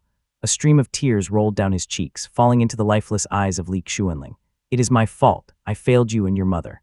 Li Tongya cried as he managed to choke out these few words. The old man trembled, filled with shame and helplessness, and cried out in a mix of self-justification and despair, "Our family. Our family rose from humble farmers, born into this chaotic world of great strife, killing demons and exorcising evil, navigating through power struggles. Your father never had a moment of peace, never relaxed for a second. Your father did his best, Linger. Your father did his best." His originally white inner robe was now covered in mud and water, turning gray and yellow. Holding Li Xuanling's head, he alternated between murmuring to himself and crying out loud. With the brilliant sunset behind him, he staggered forward one step at a time. The Purple Mansion realm cultivators and the Maha's 100-year plan. It is beyond the power of one family, one generation. Human effort has its limits. Li Tongya, dressed in his thin white robe with his hair disheveled and his gray eyes full of tears, shone brilliantly in the reflection of the setting sun. "Xuanling, Xuanling." One day, Li Tongya's lips trembled as he spoke. Gradually, he moved deeper into the dark forest. The pitch-black shadows of the trees slowly covered his robe. As his figure was swallowed by the darkness, his voice faded into the sounds of chirping insects and birds. "Lijiang Town, congratulations, congratulations to the family head," a middle-aged cultivator praised. Li Yuanping sat at the seat of honor, all dressed in white, his face pale. He was continually sketching with a brush on the desk, not even glancing at the person below him. He replied with a tone of indifference, "What is there to be happy about?" Li Tongya had been missing for several days. The scouts sent to gather information only reported that there had been earthquakes and roars of a giant golden figure in the southern part of Sioux State. Beyond that, nothing else could be found. Li Yuanping, coordinating with various parties, was worried about this matter and had not slept for several days. The middle-aged cultivator below, with a fawning smile, repeatedly cupped his fist and replied, "I am a rogue cultivator under the rule of the Golden Tang Gate. A few days ago, I crossed south to this lake and unexpectedly encountered the renowned Li family of Lijiang. I hurried to offer my congratulations." With a thud, he kneeled down and presented a wooden box with both hands, saying respectfully, "This is a gift cloud floral fruit, a specialty of Sioux State. It is a spirit fruit of the embryonic breathing realm, gentle in its medicinal properties, able to stabilize cultivation and enhance mana. The Li family, now a prestigious clan, often receive visits from rogue cultivators who might offer medicinal recipes, spirit herbs, or artifacts, all in hopes of finding a place to stay." Li Yuanping had seen many of these. Seeing that the man was still holding back information, he said warmly, "Put the gift aside for now. Please share the good news. If the information is valuable, we will not be stingy." The cultivator nodded repeatedly, responding respectfully, "Your esteemed ancestor slew the Maha reincarnate, Fahui of Duanshan Temple at Zhenhui Temple. The green and white sword light was earth-shattering, shaking Sioux State. Now the 3 sects and 7 gates all speak of his name, calling him the Celestial Moon Sword." "What?" Li Yuanping was stunned, his face flushing with excitement. He quickly dropped his brush and hurried down in 2 steps, his face full of joy and disbelief. Grabbing the cultivator's hand, he asked urgently, "Which ancestor? Which ancestor?" Seeing Li Yuanping's huge reaction, the cultivator also looked pleased. Not daring to mention Li Tongya's name directly, he replied respectfully, "The ancestor from the Tong generation, named Ya, skilled in swordsmanship and rides a serpent dragon. It is him." The cultivator was unaware of the Li family's generational names and just assumed Li Tongya was of the Tong generation. But Li Yuanping understood him immediately, his face flushing with joy. He looked up and laughed heartily, his excitement causing him to cough. He had to lower his head and laugh quietly. "Ha ha ha." Du Yi, sensing the change in atmosphere, stepped forward cheerfully and asked, "Young master, should we go to Mount Wudu to report this news?" Hearing this, Li Yuanping coughed twice and suddenly straightened up, startling the two people beside him into lowering their heads quickly. He looked at the cultivator and smiled. "Where did you get this information?" The cultivator quickly cupped his fist and began to speak in a rambling manner. It turned out that this person was a humble servant in the market under the Golden Tang Gate. Overhearing a conversation between two disciples of the Golden Tang Gate and hearing that the Li family was inquiring about the matter of Mount Bianyan, he immediately sensed an opportunity. He decisively abandoned his job in the market, sold everything he owned to buy the spirit fruit, and rushed overnight to Moongaze Lake to try his luck. Upon arriving at Moongaze Lake, he indeed found that the Li family was still unaware of this news, so he loudly came forward to report it. "It does seem somewhat credible," Li Yuanping mumbled as he listened carefully and nodded secretly. He patted the man's shoulder kindly and said, "Thank you, fellow Taoist. Please wait a moment while I verify the authenticity of this news. There will be a generous reward if it proves true." The cultivator repeatedly nodded and thanked him, then hurriedly left. Only then did Li Yuanping beckon Dia to come closer and whispered, "Please ask Brother Jiao to return." Chapter 329, Return, I. On Wudu Peak, clouds and mist enveloped the surroundings entirely. Sunlight pierced through the pale white fog as a young man dressed in black exhaled slowly. Spiritual energy and chi flowed into his mouth like mist, competing to enter, creating a rather mystical scene. Hugh, a beautiful young woman, sat on a large rock nearby, dressed in jade armor, with a spear laid across her lap, absent-mindedly reading the light-colored jade slip she held in her delicate hands. Tiny characters were finely engraved on the edge of the jade slipwing clipper spear technique. The woman mimicked movements with her hands silently. The young man beside her let out a long breath, exhaling white mist. When he finally opened his eyes, the morning glow was slowly rising on the horizon. His face was full of worry as he said, "The ancestor has been gone for several days, and we have not heard any news." Li Qinghong, who was beside him, put down the jade slip in her hand and picked up the spear on her lap. She then jumped down from the stone, saying sullenly, "Maybe I should go out and look for him." "No," Li Yuanjiao exclaimed as he quickly shook his head, getting up to stop her and saying solemnly, "When the ancestor left home, he specifically instructed me to take good care of you.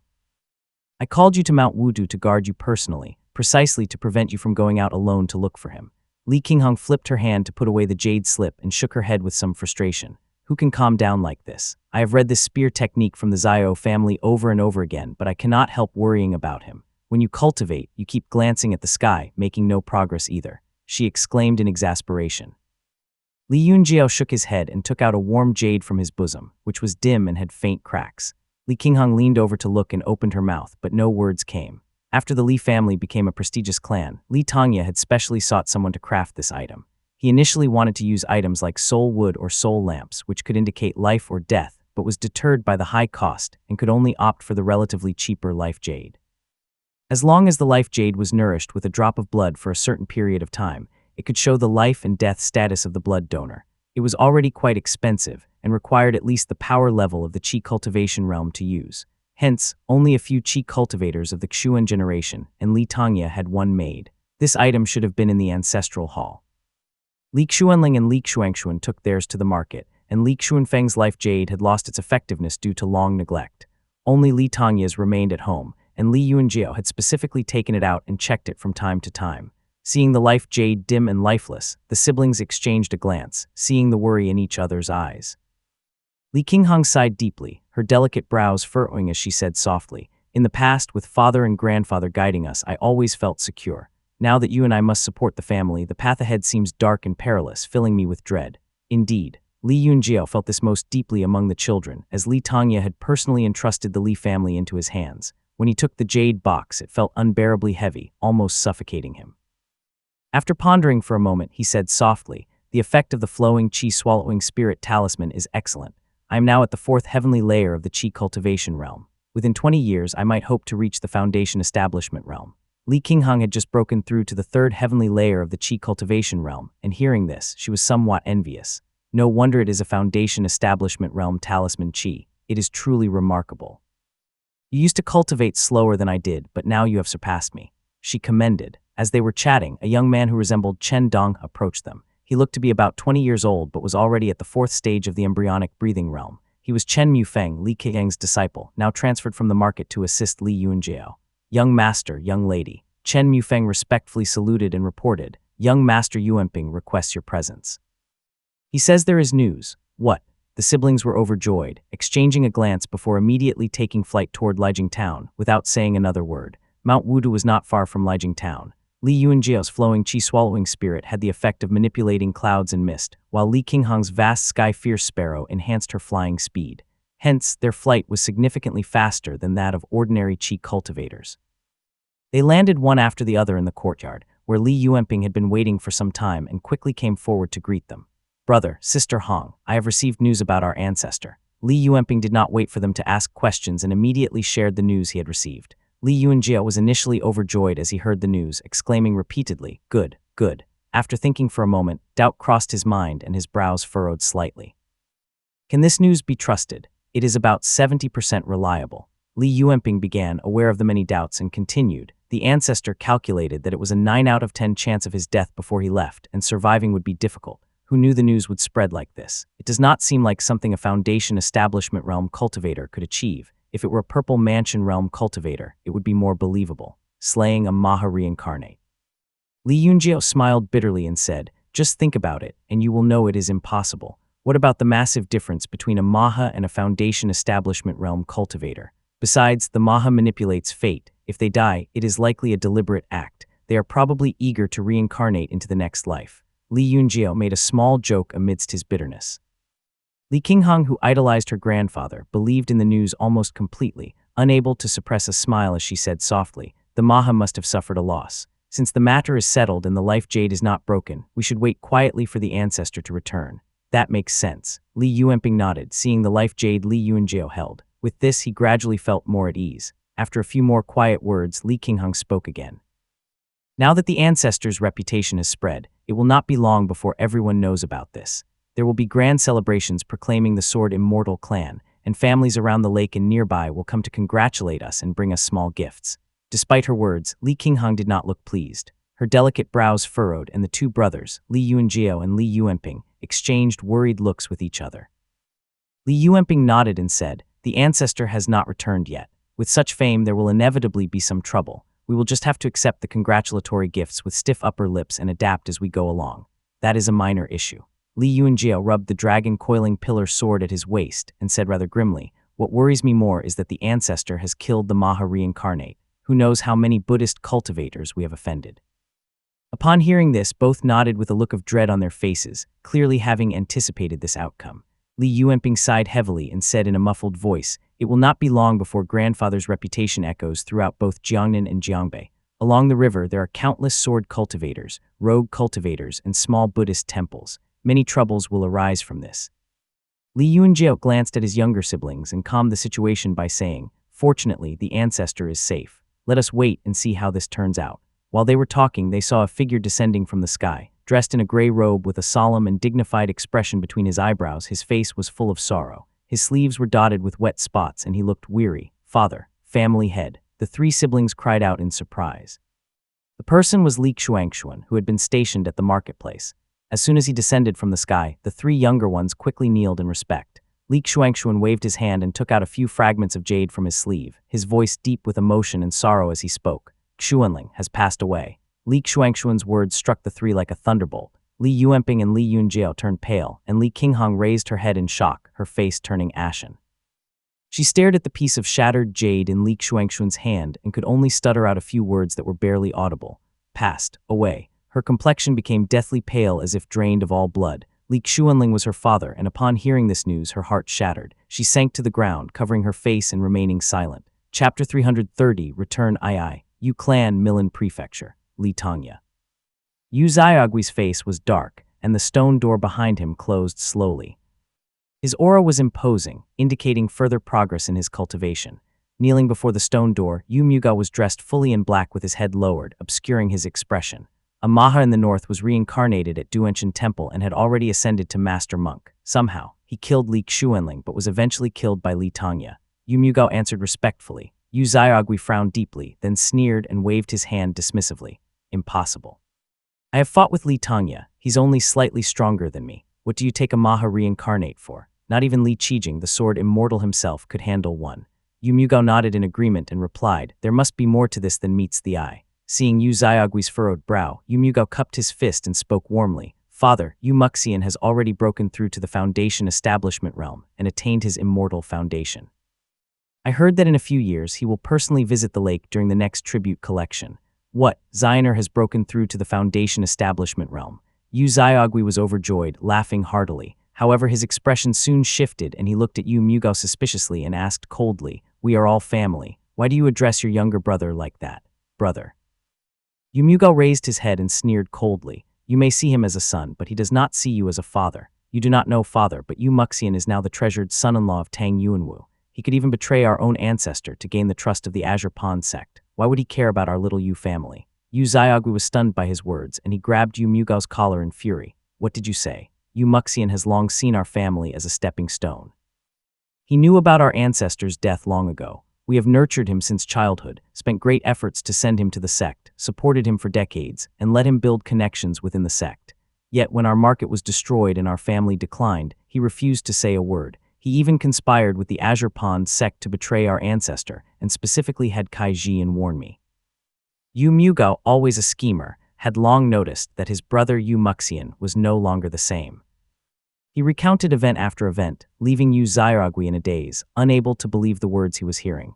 How could this be? Despite our sincere devotion to Muxian, how could he? Yu Xiaogui's face was a mix of both disbelief and anguish, making his pain all the more evident in his expression. Yu Mugao stared into his father's eyes and said harshly, "Father, do not hold any more hope for him." Yu Xiaogui slowly released him and took a step back, seemingly still processing Yu Mugao's words. After a long silence, he finally spoke, his voice final and decisive. "Go get your fourth uncle. Fourth uncle has passed away." Yu Mugao replied softly. Yu Xiaogui's expression changed dramatically and he looked up in shock. "He is a cheek cultivator barely over 70 years old. How did he die?" He roared. "He embezzled family funds. I killed him."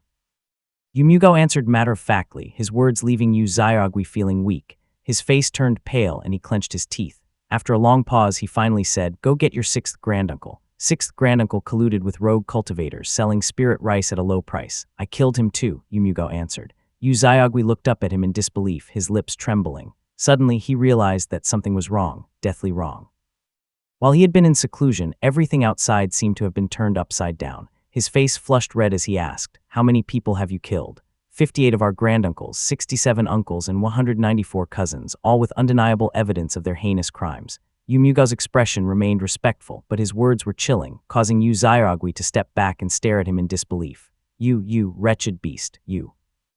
Yu Xiaogui raised his hand high and slapped Yu Mugao hard, sending him stumbling back a few steps.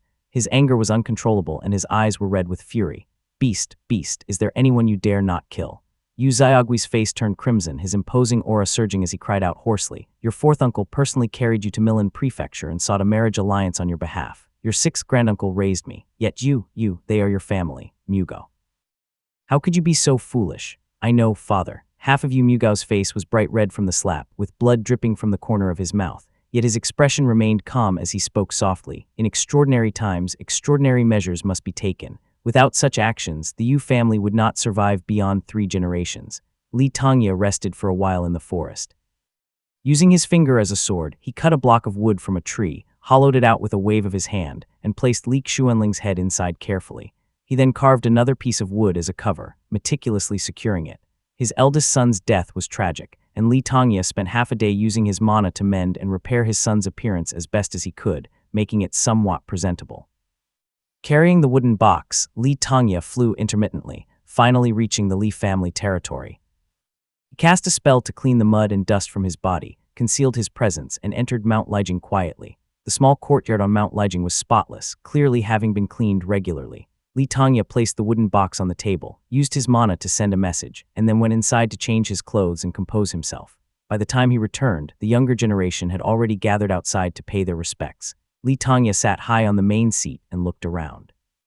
Li Qinghang was the most grief-stricken, weeping inconsolably with her face covered. Her beautiful almond eyes were now red and swollen as she sobbed quietly. Li Xuanxuan had returned from the market. His years of business had given him a shrewd and calculating demeanor, and his hair was now streaked with white, showing signs of age. He stood silently, staring blankly at the wooden box, lost in thought, and said nothing. Li Yuanping's pale face looked even worse, his eyes filled with deep resentment. Standing between them, Li Yunjiao's face was sorrowful, but he remained calm, gripping the dragon coiling pillar sword tightly in his left hand with his lips pressed together. Li Tanya sighed and handed the wooden box to Li Qingheng. She wiped her tears and took it silently, not saying a word. Li Tanya, his voice slightly hoarse, asked, "Has Yunian arrived yet?" Li Yunjiao stepped forward and replied, "I have already sent someone to eastern Mount Yue to bring him back." Li Xuanling had a son and a daughter, Li Yunian and Li Qingheng. However, Li Yunian, lacking a spiritual orifice, had always been pretty much invisible in the family. This was the first time Li Tanya had summoned him back to Mount Lijing. Hearing this, he nodded and fell silent. For a while, the courtyard was filled only with Li Qingheng's sobs. The younger generation remained silent, watching Li Tanya's weary and pale face with a sense of foreboding. After the time it took to burn a stick of incense, footsteps approached from below. The courtyard door creaked open and a middle-aged man stumbled in. He was plump with dark circles around his eyes and his lips were trembling. The middle-aged man fell to his knees in front of Li Tanya with a thud, his voice tinged with sorrow and muffled by tears as he spoke softly. "Yunian, your unworthy grandson, greets grandfather." Chapter 331, Mutual Understanding I. Li Yunian was now 25 years old. Despite being immortal, he was clad in brocade, enjoying a comfortable life thanks to his father and siblings. He was now a father of 3 sons and 2 daughters. Although Li Yunian belonged to the younger Yuan generation, he looked older than his actual age. Unlike his siblings, who still looked 15 or 16 due to years of cultivation, he was aging faster than them and bore the appearance of a man in his 30s. This rapid aging had caused his subordinates to stop addressing him as young master, instead referring to him as old master. Li Tanya watched silently with a pale face in his main seat as his eldest grandson kneeled dumbly before him, clutching a wooden box. Though the old man's vitality was waning, his sharp eyes gleamed with intensity. His gaze lingered on Li Yunian's smooth and delicate hands for a while as he stayed silent. Those hands were fair, short, and chubby. They had never wielded swords or spears, and even the calluses from gripping a brush in his youth had vanished, revealing a delicate smoothness akin to that of a carnivore. A hint of disappointment flashed in Li Tanya's eyes as he spoke hoarsely. "Yuner, come here." Li Yunian approached cautiously, his fear of his imposing grandfather palpable. He wiped tears from his face as he moved forward, still kneeling before Li Tanya. Li Tanya studied him closely, noting only a trace of melancholy on his face, which was otherwise devoid of frustration or resentment. Finally, he said, "After mourning your father, go to the marketplace and take charge." "Understood," Li Yunian murmured in response, too apprehensive to say more. He clutched the wooden box tightly and retreated. Li Tanya surveyed the faces of the younger generation warmly and assured them, "Though my injuries are severe, I can still hold on for a few more years. If I can obtain a spiritual item like stalactite jade liquid, it might extend my life further. There's no need to worry. Carry on with your tasks. Ancestor, take this." Li Yunjiao presented a jade box to him with both hands, but Li Tanya gently pushed it away. Though exhausted, the old man managed a faint smile and replied, "Keep it for yourself." He carefully rose to his feet, unclasped the Qingche sword from his waist, and hung the sword on the main seat. This sword, having been nurtured by him for many years, had developed a spirit of its own, and as soon as it left Li Tanya's grasp, it buzzed reluctantly and swayed. Li Tanya turned back to his descendants, his instructions tinged with uncertainty. "Do not go out of your way to seek any medicine for me, and above all, do not think about any blood sacrifice. Focus on yourselves." "Understood," the juniors responded in unison. Li Tanya stood with his hands clasped behind him, then slowly walked out of the courtyard. He made his way along the stone path laid down by Li Xianping years ago, heading toward the cave dwelling on Mount Mike. In the courtyard, several juniors approached to comfort Li Qingheng and discussed the arrangements for Li Xuanling's funeral. Eventually, each went their separate ways down the mountain to attend to their own tasks. Summer gave way to autumn, and rainfall became scarce. Li Xuanling's funeral on the mountain was conducted in a simple manner. White silk decorated the courtyard for just a few months before being taken down swiftly. Li Yunian went to the marketplace, and Li Qingheng stood guard at Mount Yuding. The first batch of Li family elders also passed away in succession, and funerals became commonplace. Within a matter of 2 weeks or a few months, they were concluded haphazardly. When the rice harvesting season arrived, everyone became far too occupied to have time to grieve. Meanwhile, in eastern Mount Yue, birds chirped on Mount Wudu as newly polished stone benches and chairs were placed in the courtyard. Li Yunjiao, dressed in white, sat quietly by the stone table. Setting his jade cup down, he remarked softly, "It's been quite some time since I last saw you, cousin." The middle-aged man seated opposite him chuckled. He had tanned skin, wearing a jade crown and a long robe. His eyes were tinged faintly with violet. "I heard a rumor recently about our ancestor slaying a Maha with his sword on Mount Bianyan and attaining mastery of the sword essence. The tale is spread far and wide, and many pleaded I ask you about it." He began. Li Yunjiao chuckled lightly, meeting his gaze with a smile. Ah, that indeed happened, he answered. Shamali had originally worn a relaxed smile, but upon hearing Li Yunjiao's confirmation, he was stunned as if struck by lightning. He instantly sat upright and exclaimed incredulously, "But that's a Maha we're talking about. A Maha incarnate," Li Yunjiao corrected him. Even so, how could someone at the Foundation establishment realm challenge a Maha reincarnation, let alone slay him with a sword and send ripples through Mount Yue? The old ancestor. He's truly a divine figure. Shamali blurted out. Shamali, currently only at the third heavenly layer of the Qi cultivation realm, had consumed various unrefined Qi, hence resulting in his slow cultivation progress. He had long been outpaced by Li Yunjiao. Any aspirations he might have harbored in the past had long been extinguished. Nevertheless, this news filled him with pride, and his eyes gleamed with joy as he exclaimed, "Amazing." Li Yunjiao maintained his composure, smiling as he raised his cup to drink. Shamali was visibly excited and spoke with great enthusiasm. Since the destruction of Mount Wu and the divide of Mount Yue into Western Mount Yue State, and others, our Eastern Mount Yue has been overlooked by the major families. These Foundation establishment cultivators on Mount Yue clearly do not respect the main family. It really irked me. Shamali brought out several boxes, each containing wooden and jade items. He lined them up neatly on the table and said, "I brought all the congratulatory gifts here. I dare not keep any single one of them for myself." "I never suspected you," Li Yunjiao responded casually, sweeping his spiritual sense over the boxes swiftly. The spirit items in the box appeared in his mind's eye immediately. These Foundation establishment realm cultivators of Mount Yue were all calculative men who would not let out the falcon if there was no rabbit in sight, and the spirit items they presented were only of the Qi cultivation. Nevertheless, Li Yunjiao collected the insincere gifts. Shamali's behavior was exactly as Li Yunjiao had anticipated. Mount Yue was not alone in traveling to Lijiang Town to congratulate the Li family. Several cultivators, whether passing through or arriving specifically for the occasion, did the same. Several prominent families under the Li family's rule were also joyous and honored, basking in unexpected happiness. As Shamali grew older, he grew even more naggy.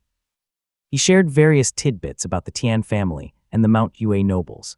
Li Yunjiao listened attentively to everything, nodding as he escorted Shamali down the mountain and bid him farewell. Xiao Gilun watched Shamali descend the mountain and slowly depart with his entourage before she gracefully emerged from the house. Her sharp, narrow eyes blinked gently as she laughed. That Shamali is not as bad as rumors might suggest. Xiao Gilun had reached the peak of the embryonic breathing. She cultivated the meridian nourishment technique of the Xiao family, a grade 4 technique that was a grade superior to the Li families.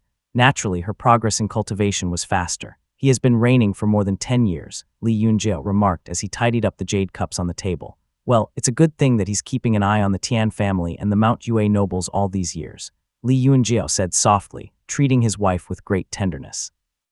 Xiao Gilun chuckled lightly, then sat down beside him and said, "The Xiao family has also sent representatives. My sisters who are familiar with the family are amazed. There are wild rumors circulating, claiming our family has an immortal sword and inherits the way of the sword. Supposedly, whoever draws this sword will become the head of the family. Although your cultivation realm is high, the sword did not acknowledge you. That's why you have no choice but to remain a young master."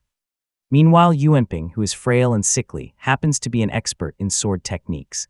Xiao Gilun repeated what she heard to Li Yunjiao, causing him to burst out laughing. "Do you believe the rumors spread by a bunch of rogue embryonic breathing realm cultivators who cultivate with various unrefined qi?" he asked, amused. "Of course not," Xiao Gilun huffed.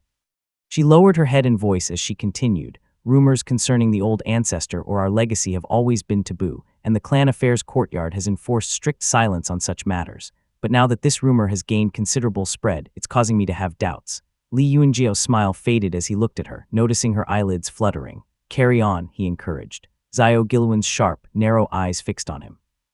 The two exchanged a few breaths of silence before Xiao Gilun asked calmly, "Is the old ancestor still in good health?" Chapter 332, Mutual Understanding, II. Li Yunjiao fell silent for several breaths, his gaze fixed on Xiao Gilun. She looked down silently as though trying to draw answers from the stone table itself. Finally, after a long pause, Li Yunjiao sighed and said, "If you already knew the answer, why did you need me to spell it out for you?"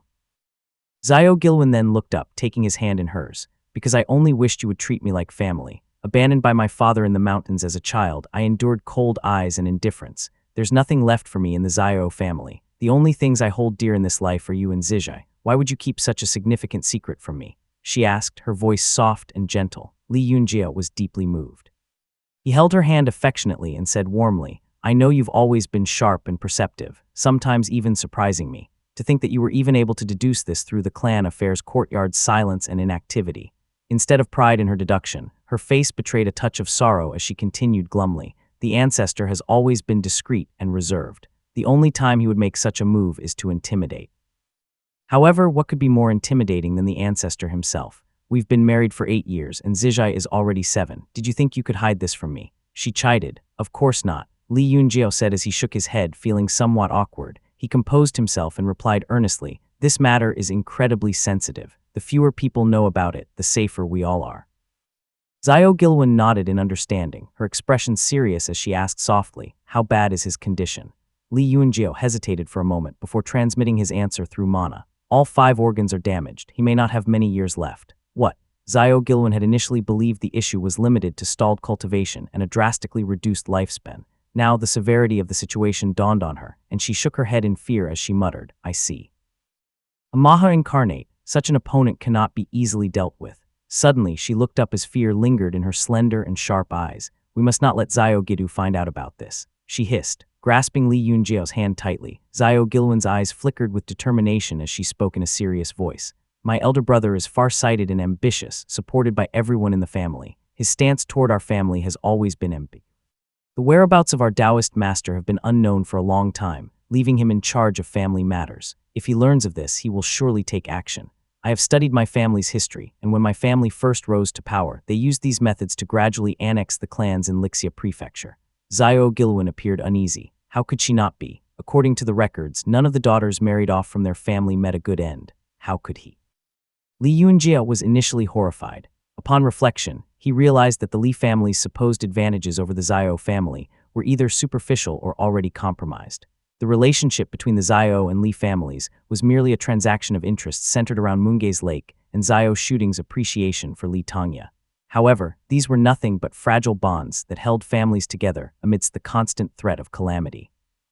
As Li Yunjiao pondered these thoughts, he suddenly realized that the Xiao family was not just a distant ally, but also a potential rival lurking beside the Li family. I see. Although the Xiao family is officially detached from Azure Pond and cannot act openly, they can still exert influence and covertly provide support, he muttered softly. Xiao Gilwen nodded slowly and whispered, during my time in the Xiao family, I heard that our family had initially intended to align with the Yu family. However, Yu Muxian's background was too formidable, and the Azure Pond sect opposed such an alliance, forcing us to abandon the plan. Li Yunjiao listened intently, secretly feeling a mix of relief and amusement. I see. I suppose my family owes thanks to Yu Muxian. If the Xiao family had secretly aligned with the Yu family over the past few decades, what would have become of my family? He wondered, deeply troubled. Xiao Gilwen refilled her husband's cup, her mind already formulating a plan. Don't worry, my dear, I was only asking about the ancestor to be sure. I'll take care of matters with the Xiao family. Unless my brother intervenes personally, there won't be any problems. Good, Li Yunjiao smiled and pondered for a moment before whispering, rumors at home should settle soon. I'll instruct Yuenping to suppress this matter first. The couple exchanged a smile, saying volumes in their silent mutual understanding. Meanwhile, in Lijiang Town, Li Yuenping counted the boxes on his desk meticulously, his brush tracing over fabric pages. Suddenly, he heard a commotion outside his door. Ji hurried in and whispered, Young master, Madame Ren has arrived. Li Yuenping's face lit up instantly. He quickly set down his brush and welcomed a young woman into the courtyard, holding the hand of a healthy 1-year-old boy with bright eyes. Minger. Li Yuenping's pale face broke into a rare, wide smile as he reached for the child, causing Li Ziming to giggle in response. Li Yuenping had married a year ago. His wife, chosen from the Ren family, was a suitable match in age and possessed a spiritual orifice. Due to their modest cultivation realms, they were able to quickly conceive a child. Li Yuenping was the one who named him, picking a name that had the character Ming in it, which was in accordance with the order of the generation names. He had been worried about the child for a while, but was eventually relieved to see that his own condition did not affect his son's root bone. Li Ziming turned out to be a healthy and robust child. Li Yuenping gazed into the child's clear eyes and thought to himself, Brother Jiao's son Zijai already possesses a spiritual orifice at 7 years old. Since he has just started cultivating, it's still too early to gauge his potential. Ziming is only a little over a year old. In a few more years, he can pay his respects to the mirror. Cradling little Ziming in his arms, Li Yuenping played with his son, eliciting joyful laughter from the child.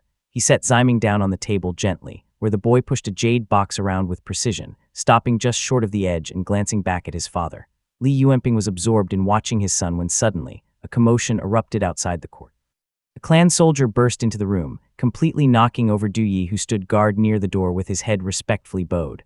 What's going on? Li Yuanping had always ruled the household with strict discipline, and such disruptions were unprecedented. Rather than scolding the soldier, his heart skipped a beat as he asked sternly once again, "What's the matter?"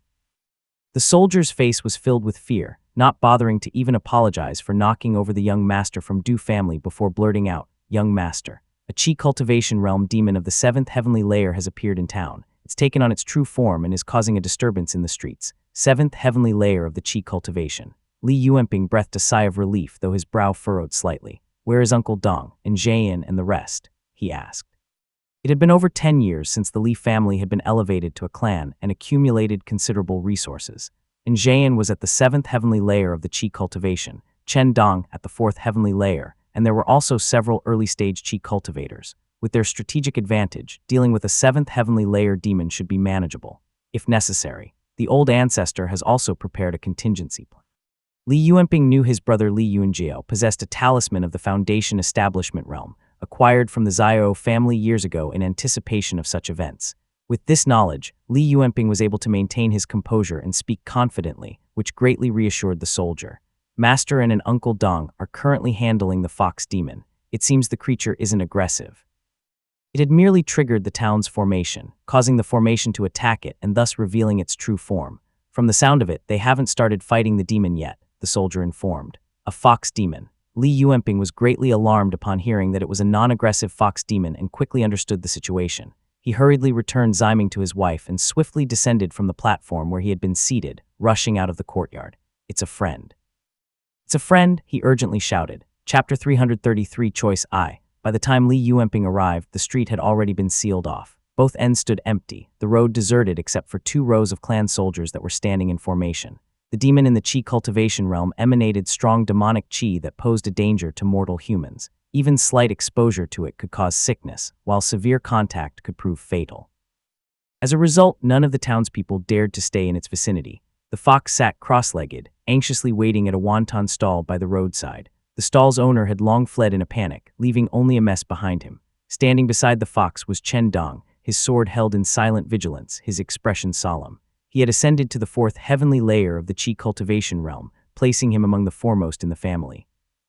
Sitting opposite the fox, Jian grinned broadly, holding a bowl of wontons while he chewed enthusiastically. Despite nearing 100 years old, his appetite was undiminished. The aroma of the grease from his meal made the fox gulp with envy. Li Yuanping observed the fox from afar and confirmed that it matched the rumors. Yuanping greets Senior. He hurried forward and cupped his fist respectfully, prompting the fox to emit a high-pitched squeak. "Where's Li Tanya?" Seeing Li Yuanping's arrival, Jian tossed aside his bowl immediately, rising to his feet. Chen Dong nodded to him before they said in unison, "Greetings, young master." Li Yuanping acknowledged them before addressing the fox politely, saying, "Senior, the old ancestor is currently meditating in his cave dwelling. You will have to ascend the mountain to speak with him."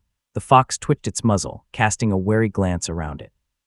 Its narrow eyes then took in the pale golden formation on Mount Lijiang and hesitated momentarily before glumly saying, "But first, let's be clear. I am a close friend of your family's old ancestor and the demon den knows about it. If this is a ploy to ensnare and kill me within the formation, Mount Dali surely won't let this matter slide." "Oh, we would never dare to deceive you, Senior," Li Yuanping assured with a smile. He gestured to dismiss the clan soldiers trailing him and Jian, then led the fox away. As they passed through the shimmering barriers and entered the mountain, the fox muttered with a hint of annoyance, "Is he really that badly injured that he can't even descend the mountain to meet me?" Li Yuanping knew that Li Tanya received about 50% of his information from this fox. Hence, the fox was likely aware of the Li family's situation. In his heart, Li Yuanping could only muster a bitter smile and thought to himself, after all, foxes are known for being cunning and calculating. However, he replied, "You'll see him soon and find out, Senior. The last time I saw the old ancestor was when I ascended the mountain a few months ago to send him healing medicine, so I am unsure of his current condition." After they walked the winding mountain path for a bit, the cave dwelling's entrance eventually came into view. Li Yuanping hesitated before the sealed stone door and said respectfully, "Please wait here a moment, Senior. My elder brother will arrive shortly to unlock the door." Despite the long friendship between the white banyan fox and Li Tanya, Li Yuanping could not dismiss his reservations. After all, the fox was still a demon, and Li Tangye was seriously injured. If the fox harbored ill intentions, it would be difficult for him to handle the situation. Li Yuanjiao, at the middle stage of the Qi cultivation realm and possessing talismans of the Foundation establishment realm, was the best candidate to escort this fox into the cave dwelling. The fox nodded, seemingly oblivious to Li Yuanping's thoughts, but just then a loud grating sound erupted as the stone door creaked open. "Let it enter." The hoarse voice of Li Tangye rang out. With no other option, Li Yuanping nodded and gestured for the fox to enter. It hurried into the cave without any further hesitation. Inside, the cave was filled with abundant spiritual qi and illuminated white by a dharma lamp on the wall. Li Tangye, seated cross-legged on the stone bed at the center, smiled warmly at the fox. The stone table before him was piled with a variety of spirit elixirs and pills that glowed faintly, most of which remained untouched. "Li Tangye," the fox exclaimed when he saw Li Tangye, looking at him with gentle eyes. His white hair and withered face shocked the fox, who hurried forward a few steps and grasped his hand, sniffing anxiously before exclaiming, This is." Li Tangye chuckled and responded, "Thanks to the information you gathered, I managed to survive the wrathful Maha. Why the hell are you still laughing?" Li Tangye had no idea where the fox had learned to say that, but its face quickly fell as it squeaked, "Your Dao has been destroyed. More than that." Li Tangye rolled up his sleeve, revealing the cracks that covered his arm, oozing droplets of light green liquid. He dabbed the liquid away and continued softly, "My cultivation has been damaged too." Pointing at the spirit items on the stone table, Li Tangye shook his head in resignation. "I had told them not to send these things. I know the juniors mean well, but most are of little use. This is just a waste of resources," he said dejectedly. The fox silently gulped but squeaked, "In my opinion, this is a manageable situation. Your 5 organs are damaged, hence leading to the imbalance of 5 qi. I have a technique that involves extracting organs from people to replace your heart, spleen, stomach, lungs, and liver. You can get your disciples and grandchildren to gradually gather qi over a few months. Within 3 years, you'll be as good as new." The fox grew more animated with each word, gesturing eagerly as it continued. "As for your destroyed Dao, we can search for a horned flood dragon and feed it 6,600 people to create a blood pool. As long as we do this every 3 years. The fox's voice trailed off as Li Tangye shook his head and interrupted. "Your proposed technique involves using the internal organs of a living human, right? By gathering qi, you're essentially suggesting a blood sacrifice. And by creating that blood pool to renew my Dao, that's nothing short of dark arts." He chuckled wryly and continued, "I, Li Tangye, hail from humble peasant origins. My life is worth nothing. Though I have taken many lives, they were mostly evildoers or cultivators, individuals who posed a threat. I've never entertained thoughts of senseless slaughter. All I seek is survival. This is a clan rule passed down by my father, and the moral boundary of my family." The moment Li Tangye said moral boundary, memories of a shiny mirror flashed through his mind. After a brief pause, he concluded, "The Li family may not be virtuous, but we won't resort to such dark arts. Forget it." "You," the fox froze in irritation. "What's wrong about eating people? It's all just about the survival of the fittest. Isn't it always like this? Just because you refuse to eat people doesn't stop others from doing it," the fox hissed. Seeing Li Tangye's silence, the fox grew even more frustrated. It rose from the stone bed and snarled, "Stubborn man, that old-fashioned thinking has prevented you from seeing my good intentions." Li Tangye remained seated calmly, watching the fox with a smile. It ranted on for a while, then let out a loud wail of frustration and cried, "I still have over 100 years to live. How am I going to continue living?" The fox grumbled to itself for some time more before eventually falling silent. Opening its mouth wide, he spat out a fruit the size of a jade bead that emitted a clear, cool light. The fox cleaned its saliva off with its paws before explaining, "This is my prized Huisheng fruit. It's a precious medicine even among human cultivators. It enhances mana and vitality. If you ingest it, you might sustain yourself for a few more years and regain some strength." Li Tangye was taken aback, unsure about how to refuse the fox. Before he could respond, the fox jumped off the bed, swinging its tail as it grumbled, "What a great loss. I thought we promised to keep ourselves safe. Now you're going to kick the bucket in a few years." Without waiting for Li Tangye's response, the white banyan fox jumped and exited the cave. Left alone in the cave, Li Tangye gazed silently at the Huisheng fruit glowing softly in his hand like a luminous pearl. A myriad of emotions flooded through him, but all were condensed into a single sigh. Chapter 334, Choice II. Li Yuanping waited respectfully inside the cave, his heart pounding with apprehension until the fox finally emerged, looking dejected. Rushing forward, Li Yuanping's eyes burned with anxiety. "Senior, how is my family's ancestor?" He blurted out, "Our family's ancestor." The fox glanced at him, then straightened up suddenly. Its eyes darted around before it spoke, its voice heavy with sadness.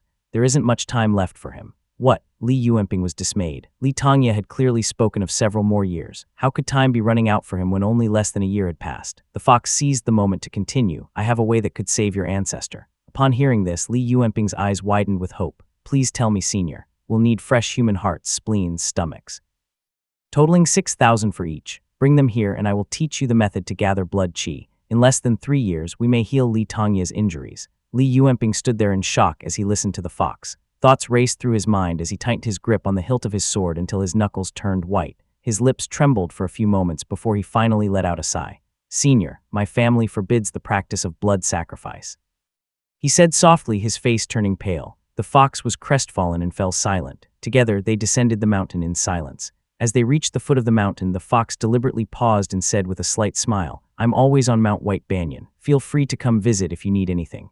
Li Yuanping nodded lightly. The white banyan fox clicked its tongue twice, then vanished into the wind. Li Yuanping's bottom lip nearly bled as he bit down on it, watching as the fox disappeared. Finally, after a long moment, he released his grip on his sword and left the mountain. His mind was in turmoil. Not only Li Tongya's injuries, but even his own frail health and damaged root bone could also be remedied by these methods. Yuanping, send 100 jin of spirit rice to the elder white banyan fox every. Li Yuanping's heart felt heavy and unsettled when Li Tongya gave him this instruction. It rang in his ears like a warning bell, momentarily clearing his mind. Nevertheless, he heeded it respectfully before quickly descending the mountain. Quite an intriguing fox, Lu Zhongxian remarked as he leaned against the jade table leisurely, watching the fox depart reluctantly. In his sight, the fox shimmered with pure Dharma light from head to tail, exuding a calm and neutral aura. Such an aura was quite uncommon for a demon. This fox told Li Tongya that it was born in the wild, but its body radiated with mana, light clearly indicating an inherited lineage and profound background. Though Lu Zhongxian had yet to recover to the Purple Mansion realm and could not predict the demon fox's fate, he could already discern this fox's extraordinary background. He silently pondered to himself, judging by its insight and knowledge, this fox might be backed by one of the top Purple Mansion demons from the Demon Den. I wonder what its purpose is in approaching the Li family. Even though the wrathful Maha had perished and Lu Zhongxian had saved Li Tongya, the matter was far from over. Wrathful Maha, who had dedicated years to his cultivation and amassed a wealth of golden essence, carried a formidable fate. Upon his death, his fate scattered and dispersed throughout the great void, wandering aimlessly. Taoist master Shangyuan, either disdainful or no longer finding these fates useful, sheathed his sword and departed. Meanwhile, the 9 Purple Mansion realm cultivators pursued them through the great void, creating a grand spectacle that Lu Zhongxian found interesting. The Golden Feather sect and Azure Pond sect seemed to have gained the most from this affair. Zhao Shooting, if not for his lack of combat prowess due to Manon Creek, could have benefited even more. His intervention this time had thoroughly exhausted Lu Zhongxian. Yawning, he felt a weariness seep into his heart. He glanced at Li Tongya, who held the night pearl-like Husheng fruit in his hands, then condensed a talisman pill and sent it into the great void with a flick of his fingers. I can't let you suffer too greatly either, he mumbled. The pure talisman qi obtained through the ritual and condensed by the mirror could enhance the cultivation and the root bone of the demon fox once infused into its body. Behind the demon fox likely lurked at most a Purple Mansion realm demon cultivator. Judging by the look of things, the fox had roamed freely for many years, so Lu Zhongxian had nothing to worry about the Purple Mansion realm demon detecting something in it. I wonder if I've grown more cautious due to my prolonged stay with the Li family. Lu Zhongxian mused silently, a faint smile playing on his lips. In the secret chamber of the Li family's ancestral hall, the bluish-gray mirror slowly floated into the air, releasing ethereal wisps of moonlight. Like mist, the wisps filled the dark room. From the surface of a shattered mirror emerged a brilliant, radiant stream of light. This luminous stream seemed to be imbued with a life of its own, meandering through the air with purpose. It effortlessly traversed through thick stone walls, passed through layers of dense formations, and penetrated the Golden Sun-right profound light formation, finally catching up to the demon fox. The stream of light pulsated with a rhythmic beat and then entered the back of the white banyan fox's head. The fox remained oblivious to its presence, continuing on its silent flight toward Mount Dali, meanwhile at the Yu residence. So you're saying that Li Tongya has either perished alongside that Maha or suffered grave injuries?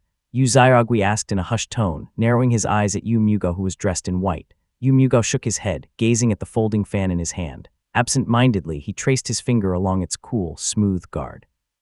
He replied casually, it was just my speculation. Who knows, maybe Li Tongya sustained irreversible damage during the process of slaying the Maha. Yu Mugao's face, once marked by a red palm print, had regained its usual pale complexion. Despite his middle-aged appearance, he spoke with a deliberate calmness. I heard that no one had seen him ever since he slayed the Maha, so I dispatched someone to investigate the Lee family's store in Cloud Crown Peaks Marketplace.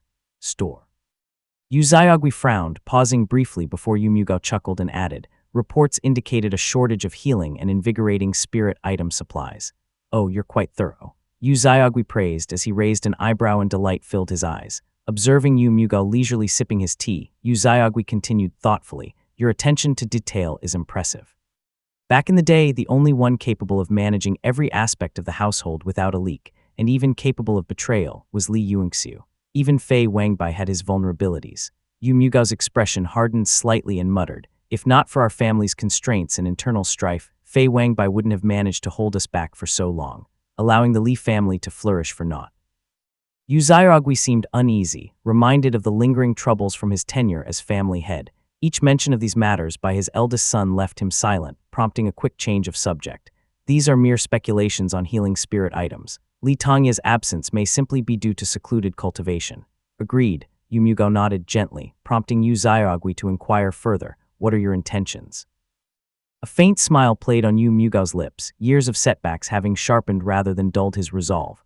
Test the waters. The father and son exchanged glances as a servant hastily entered the room. A fleeting look of surprise crossed the servant's face upon seeing Yu Xiaogui. He quickly bowed his head and respectfully cupped his fist to Yu Mugao, reporting, family head, the Fei family has sealed their mountain. What? Chapter 335, Ning Heiyuan. Mount Yuding was the most treacherous and steepest of the Li family's mountains, and it reached into the clouds. The courtyard atop the mountain, while not huge, housed a jade well that was as large as a pond. Despite looking like an ancient well, the water in it was crystal clear, shimmering with a mystical light. Li Qinghang exhaled a puff of white breath, her almond eyes glowing dimly purple. With a forceful push of her palms, she unleashed a torrent of thunderous mana, her red lips parting in astonishment. The purple thunder secret origin technique. Is it truly a secret technique modified by the descendants of its original creator? She had devoted 6 years to mastering this technique and had studied numerous other qi cultivation methods. Yet the Purple Thunder secret origin technique's ancient simplicity and uniqueness set it apart from the rest, containing elements unheard of in other methods which often amazed Li Qinghang. Dreaming of the day she would master the profound thunderpool and wield its profound power, she dispersed the spell in her hand with a wave and glanced around the courtyard before softly calling out, Li Zicheng. Footsteps came from behind the house as a 12-year-old boy with straight eyebrows and a sweaty forehead rushed into view, stopping right in front of Li Qinghang with a smile. Auntie. The boy Li Zicheng was the son of Li Yuanian and the oldest among the generation of Zian Yue. His father lacked a spiritual orifice and did not cultivate, hence he was the first to father a child among his generation. Li Zicheng, already 13, possessed a spiritual orifice. Unfortunately, his innate talent was influenced by his father's lineage and could only be considered average. With Li Yuanian away at the market and Li Zicheng in need of supervision, Li Qinghang, his paternal aunt and Li Yuanian's elder sister, was naturally the best choice. Thus, Li Zicheng had been sent to train on Mount Yuding with her. Time for spear practice. Li Qinghang handed a wooden spear to Li Zicheng, instructing the boy to hold it horizontally in his grasp. He stood alone, maintaining his stance as she observed him with a keen gaze. Are you practicing the Supreme Langyang Meridian Nourishment Technique? She asked. Yes, Auntie. Li Qinghang nodded, her expression unreadable. The Supreme Langyang Meridian Nourishment Technique was a Grade 3 technique, acquired by Li Tongya for those in the direct lineage. As one of the recipients of the talisman seed in the family, she practiced the Supreme Yin Breathing Meridian Nourishment Sutra, which had to be kept a secret. Zicheng, Zijai, Ziming. I wonder who among them will receive the favor of the mirror. Brother Zhao plans to recommend Zijai to the immortal sect, so he likely won't be a candidate. That means it'll be either Ziming or Zicheng. While Li Qinghang was lost in thought, Li Zicheng gritted his teeth in silent determination. Sweat drenched his body as he held the spear up shakily. Li Qinghang straightened his arms and was about to offer guidance when a voice thundered from beyond the compound. Rogue cultivator Ning Heiyuan has come to pay his respects. I would like to meet the mountain master of the Li family. Startled by the sudden voice, Li Zicheng dropped his spear with a clatter. He wiped the sweat beading his brow while casting a nervous glance at his aunt. Li Qinghang glanced toward the source of the voice.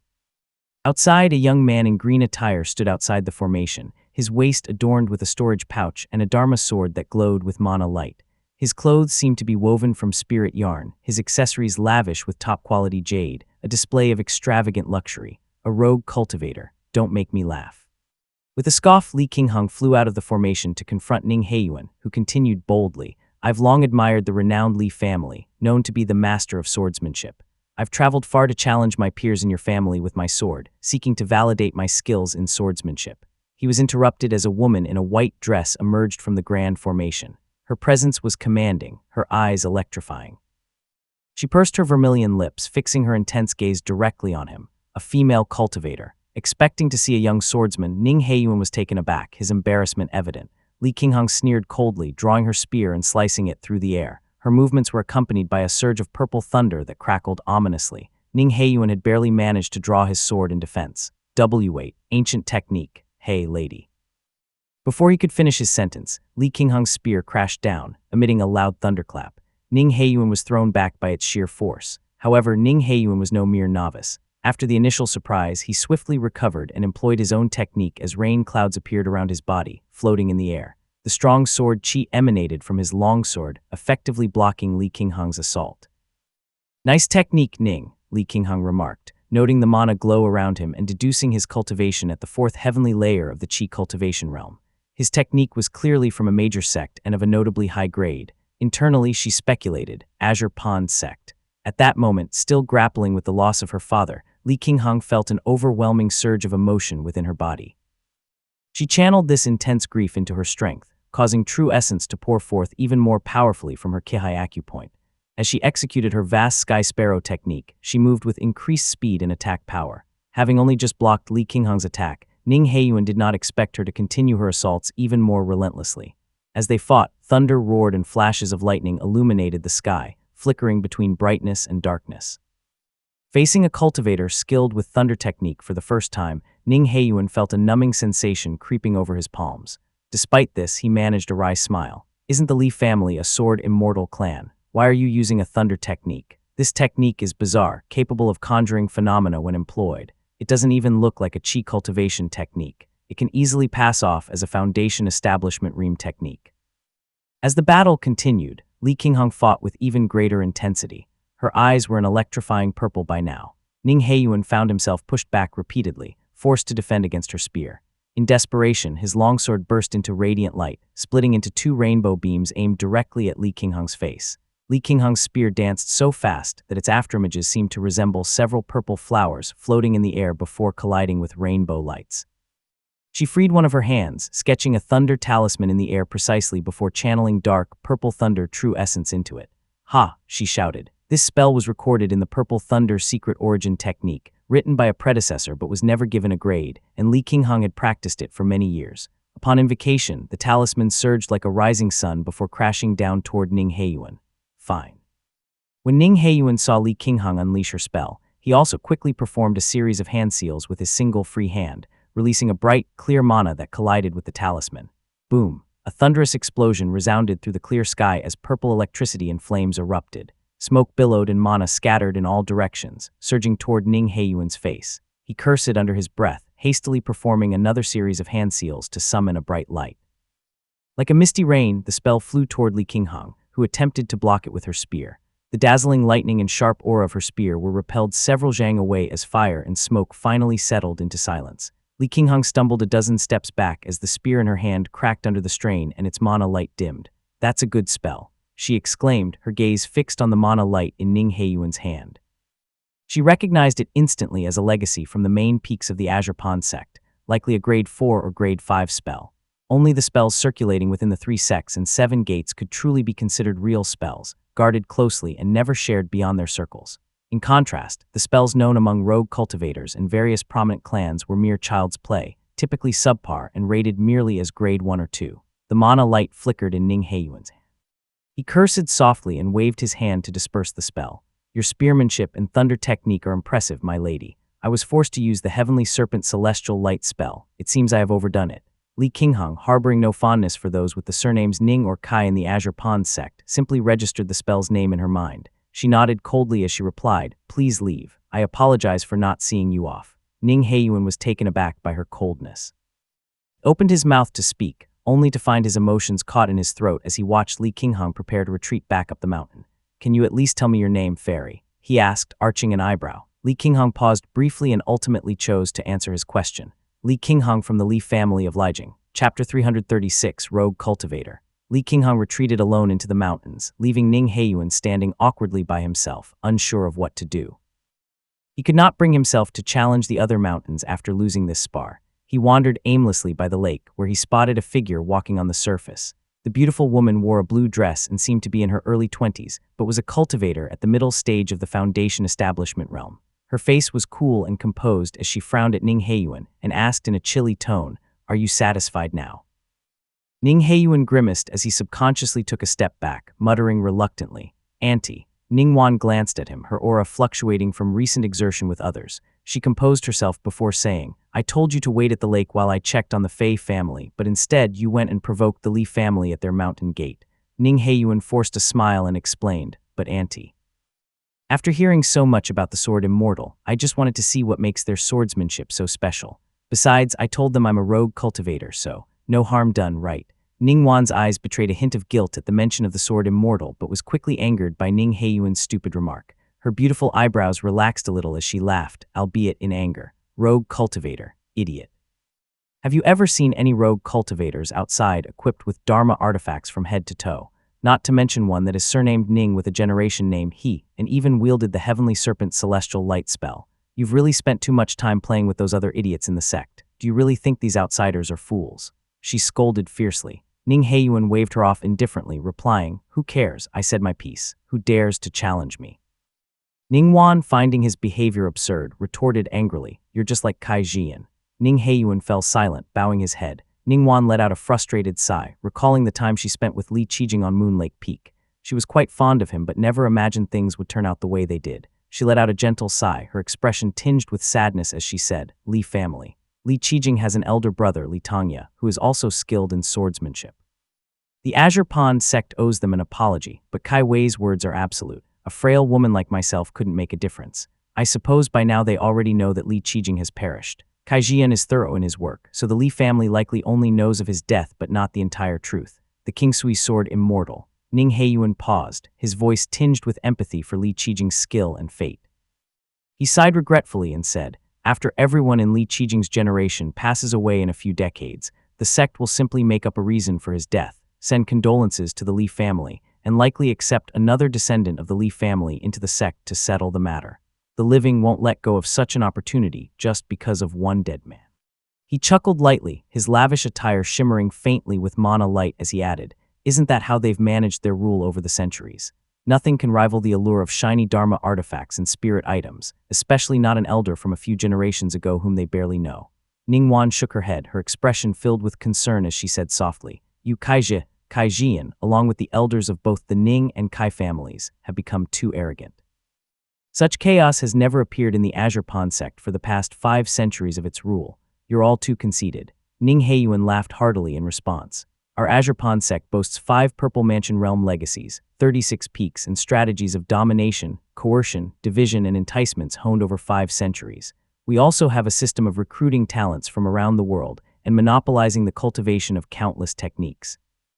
Our goal is not only to dominate the past 500 years, but also aspire to influence the next 1,000. He boasted confidently. Ningguan's laughter turned cold as he retorted, "The Moonlight Origin Mansion ruled over Jiangnan for 1,200 years. Look at where it is now." As autumn set in, the letters on Li Yuanping's desk began accumulating day by day as he grew busy with the family's affairs, including organizing the wedding between Li Qingxiao and a son from Mount Yu of the Xiao family which had left him sleep-deprived. His slender frame, draped in a white robe, seemed weary, and his already pale face grew paler with worry as his gray-black eyes fixated on the documents on his desk. Du Yi, who was standing nearby, cast a few glances at him. After hesitating for a moment, he finally stepped forward and said hesitantly, "Young master, Madam has come over 3 times to remind you to rest. Perhaps you should take a break now." Li Yuanping shook his head dismissively and continued writing with his brush. As a cultivator of the embryonic breathing realm, a few days without sleep is nothing to worry about. Please convey my gratitude to Mother. Seeing his efforts to persuade Li Yuanping were futile, Du Yi secretly clenched his teeth and bowed. "Madam means to say that she could assist with some household affairs. She hopes that you'll take care of your health and resume your cultivation soon." He continued, a look of worry on his expression. Frowning, Li Yuanping replied curtly, "I know my limits. There's no need to remind me about cultivation." Li Yuanping understood his mother meant well, yet he was determined to handle things himself. Setting his brush down, he sighed and asked, It's been 2 months since the Fei family sealed their mountain. Any news about that?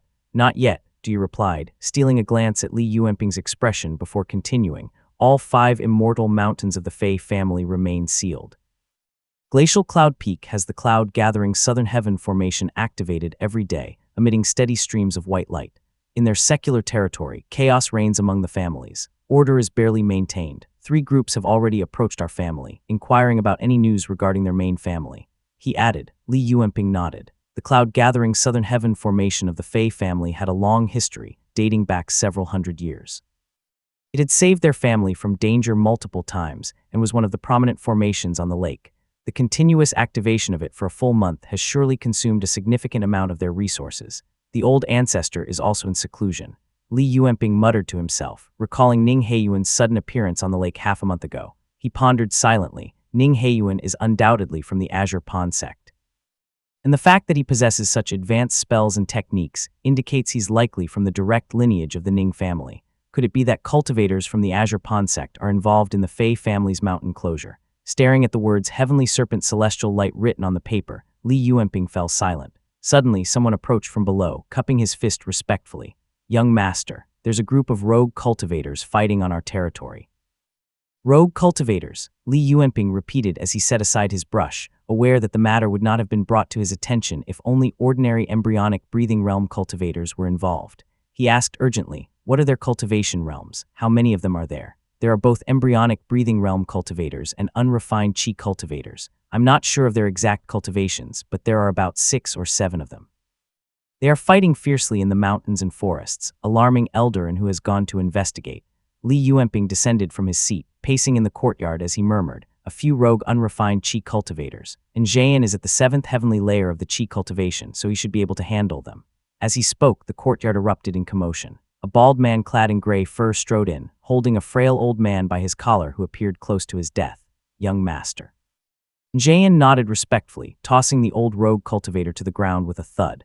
The man groaned loudly in pain. He then cupped his fist and declared, this is the man. Chapter 337, Heavenly Pure Essence I. The old cultivator was an unrefined qi cultivator at the 5th heavenly layer, but his cultivation had been sealed by Zhayan. Blood covered his head and face, his beard and hair disheveled, as he kneeled limply at the bottom of the stairs. Ji stood nearby, supporting him to keep him upright while reminding the man, rogue cultivator, you're in the presence of the Li family's young master. The old cultivator remained silent, kneeling on his knees in a daze. Ji raised his voice and called out to the old man again. Observing the furrowed brow of Li Yuanping, who remained seated, Ji turned and called out to another person, Su Gongming. Su Gongming hurried forward, seizing the old cultivator by his collar and placing his other hand on the old man's back. After adjusting the old man's true essence, Gongming performed a series of hand seals and applied 2 tranquil mind spells. It was only then did the rogue cultivator stirred from his stupor, as if awakening from a dream. Gah! The old man coughed up 2 mouthfuls of blood, his gaze sweeping over the faces of the Li family members. He whimpered, covering his face.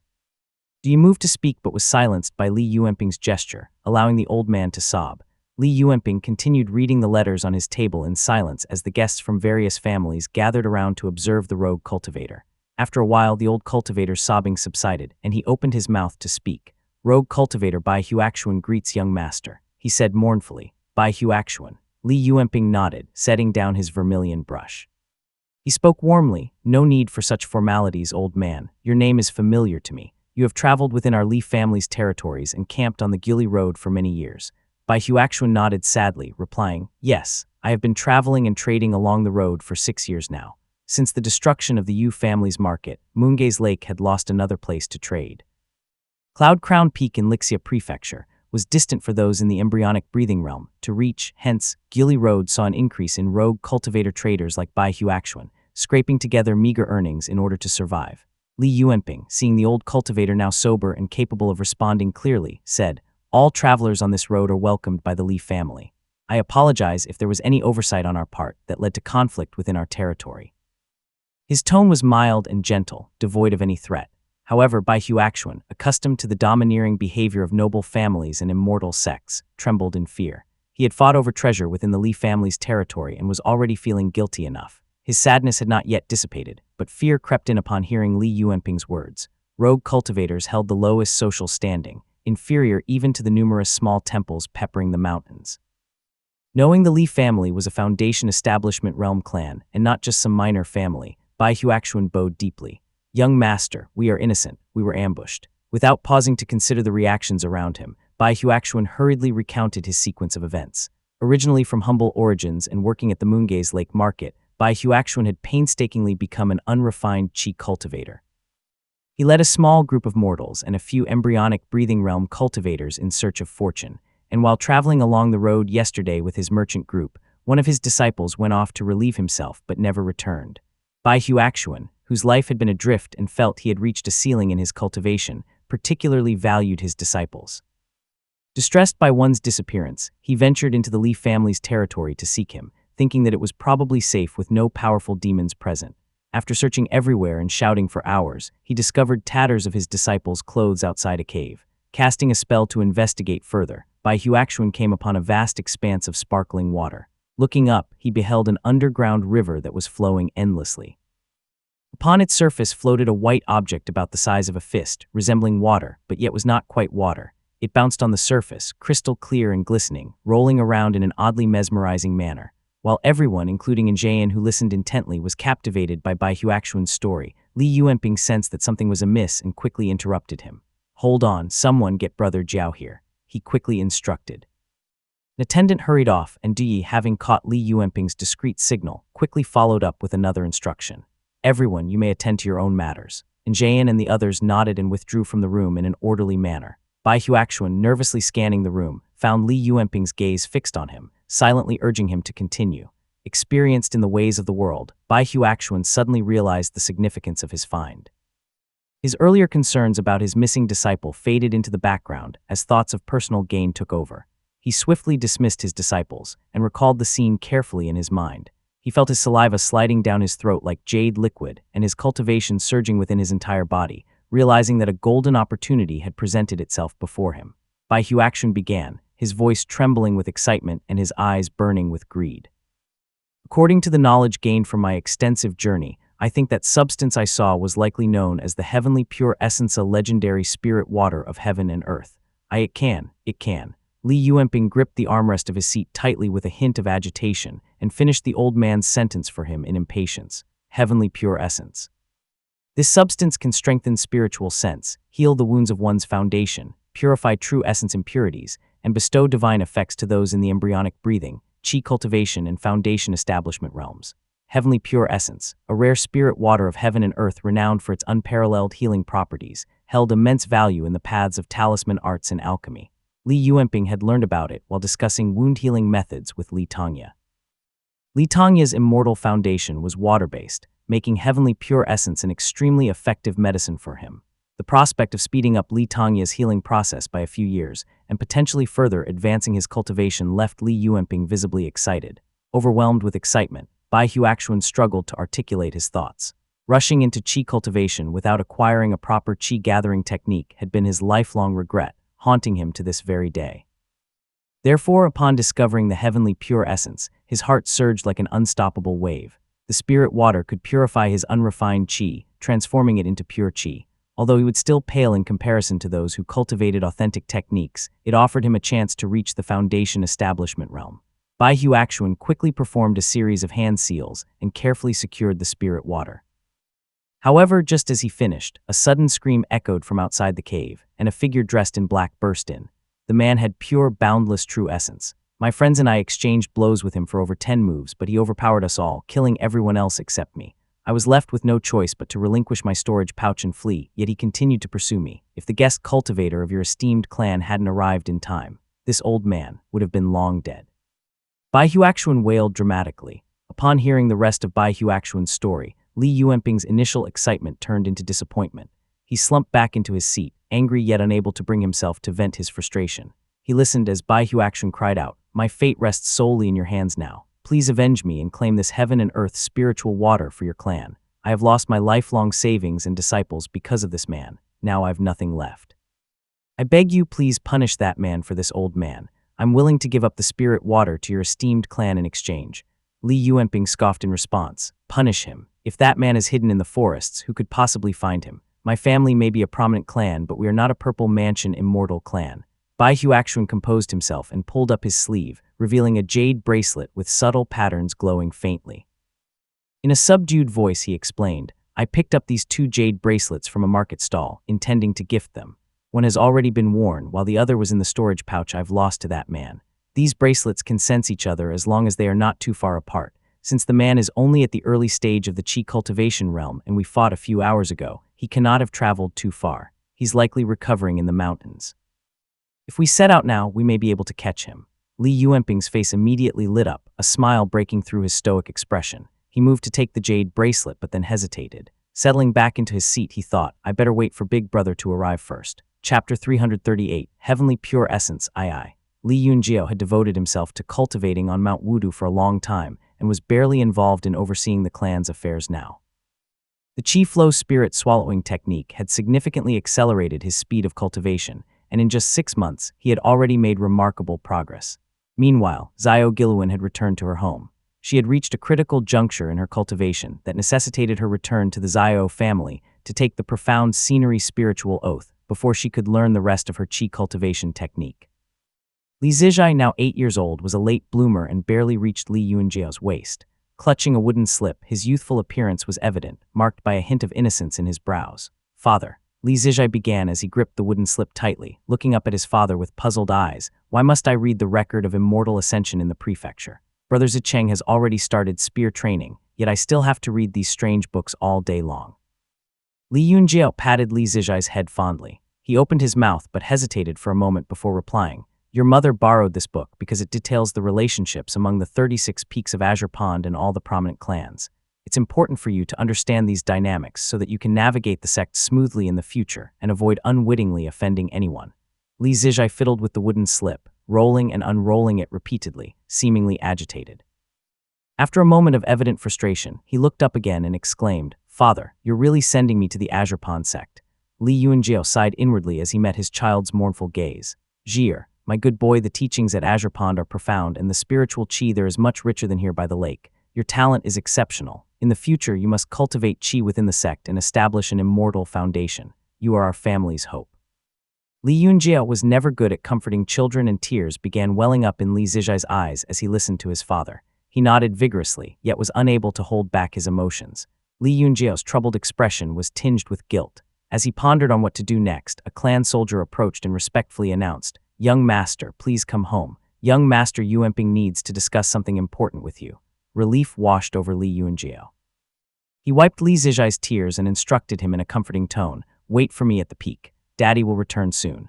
With these words, he soared into the air, leaving Li Zijai behind. The boy read his wooden slip for a while longer before tossing it aside in frustration and retreating to his room to sleep. Li Yunjiao flew all the way to Lijiang town and descended gracefully into the courtyard where his brother waited. Li Yuanping was examining the jade bracelet, scrutinizing the delicate pattern on its surface. Upon spotting Li Yunjiao in his black attire, he hurried over to greet him immediately. Big brother, there's news regarding the heavenly pure essence. What? Li Yunjiao's face lit up with joy instantly as he eagerly pressed for details. However, as Li Yuanping relayed the news, the joy dissipated, his brows knitting together in concern. Taking the jade bracelet, he closed his eyes to concentrate. His spiritual sense flowed along the pattern on the jade bracelet before entering it, and he could immediately feel a subtle pull from a distance. After a few moments, he opened his eyes, his expression now filled with doubt. The person is still on a mountain nearby. Li Yuanping, lacking the spiritual sense to utilize the bracelet, was stunned by Li Yunjiao's revelation and murmured softly, It's strange that he still dares to linger nearby after obtaining such precious spirit water. As per the old rogue cultivator, this person was enveloped in mana light. Since he cultivates an authentic technique, he managed to defeat and kill many despite only being at the second heavenly layer of the Qi cultivation realm. It's likely he's a disciple from an immortal sect. Li Yuanping pondered carefully with an uneasy look on his face before responding cautiously, I wonder what his background and identity is. If he can act this fearlessly, he likely comes from a formidable background and is not an easy opponent to deal with. Li Yunjiao remained silent, scrutinizing the jade bracelet in his hand thoughtfully. Have you sent someone to investigate that cave already? Li Yunjiao asked. Li Yuanping nodded and confirmed, I've already sent Uncle Dong there. He should be returning soon. As they spoke, Chen Dong hurried in, his attire impeccable and his sword swaying slightly at his waist. He stopped before the brothers, cupped his fist in respect, and reported, I've inspected the cave. It's a mess inside due to the fight. The walls are scarred and the ground is littered with stalactite fragments. Besides that, there wasn't much else to find. Thank you, Uncle Dong, Li Yuanping responded. Chen Dong nodded and cupped his fist once more, then exited the room. Turning to his elder brother, Li Yuanping shared his thoughts. I was considering exploring the cave myself. With the heavenly pure essence nurtured there, I believe the cave is anything but ordinary. Li Yuanjiao ascended a few steps, his gaze fixed on the jade bracelet as he traced the patterns with his thumb thoughtfully. Suddenly, he remarked, "This is too much of a coincidence." Li Yuanping glanced at his brother, then fell into deep thought. Li Yunjiao continued, "Our old ancestor always warned us to remain cautious in handling family affairs. This situation reeks of coincidence. This person suddenly came and left, yet he lingers nearby after seizing the spirit water. Brought," Li Yuanping began, but Li Yunjiao raised his hand to cut him off. He performed a series of hand seals and began channeling his true essence. His river true essence, clear as turquoise lake water, enveloped the jade bracelet. He then stowed it into his storage pouch, explaining, Gilwen mentioned numerous secret techniques that can manipulate minds and provoke desires through Dharma artifacts. This incident is highly suspicious. We must be cautious. Yes, the heavenly pure essence is undeniably tempting. Even I almost acted recklessly. After hearing your explanation, I believe your caution is well-founded, Li Yuanping agreed thoughtfully. Li Yunjiao nodded solemnly. Our family has ruled this territory for generations. I can believe that we've overlooked the spirit water all this time, but the sudden emergence of this jade bracelet is too convenient to be a mere coincidence. The brothers' perspective had shifted significantly after the incident where Li Tongya was nearly turned into a sacrifice for the Maha incarnate. They viewed the world much differently now than they did a year ago. Li Yunjiao chuckled wryly, remarking, "The so-called opportunities are often baits. They lure you in with promise, but the hidden traps that await are sharp and deadly." He continued, "Now that the old ancestor is gravely injured, I wouldn't have suspected anything if this were any other spirit water. But this is the heavenly pure essence we're talking about." The two brothers exchanged glances, and Li Yuanping sighed. "The temptation is just too great. We don't know its true nature. If this is truly an opportunity, it would be regrettable to let it slip by." "Doesn't matter," Li Yunjiao replied with a mysterious smile, then used mana to transmit his voice. "Have you forgot we still possess an immortal item at home that can see 1,000 li ahead, unhindered by any mountain or water body?" "Ah yes." Li Yuanping suddenly remembered the mirror, a family heirloom invaluable in times of crisis, yet he had momentarily forgotten its capability. He pounded his fist in his palm excitedly and smiled. "I'll go retrieve it from the mountain now."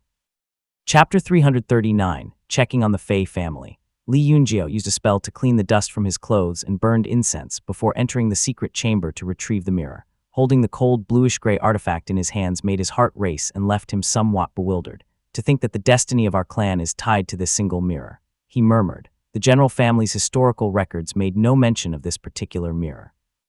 After Li Yunjiao had received a talisman seed, Li Tongya retrieved another version titled Internal History from beneath the stone platform in this secret chamber. It was only after reading it with mixed emotions that Li Yunjiao finally understood more about this mirror. He read the jade slips repeatedly, committing them to memory before leaving the ancestral hall. Li Yunjiao was puzzled that even the internal history was vague and contradictory about the origins of the bluish-gray mirror. Aunt Li Jingshan wrote this in the clan's biography. The ancestor obtained a Dharma artifact. From it, he received a talisman seed and began to cultivate. However, in Li Mushan's biography, it was stated that the old ancestor journeyed north with an immortal and established the immortal foundation. With the profound mirror in his hands, he traveled across Wu and Yue states before ultimately returning home to establish his clan 219 years ago. Obtained a Dharma artifact. What did they mean by obtained a Dharma artifact? Li Yunjiao had heard from Li Xuanxuan that Li Mushan was a mere mortal. How could a mortal obtain such a Dharma treasure in the first place? Lost in thought, Li Yunjiao descended the mountain, flying north for over 10 li before snapping out of his reverie. He then retrieved the mirror from his chest pocket, glancing at it. The complex patterns around its rim glowed faintly, lending the mirror an even more mystical.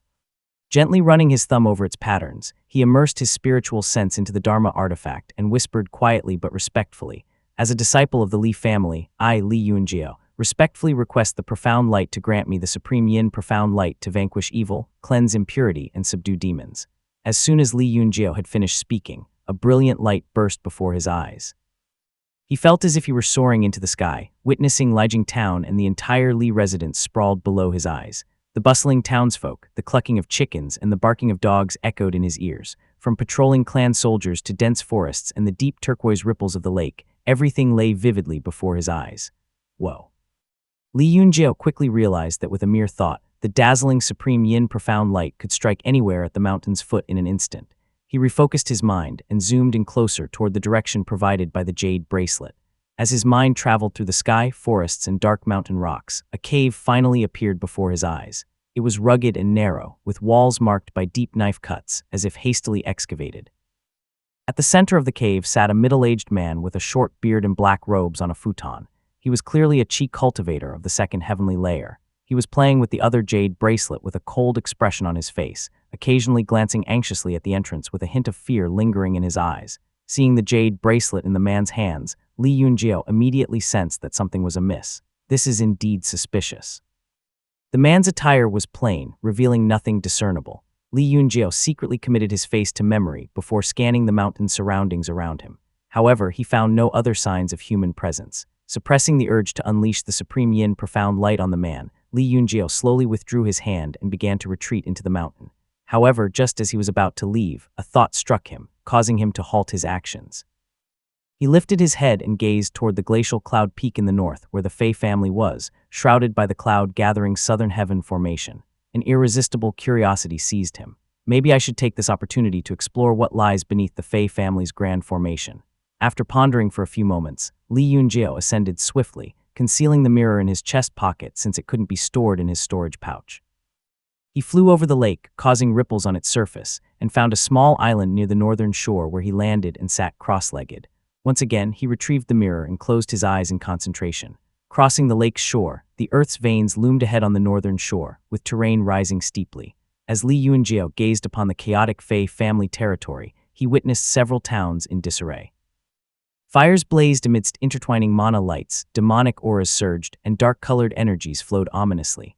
In the midst of the turmoil, cultivators clashed, their dharma weapons colliding in the air. The immortal mountain of the Fei family remained sealed, and most of the towns were populated by embryonic breathing realm cultivators. These cultivators were powerless against any rogue cultivators who passed through and might seek to cause trouble. Fortunately, the long-standing reputation of the Fei family had kept these rogue cultivators in check until now. Nonetheless, the towns did not get along with each other, and tension between them remained high.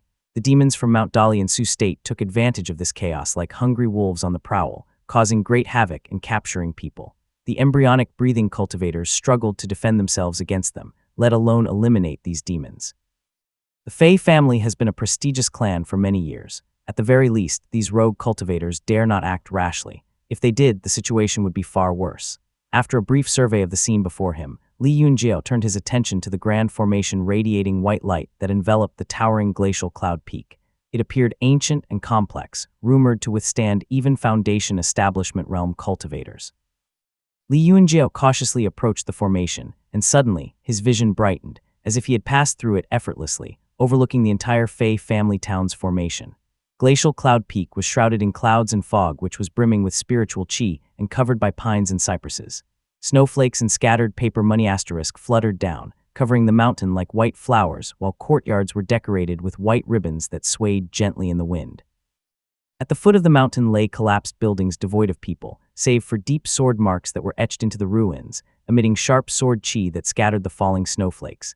Li Yunjiao silently adjusted his field of vision and spotted a handsome young man. He was kneeling in the highest part of the courtyard, all dressed in white and surrounded by elders from his clan, their faces etched with sorrow. Tong Yu, this grand formation has been running for over half a year. The family can't sustain this anymore. Yes, Tong Yu, although the family head had left behind a vast fortune, it can't support your expenditures like this. All you do is kneel at the ancestral hall all day, yet you don't realize how quickly the spirit stones are depleting. As the snowflakes continued to fall, Fei Tongyu's handsome features remained composed, masking the grief and worry within. He clenched his teeth in silence. Li Yunjiao recognized him as Fei Tongyu, the young master of the Fei family. They had met during Li Yunjiao's wedding and now, he was already a peak fetal breath cultivator. Li Yunjiao's gaze moved beyond the group to the tablet in front of them. Here lies the esteemed ancestor of the Fei family, whose birth name was Wang Bai. The candle flame flickered, casting an intense glow on the lettering of the golden tablet. In the middle of the snow-covered courtyard lay a black coffin. As Li Yunjiao peered closer, shock gripped his heart. Fei Wangbai is dead. Fei Wangbai's body lay in the coffin, his face looking no different than how it was when he was still alive. His head, however, had been separated from his body. A white cloth covered his neck, concealing a grisly wound. Fei Wangbai, he's truly dead. Fei Wangbai, the only Foundation Establishment realm immortal cultivator of the Fei family, in the recent century the genius, who had quietly elevated the Fei family to prominence, leading them to stand at the pinnacle of Moongaze Lake, had unexpectedly perished on his own immortal mountain. Chapter 340 Schemes. Meanwhile, at the Yu residence in Milan Prefecture, family head Lord Munian said that the Li family isn't making any moves and that he's been waiting nearby for more than half a day already, so he's wondering if he could withdraw for the time being. Yu Xiaogui's expression darkened as he crumpled the letter in his hand in anger and cursed, "That useless fool." The attendant who had brought the report immediately quaked with fear and quickly pressed his forehead to the ground, not daring to meet Yu Xiaogui's fiery gaze. Through gritted teeth, Yu Xiaogui continued ranting, his voice laced with disdain. "I told him to act according to the plan, yet he's acting like a coward instead. He took so many Dharma artifacts with him and killed randomly, but dawdles around on Li family's territory. Does he think the Li family is foolish?" he roared. His voice was laced with suppressed anger as he continued through clenched teeth. "It took us great effort to set up this situation, and now he's screwing it up. Li Yuanjiao and Li Yuanping are no fools. They've likely detected that something is amiss." Yu Mugao in his elegant white robe stood at the side in a composed demeanor. He played with his fan and said calmly, "Please calm your anger, father. Many in our family are inept. Such mishaps are to be expected. It would be a surprise to me if we actually succeeded." Having ruled for many years, Yu Mugao knew well the caliber of individuals within their own family. His anger had long been turned into disappointment, and from consequent disappointment to resignation.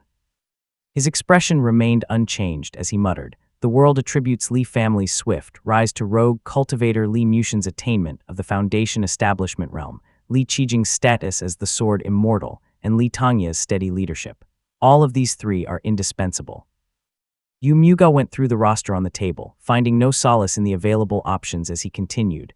"But in my opinion, the Li family's greatest strength lies not in their swordsmanship, nor Li Tangya or Li Qijing, but in the fact that for 3 generations, they have not produced a single useless fool." Upon hearing this from his eldest son, Yu Xiaogui sighed. Even a Foundation Establishment realm cultivator like himself could not help but feel a twinge of powerlessness as he muttered, "Useless." Putting away his brush, Yu Mugao replied softly, "Not entirely." Yet the Li family remained silent. Yu Xiaogui furrowed his brow and continued, "If Li Tangya has indeed been injured, there's no way the Li family will let this heavenly pure essence slip by. Your calculations have fallen short." "No," Yu Mugao chuckled lightly as he stood up, a smile playing on his lips. "It's precisely because Li Tangya is in a vulnerable state that they have to give up on the heavenly pure essence. Li Tangya is cautious, not cowardly. If he had truly eliminated the Maha with his sword and withdrawn unscathed, he would never give up on a rare spirit water like the heavenly pure essence. It's likely that as soon as Bai Huaxian was rescued, Li Tangya would have taken up his sword and hunted it down personally." He glanced at Yu Xiaogui, who was listening intently, and added, "Think about it, this spirit water is in the Li family's territory. Even if it were trapped, Li Tangya would still go for it. After all, he's a Foundation Establishment realm cultivator. Why would someone like him feel fearful in his own territory?" "You have a point," Yu Xiaogui nodded in sudden realization. Yu Mugao continued, "My intention isn't solely to successfully lay a trap. Even those considered useless have their uses. From this, we arrive at 2 possibilities. Li Tangya is either gravely injured or is absent from the Li residence altogether." Yu Xiaogui was already convinced by his eldest son's reasoning and quickly interjected, "Does that mean this is the time to attack the Li family? But they have the Xiao family's protection, and we cannot afford to provoke a Purple Mansion immortal clan. At best, we can only reclaim Mount Huizhong and Mount Yuding.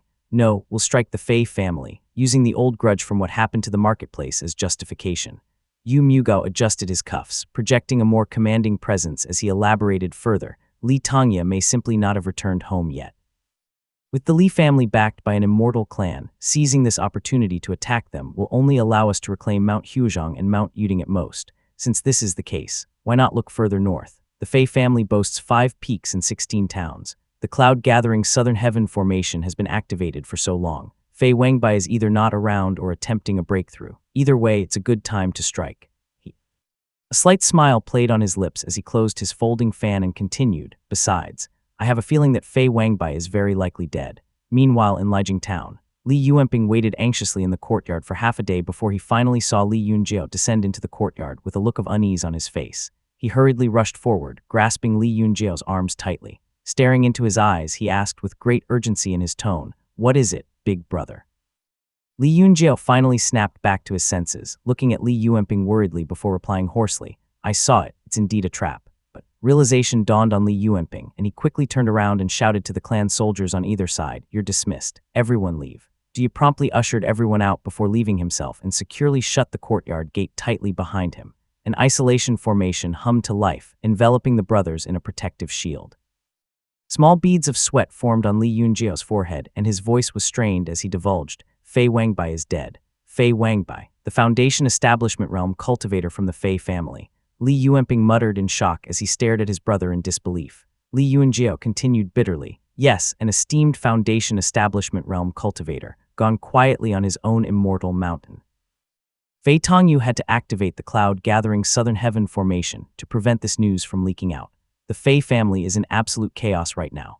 I wonder if the Yu family is aware of this. With our old ancestor gravely injured and Fei Wangbai dead, they are practically the only ones on the lake with a Foundation Establishment Realm cultivator that's able to fight. He murmured in concern. His dark gray eyes then widened slightly as they fixed on his younger brother.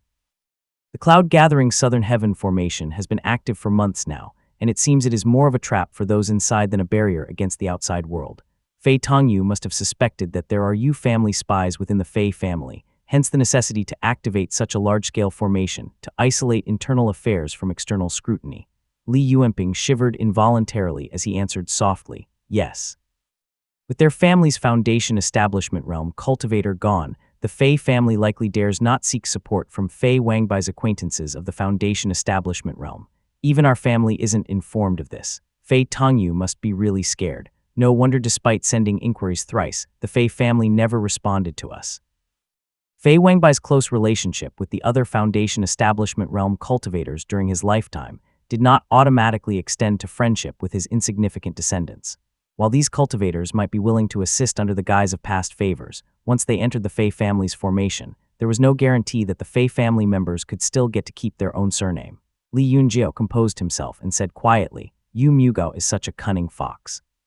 The very mention of Yu Mugao stirred deep hatred in his eyes, memories of Li Yunxiu's tragic death still haunting him in his mind. He had to take a deep breath to steady his emotions. This whole heavenly pure essence incident is most likely the work of the Yu family to test our ancestors' reaction. Yu Mugao is cunning and deceitful. Dealing with him will be a challenge for us. Fei Tongyu's tactics surely won't work on him, Li Yunjiao said thoughtfully.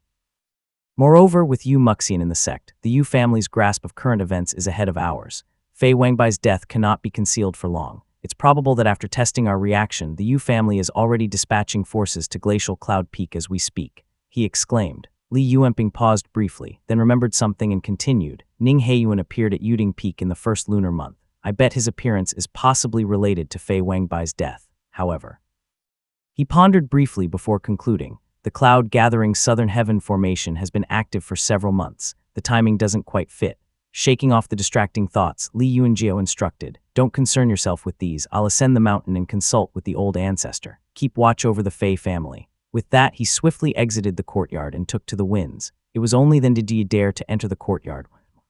Li Yuanping seemed lost in thought for a few moments before he finally spoke, breaking the tense silence. "Send someone to the lake and station him on a small continent near the northern shore. If there's any change in the Fei family's grand formation, they must report back to me immediately." "Understood," Ji replied promptly, hurrying out. Li Yuanping coughed, his mind's eye fixated on the sinister eyes of Yu Mugao's portrait as he mumbled softly to himself. Yu Mugao is truly our family's greatest adversary. Chapter 341, Advancing North. The white snow on Glacial Cloud Peak never melted, covering the eaves of the ancestral hall completely. The flickering candlelight cast a dim glow around the hall, and for the first time since he began his cultivation, Fei Tongyu felt cold. He was alone, shivering on the ground weakly. Before him lay the corpse of his grandfather, Fei Wangbai, in a coffin.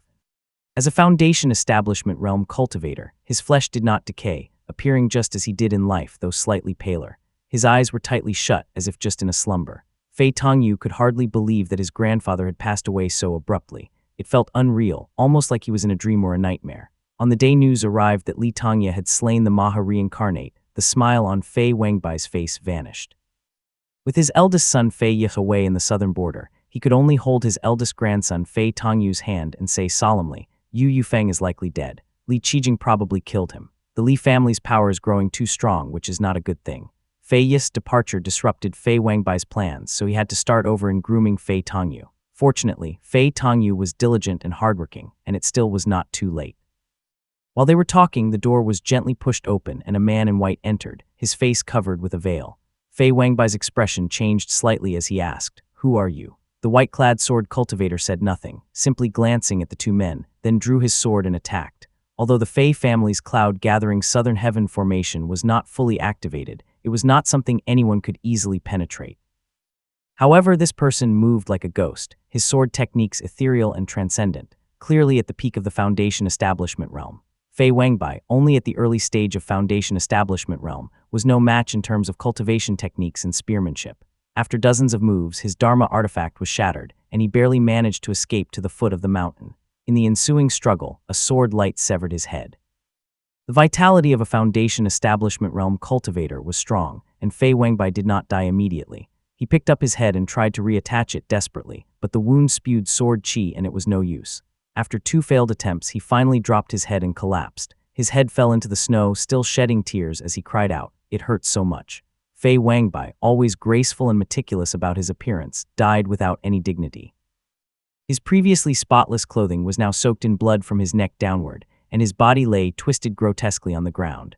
The wind and snow picked up, lifting a small corner of his fine robe which was soon covered by the falling snow. The Fei family stood as if struck by lightning, staring in disbelief at the sword cultivator in the sky. Some trembled in fear while others wept hysterically, and some attacked with their weapons.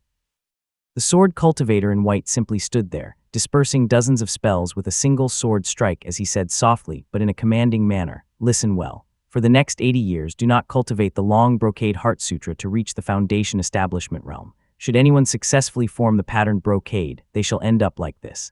His tone was calm as if he was not proud of crushing an ant. With that, he flew away.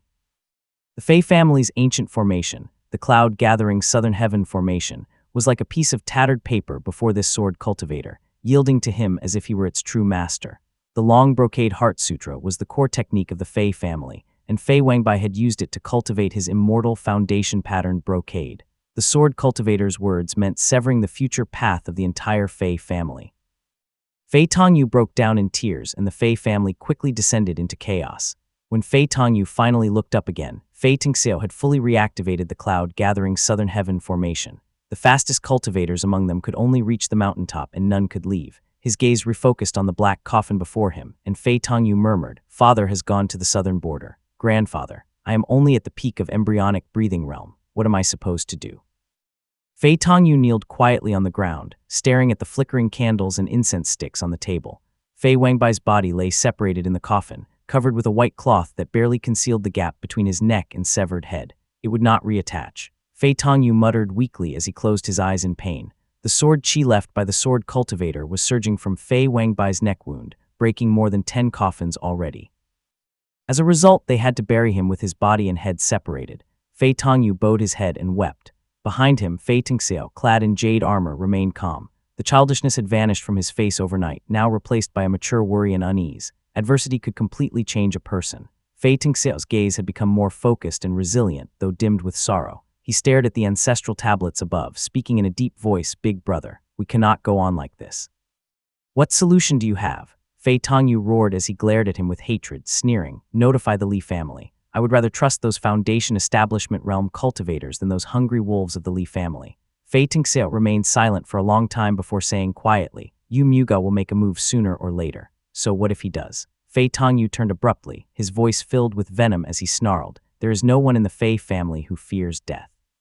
Let him come." Fei Tingxiao shook his head, speaking softly, "Brother, no more impulsive actions. No matter how much hatred you harbor, we must survive. As long as we live on, there is hope for revenge. Moreover, those Foundation Establishment realm cultivators are elusive, secluding themselves for years at a time. We have kept our formation running for months. Everyone around Moongaze Lake knows it, yet not one has come to our aid. Only the Li family sent their people a few times.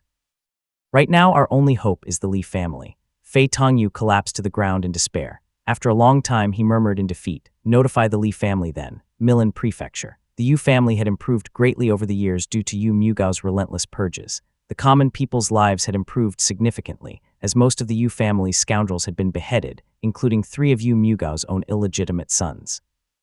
Yu Mugao's purge and land redistribution greatly slowed the Yu family's land consolidation, earning him the peak of his popularity among the common folk. Thus, raising an army now was effortless. These mortals. Yu Mugao muttered as he looked down at the reverent faces below, feeling a complex mix of emotions. He was momentarily unsure of what to think. Yu Xiaogui, who was standing beside him, snorted, "What use are mortals? It can only help with minor tasks. A single spell can solve most problems. The Fei family's territory is already in chaos, and a few Qi cultivators could easily handle it." Yu Mugao was jolted back to reality by his words as his eyes regained their cold and venomous clarity. He said softly, "Maintaining order in occupied towns requires these mortals. Give them a little profit, and they will form their own hierarchy, managing everything efficiently. No spell is more useful than these people." Yu Xiaogui flew alongside him, sneering, "You know that well enough. No need to append things like the Li family does. The Li family's reliance on external cultivators is playing with fire. They are different from us," Yu Mugao said as he shook his head. Yu Xiaogui turned away, as if the mention of relying on external cultivators had touched a sore spot in his memories. The two, along with a group of guest cultivators and Yu family members, flew silently toward Glacial Cloud Peak. The glistening white cloud gathering southern heaven formation appeared before them, with its complex patterns emerging in the air. Yu Xiaogui glanced at it with a sense of nostalgia, murmuring, "This formation has stood on Glacial Cloud Peak since my grandfather's time, buried beneath the earth, only for Fei Tianxuan to take advantage and establish the Fei family here." Yu Mugao stood with his hands behind his back, speaking softly. At that time, the only family on the southeastern shore was the Jiang family. His words caused Yu Xiaogui to look at him sharply. As the eldest son managing the family for many years, Yu Mugao knowing this was not surprising. Yu Xiaogui then gazed at Glacial Cloud Peak and nodded with an unreadable expression in his eyes. Indeed. Seeing the Yu family members descending before the cloud-gathering southern heaven formation, Yu Xiaogui said softly, "Before my grandfather killed his brother and mother, I was still part of the Jiang family." Chapter 342, Besieging the Mountain. Brother. Fei Tingxiao bent down, gripping his brother's hand tightly. 300 years ago, when our ancestor was killed while traveling, our family was in peril. But then a disciple from the immortal mansion fought fiercely and subdued the Jiang family, allowing all the families into seclusion for 100 years. A little over a century ago, even when our family was in decline, there were still 5 families that divided the Jiang family, giving us a respite. He said in a deep voice, "These events are precisely why our ancestors strove so hard, elevating our family to the status of a prominent clan. We cannot speak of giving up lightly." Fei Tingxiao said as he gritted his teeth, his eyes brimming with tears. "We are not yet at a dead end. We must not give up. Have you forgotten, brother?" He continued, his tone resolute this time. "Go, seek out the Li family." Hearing these words, Fei Tongyu finally straightened up, composing himself. However, he suddenly felt a tremor. Being a cultivator at the peak of the embryonic breathing realm, he managed to steady himself, but his expression turned grim. "What is happening?" Fei Tingxiao exclaimed. He was equally alarmed, and he was just about to speak when the doors of the ancestral hall burst open. A middle-aged man in white robes entered, saying in a grave tone, "The Yu family has surrounded Glacial Cloud Peak." "What?" Fei Tongyu froze, his expression changing dramatically as he said anxiously, "Notify the Li family." "No, I'm afraid that it's too late."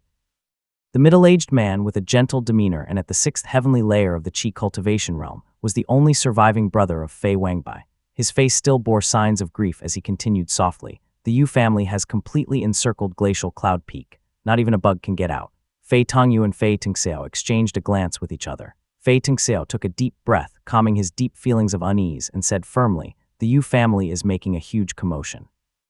The Li family will surely notice. Our cloud-gathering southern heaven formation is a top-tier formation. The Yu family cannot break through easily. If the Li family intends to save us, it's not over for us." Fei Tongyu, however, stared at his younger brother and whispered, "But what if they have no intention to save us?" Boom! A massive jade mountain struck the cloud-gathering southern heaven formation on Glacial Cloud Peak, causing yet another powerful Fei Tongyu steadied himself, and with a look of madness in his eyes he yelled, "Yu Mugao is no ordinary person. Daring to attack our family like this, he must have prepared to stall the Li family, even Li Tongya himself. It might already be too late." Tears welled in his eyes as he lamented, "The wolves surround us on the lake. Since grandfather's death, our fate has been sealed. This is not like a century or 3 centuries ago. We are besieged by wolves in front of us and tigers behind us." It seems that Fei Wangbai is truly dead. Yu Mugao gazed at the cloud-gathering southern heaven formation on Glacial Cloud Peak, watching the radiant light flowing within it. He had waited for the time it took for an entire incense stick to burn, yet Fei Wangbai had not appeared. Beside him, Yu Xiaogui, the Yu family's ancestor, had a complex expression on his face as he murmured, "How could this be?" Yu Xiaogui had been in conflict with Fei Wangbai for decades before Yu Mugao took over the family. Their encounters had resulted in mixed outcomes, and Yu Xiaogui had always found Fei Wenbai both troublesome and formidable, relying on the strength of the Yu family to gain a slight upper hand over them. Now, with such a figure suddenly declared dead, it gave Yu Xiaogui a sense of disbelief. He stood with his hands clasped behind his back, gazing intensely at Glacial Cloud Peak below. "A free gift like this feels like a trap," he muttered. "Het." Yu Mugao let out a cold laugh, having anticipated this outcome. He replied, "When Kai Jian came to Moongaze Lake to recruit, he hinted that Fei Wenbai had blocked the path of some prodigy or Purple Mansion realm cultivator within the sect. His ill fate was sealed, and it was only a matter of time before he met his end."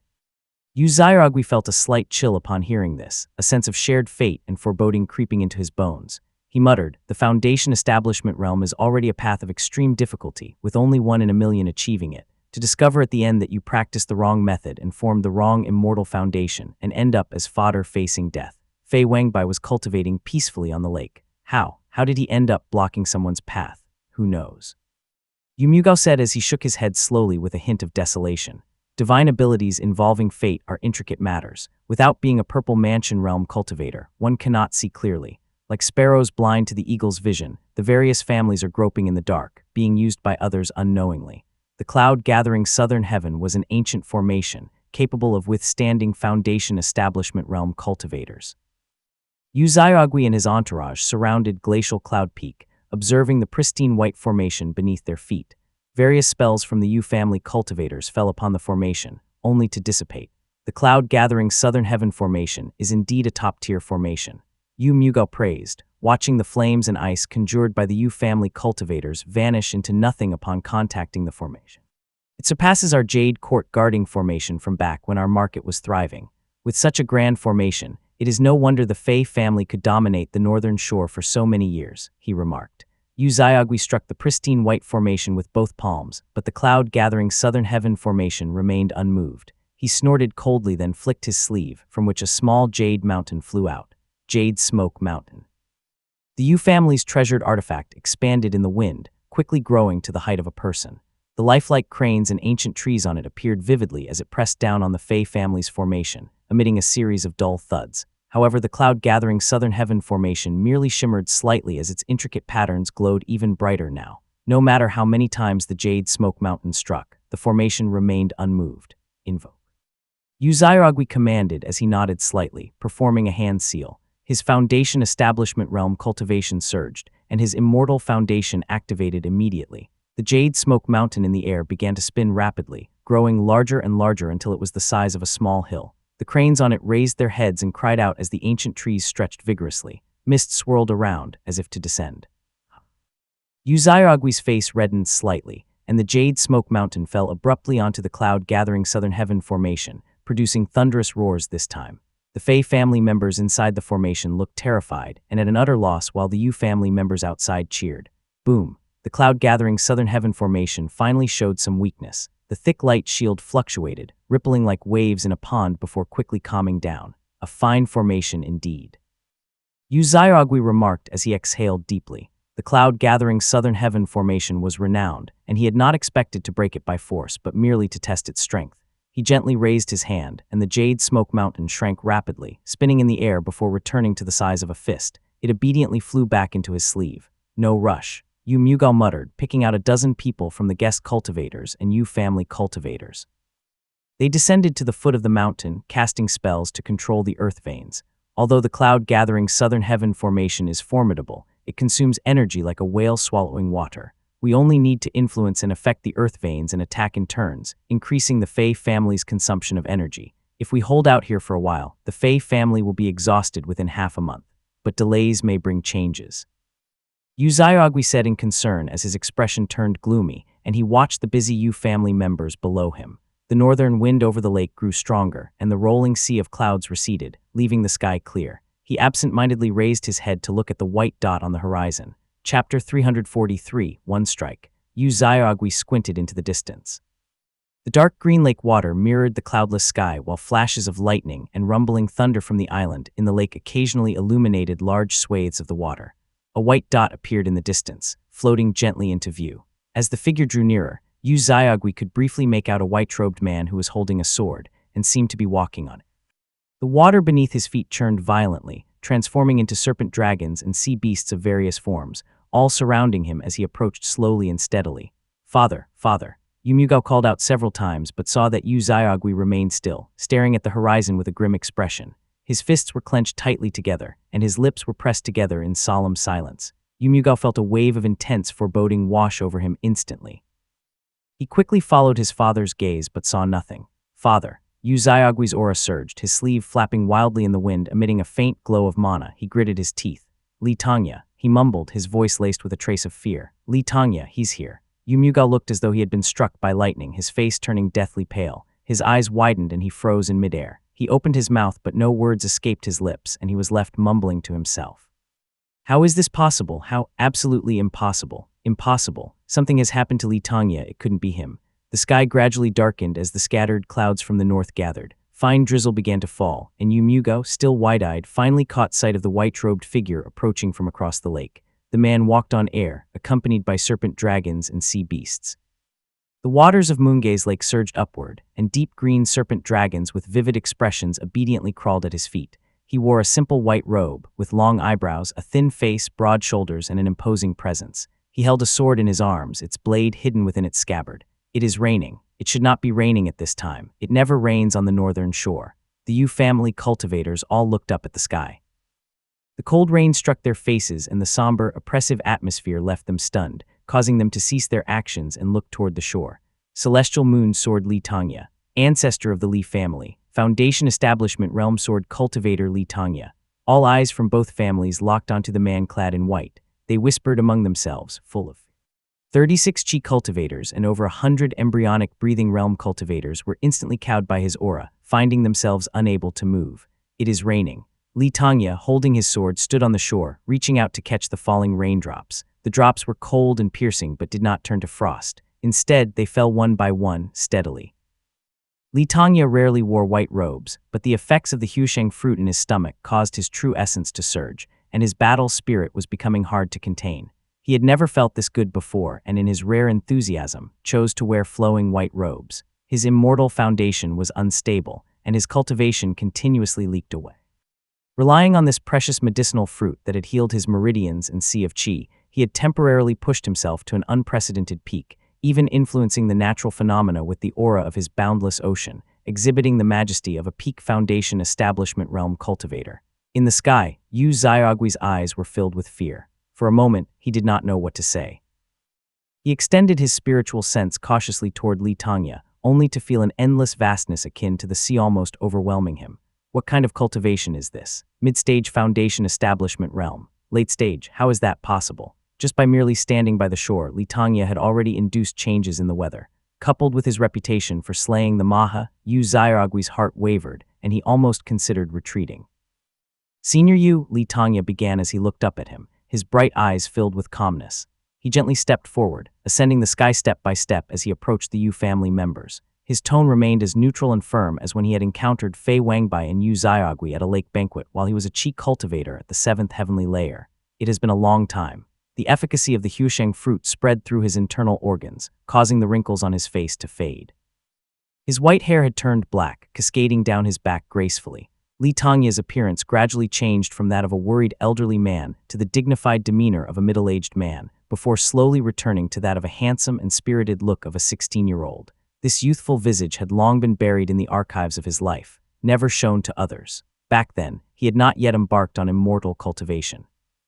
He worked from dawn to dusk, often harvesting wheat in the fields at sunrise, sweating in the morning mist with a cheerful smile. Li Xiaoping chattered incessantly by his side, while his elder brother Li Chenghu sat on the ridge of the field, laughing cheerfully.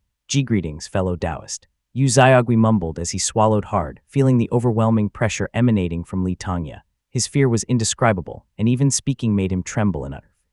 Looking at Li Tangya, now appearing as a 16-year-old youth, Yu Xiaogui seemed to see a dormant viper finally baring its fangs or a guarding eagle unburdened.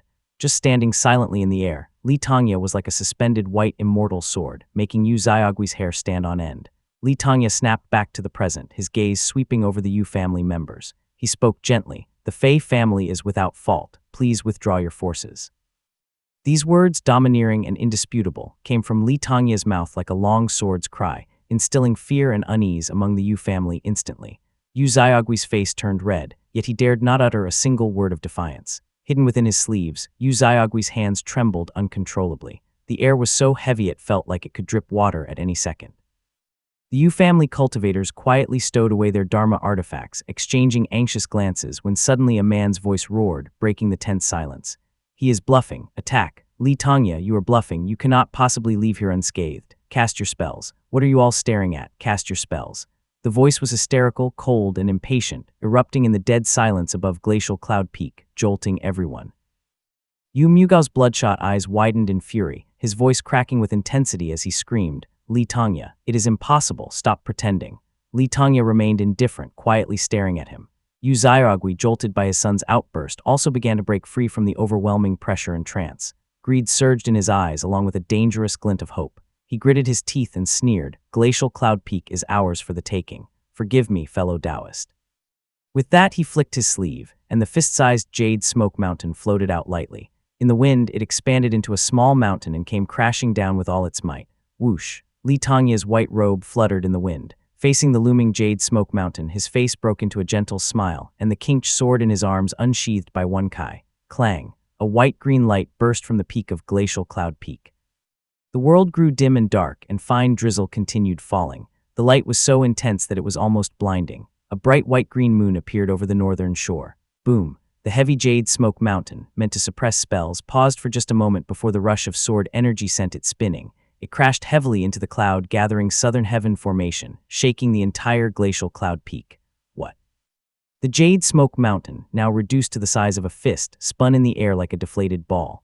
Yu Xiaogui was struck by immense misfortune. Even before the sword Qi arrived, the backlash from the artifact had him spewing blood from his mouth. He cried out, "Mercy, fellow Taoist." Yu Xiaogui quickly slapped his storage pouch, releasing 3 Foundation Establishment Realm talismans he had accumulated over the years.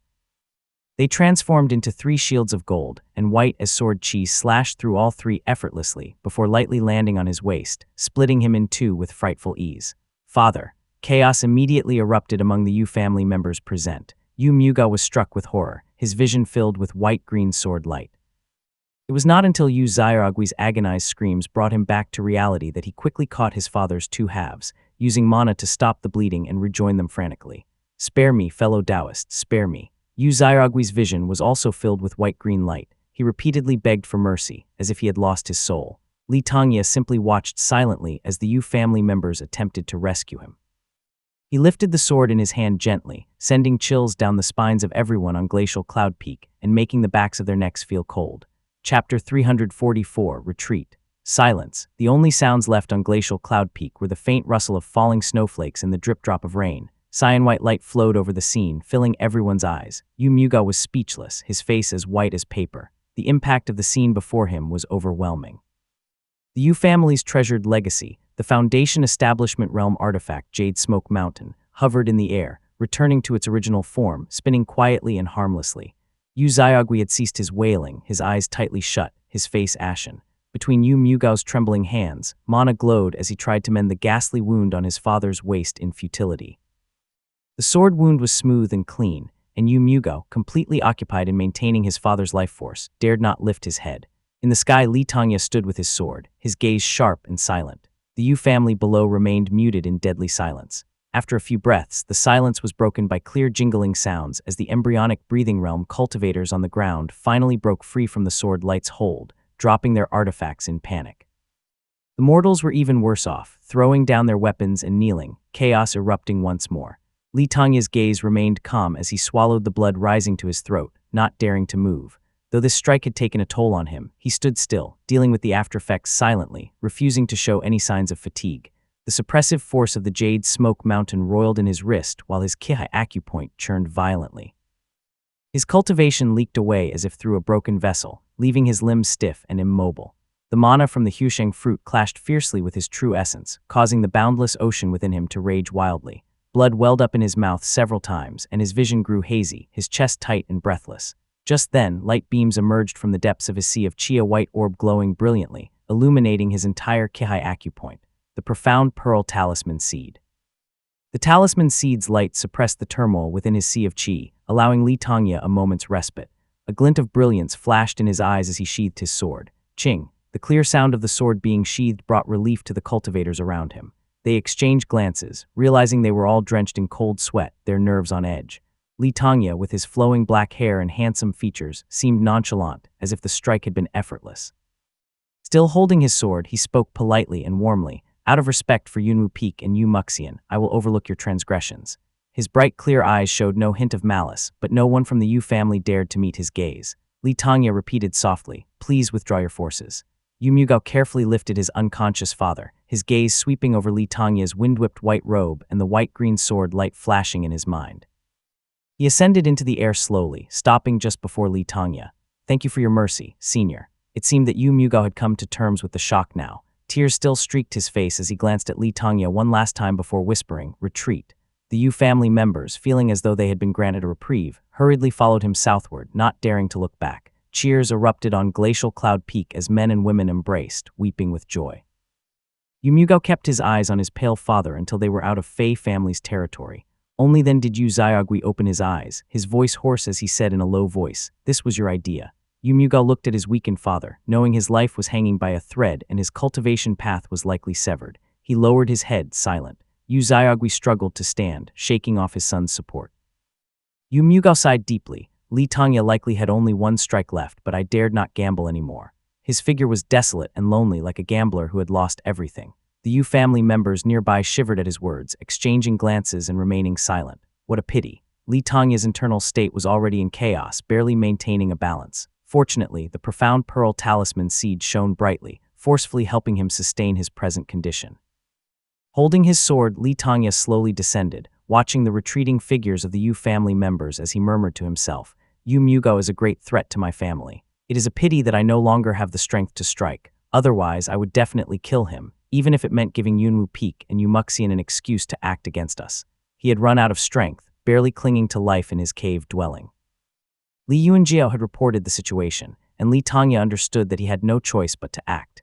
"If I ignore the Fei family, our Li family will be next. Once Yu Mugao has no more scruples, combined with his cunning and ruthless methods, there will be even greater disasters." Li Tongya had left his cave, deliberately building up his aura and riding on a sea beast conjured from his mana, hoping to intimidate the Yu family and avoid a confrontation. Originally, the timing and setting were perfect. The natural phenomena stirred by his cultivation had already intimidated everyone, even Yu Xiaogui, who was frightened by his reputation for having slain a Maha. But Yu Mugao's loud shout woke everyone up, prompting Yu Xiaogui to test the waters. Li Tongya's cultivation was powerful, but once unleashed, it drained rapidly like a river bursting its banks. Li Tongya continued to watch the Yu family as they disappeared into the horizon, then finally shifted his gaze to the intricate patterns on the cloud-gathering southern heaven formation, admiring it silently. The Yu family fled in disarray, allowing the Fei family to finally breathe a sigh of relief. However, when the man in the sky turned his gaze upon them, their anxiety returned, and they looked at each other in fear. Fei Tingxiao was terrified, staring intently at the black-haired youth holding a cyan-white longsword in the sky. Although the cloud-gathering southern heaven formation isolated the inside from the outside, he vaguely heard some words but still could not believe his eyes. Did the Yu family say, "This is Li Tongya"? The youth's eyes were bright, his face handsome, his posture tall. The sword light from Li Tongya's weapon hurt Fei Tingxiao's eyes. He said with mixed emotions, "Who is he?" "Li Yunian, no, Li Yunian has no spiritual orifice. This really is Li Tongya." Fei Tongyu had once seen Li Tongya from a distance at the Li family. However, Li Tongya already sported a mature appearance when he had gained some fame, so now he could not recognize him at once, guessing to himself, perhaps Li Tongya gained some unknown benefits from slaying the Maha, causing his cultivation to soar and making him youthful again. This is not unprecedented in Jiangnan. While the brothers were at a loss for words, Li Tongya gathered his mana and said warmly, "Li Tongya is here to pay respects. Please open the formation." The two brothers were stunned, exchanged glances for a few moments, and both saw the apprehension in each other's eyes. The same doubt arose in their minds, and they spoke in unison. To open, or not to open. Chapter 345, Reverent Welcome. The snow and rain on Glacial Cloud Peak fell lightly upon the white-robed youth, whose bright eyes were fixed on the intricate patterns of the cloud-gathering southern heaven formation. The Fei brothers did not keep Li Tongya waiting for long. Within just a few breaths, the dazzling light of the formation began to fade, and a man emerged from within. This man had a kind face that bore some resemblance to Fei Wangbai and was at the sixth heavenly layer of the Qi cultivation. He rode the wind and approached Li Tongya, bowing deeply with a humble demeanor. "Junior Fei Wangjiang greets Senior. Your act of repulsing Yu Xiaogui and saving our family is a great favor we will never forget." Li Tongya waved his hand in response and said, "Taoist Wangbai and I are good friends. It is only natural for our families to help each other." Fei Wangjiang, though middle-aged, showed utmost respect to Li Tongya, who looked 16 or 17 years old in appearance. He led Li Tongya respectfully to the mountaintop, where numerous members of the Fei family had already gathered. From aged elders to young children, all kneeled tearfully and cried out in unison, "Welcome, ancestor." Li Tongya stepped aside, still holding his sword, and moved forward. Two young men approached. The older one in a gray robe appeared around 25 or 26, with an anxious expression on his handsome face. He kneeled and bowed deeply, saying, "Junior Fei Tongyu greets the ancestor." Li Tongya's gaze swept over the sorrowful faces of the Fei family. Once a distinguished clan in their elegant white robes, now they were filled with grief and devoid of spirit. "Rise." Only then did he notice that the traditionally white-clad Fei family had hastily changed into gray robes. The children's clothes were carelessly wrapped, indicating that they had all changed quickly to avoid clashing with his white robe. "On my way here, I did not see Taoist Wangbai," Li Tongya began, though he already knew the answer. "The ancestor, he has passed away." At the mention of Fei Wangbai, the Fei family began to sob hysterically. Fei Tongyu, fearing they might disturb Li Tongya, quickly led him into the courtyard. Li Tongya stood holding his sword as Fei Tongyu explained the circumstances of Fei Wangbai's death in detail. After he had explained, he respectfully bowed, took a step forward, and gently pushed open the dark coffin. Kriak, a soft light illuminated Fei Wangbai's dignified face. Fei Tongyu had meticulously arranged his clothes, making him look as though he were merely sleeping. Li Tongya moved the white cloth aside carefully and stared at the horrific wound. "What are the patterned brocades, Dao partners?" Li Tongya asked gently. Fei Tongyu hesitated, as the clan's immortal foundation secrets were usually closely guarded. However, Li Tongya had just saved the family, and their lives were now in his hands. Reluctantly, he replied, "Records mention Jade Court General, Green Jade Cliff, and True Dao Unification. As for the others, we do not know." Jade Court General. A realization dawned on Li Tongya. The immortal foundations of the lake's families were indeed of the same nature. It was no surprise that Yu Yufeng had been killed first, followed by Fei Wangbai a few years later. The deep, meaningful look in Fei Wangbai's eyes during the banquet hosted by the Yu family still lingered in his mind. Now that same person lay cold and lifeless. Li Tongya felt a chill down his spine and thought to himself, the boundless ocean from River One Chi technique and the Jade Court General from aged courtly path scripture must be practiced sparingly. Even if successfully cultivated, they should not be used to establish a Dao foundation. Xiao Shooting, who has good relations with our family, mentioned that many techniques from Lingyu Gate were spread around when it fell. Many practiced Boundless Ocean, which is relatively safe, but Jade Court General must be avoided. Fei Tongyu, mistaking his silence for contemplation, stepped forward with tears in his eyes and said, "Our family has operated on the northern shore for many years, dealing with the 3 sects and 7 gates, as well as several forces in Sioux State. Yet we cannot fathom the origin of the culprit. Yue State has no major sect that uses swords. There are only a few sword cultivators within the 3 sects and 7 gates. But Changxiao Gate is grand and magnificent, Golden Tang Gate is sharp and unparalleled, and Purple Smoke Gate moves like a long rainbow. None of them fit." Fei Tongyu felt anxious and hopeful as he looked at Li Tongya, his heart filled with hatred like a raging river, but found no place to release these strong emotions of his. All he hoped for at that moment was to get a definite answer from Li Tongya. In private discussions with his brother, Fei Tongyu had gone through various possibilities, even suspecting Li Qijing from the southern border. However, he had heard that Li Qijing's sword was bright like moonlight and gentle like the breeze, which did not match either. Could it be that our ancestor inadvertently offended some Foundation Establishment realm rogue cultivator? Li Tongya listened to Fei Tongyu's tearful recount and then gently raised his hand, brushing past the wound on Fei Wangbai's neck. He then pinched out a faint white sword light as if picking up a swimming fish. This sword light had its own consciousness and constantly struggled in his hand, but was unable to escape. Li Tongya combined his 2 fingers and took 2 breaths to extinguish it. "This person's swordsmanship is superior to mine." Li Tongya slowly closed his eyes, recalling the people from the 3 sects and 7 gates he had seen at Xiao Shooting's gathering, and murmured, ethereal and transcendent, yet full of life. He suddenly paused, exhaled a long breath, then turned to Fei Tongyu and said gently, "This person believes your family absolutely cannot identify him, so he only killed Taoist Wangbai." Fei Tongyu, although somewhat weak in character, was not a fool. Hearing Li Tongya's words, his heart sank. "I understand," he croaked hoarsely. As they conversed, Fei Wangbai's body and head in the coffin, now no longer hindered by sword chi, slowly rejoined, and his dull eyes gradually opened. Li Tongya and Fei Tongyu were not surprised by this. A foundation establishment realm cultivator's body, nourished by immortal foundations, was extraordinary, comparable to that of a spirit item. If left in the dark for a long time, it might even develop some unusual phenomena. How does your clan plan to handle Taoist Wangbai's body? Li Tongya asked softly. Fei Tongyu respectfully raised his head and answered, Our family has always practiced the pattern brocade. 3 ancestors have successively achieved foundation establishment realm, so there are precedents. In the first 3 years, the pattern brocade causes the cultivator's teeth, hair, and nails to fall off, turning into jade, while the eyes become cinnabar. In the next 3 years, the flesh turns into silk and brocade, and the internal organs turn into gold and silver. After another 3 years, everything else turns into mercury, leaving nothing behind. Li Tongya nodded slightly, his handsome face thoughtful. He had heard of these transformations in his many years of cultivation.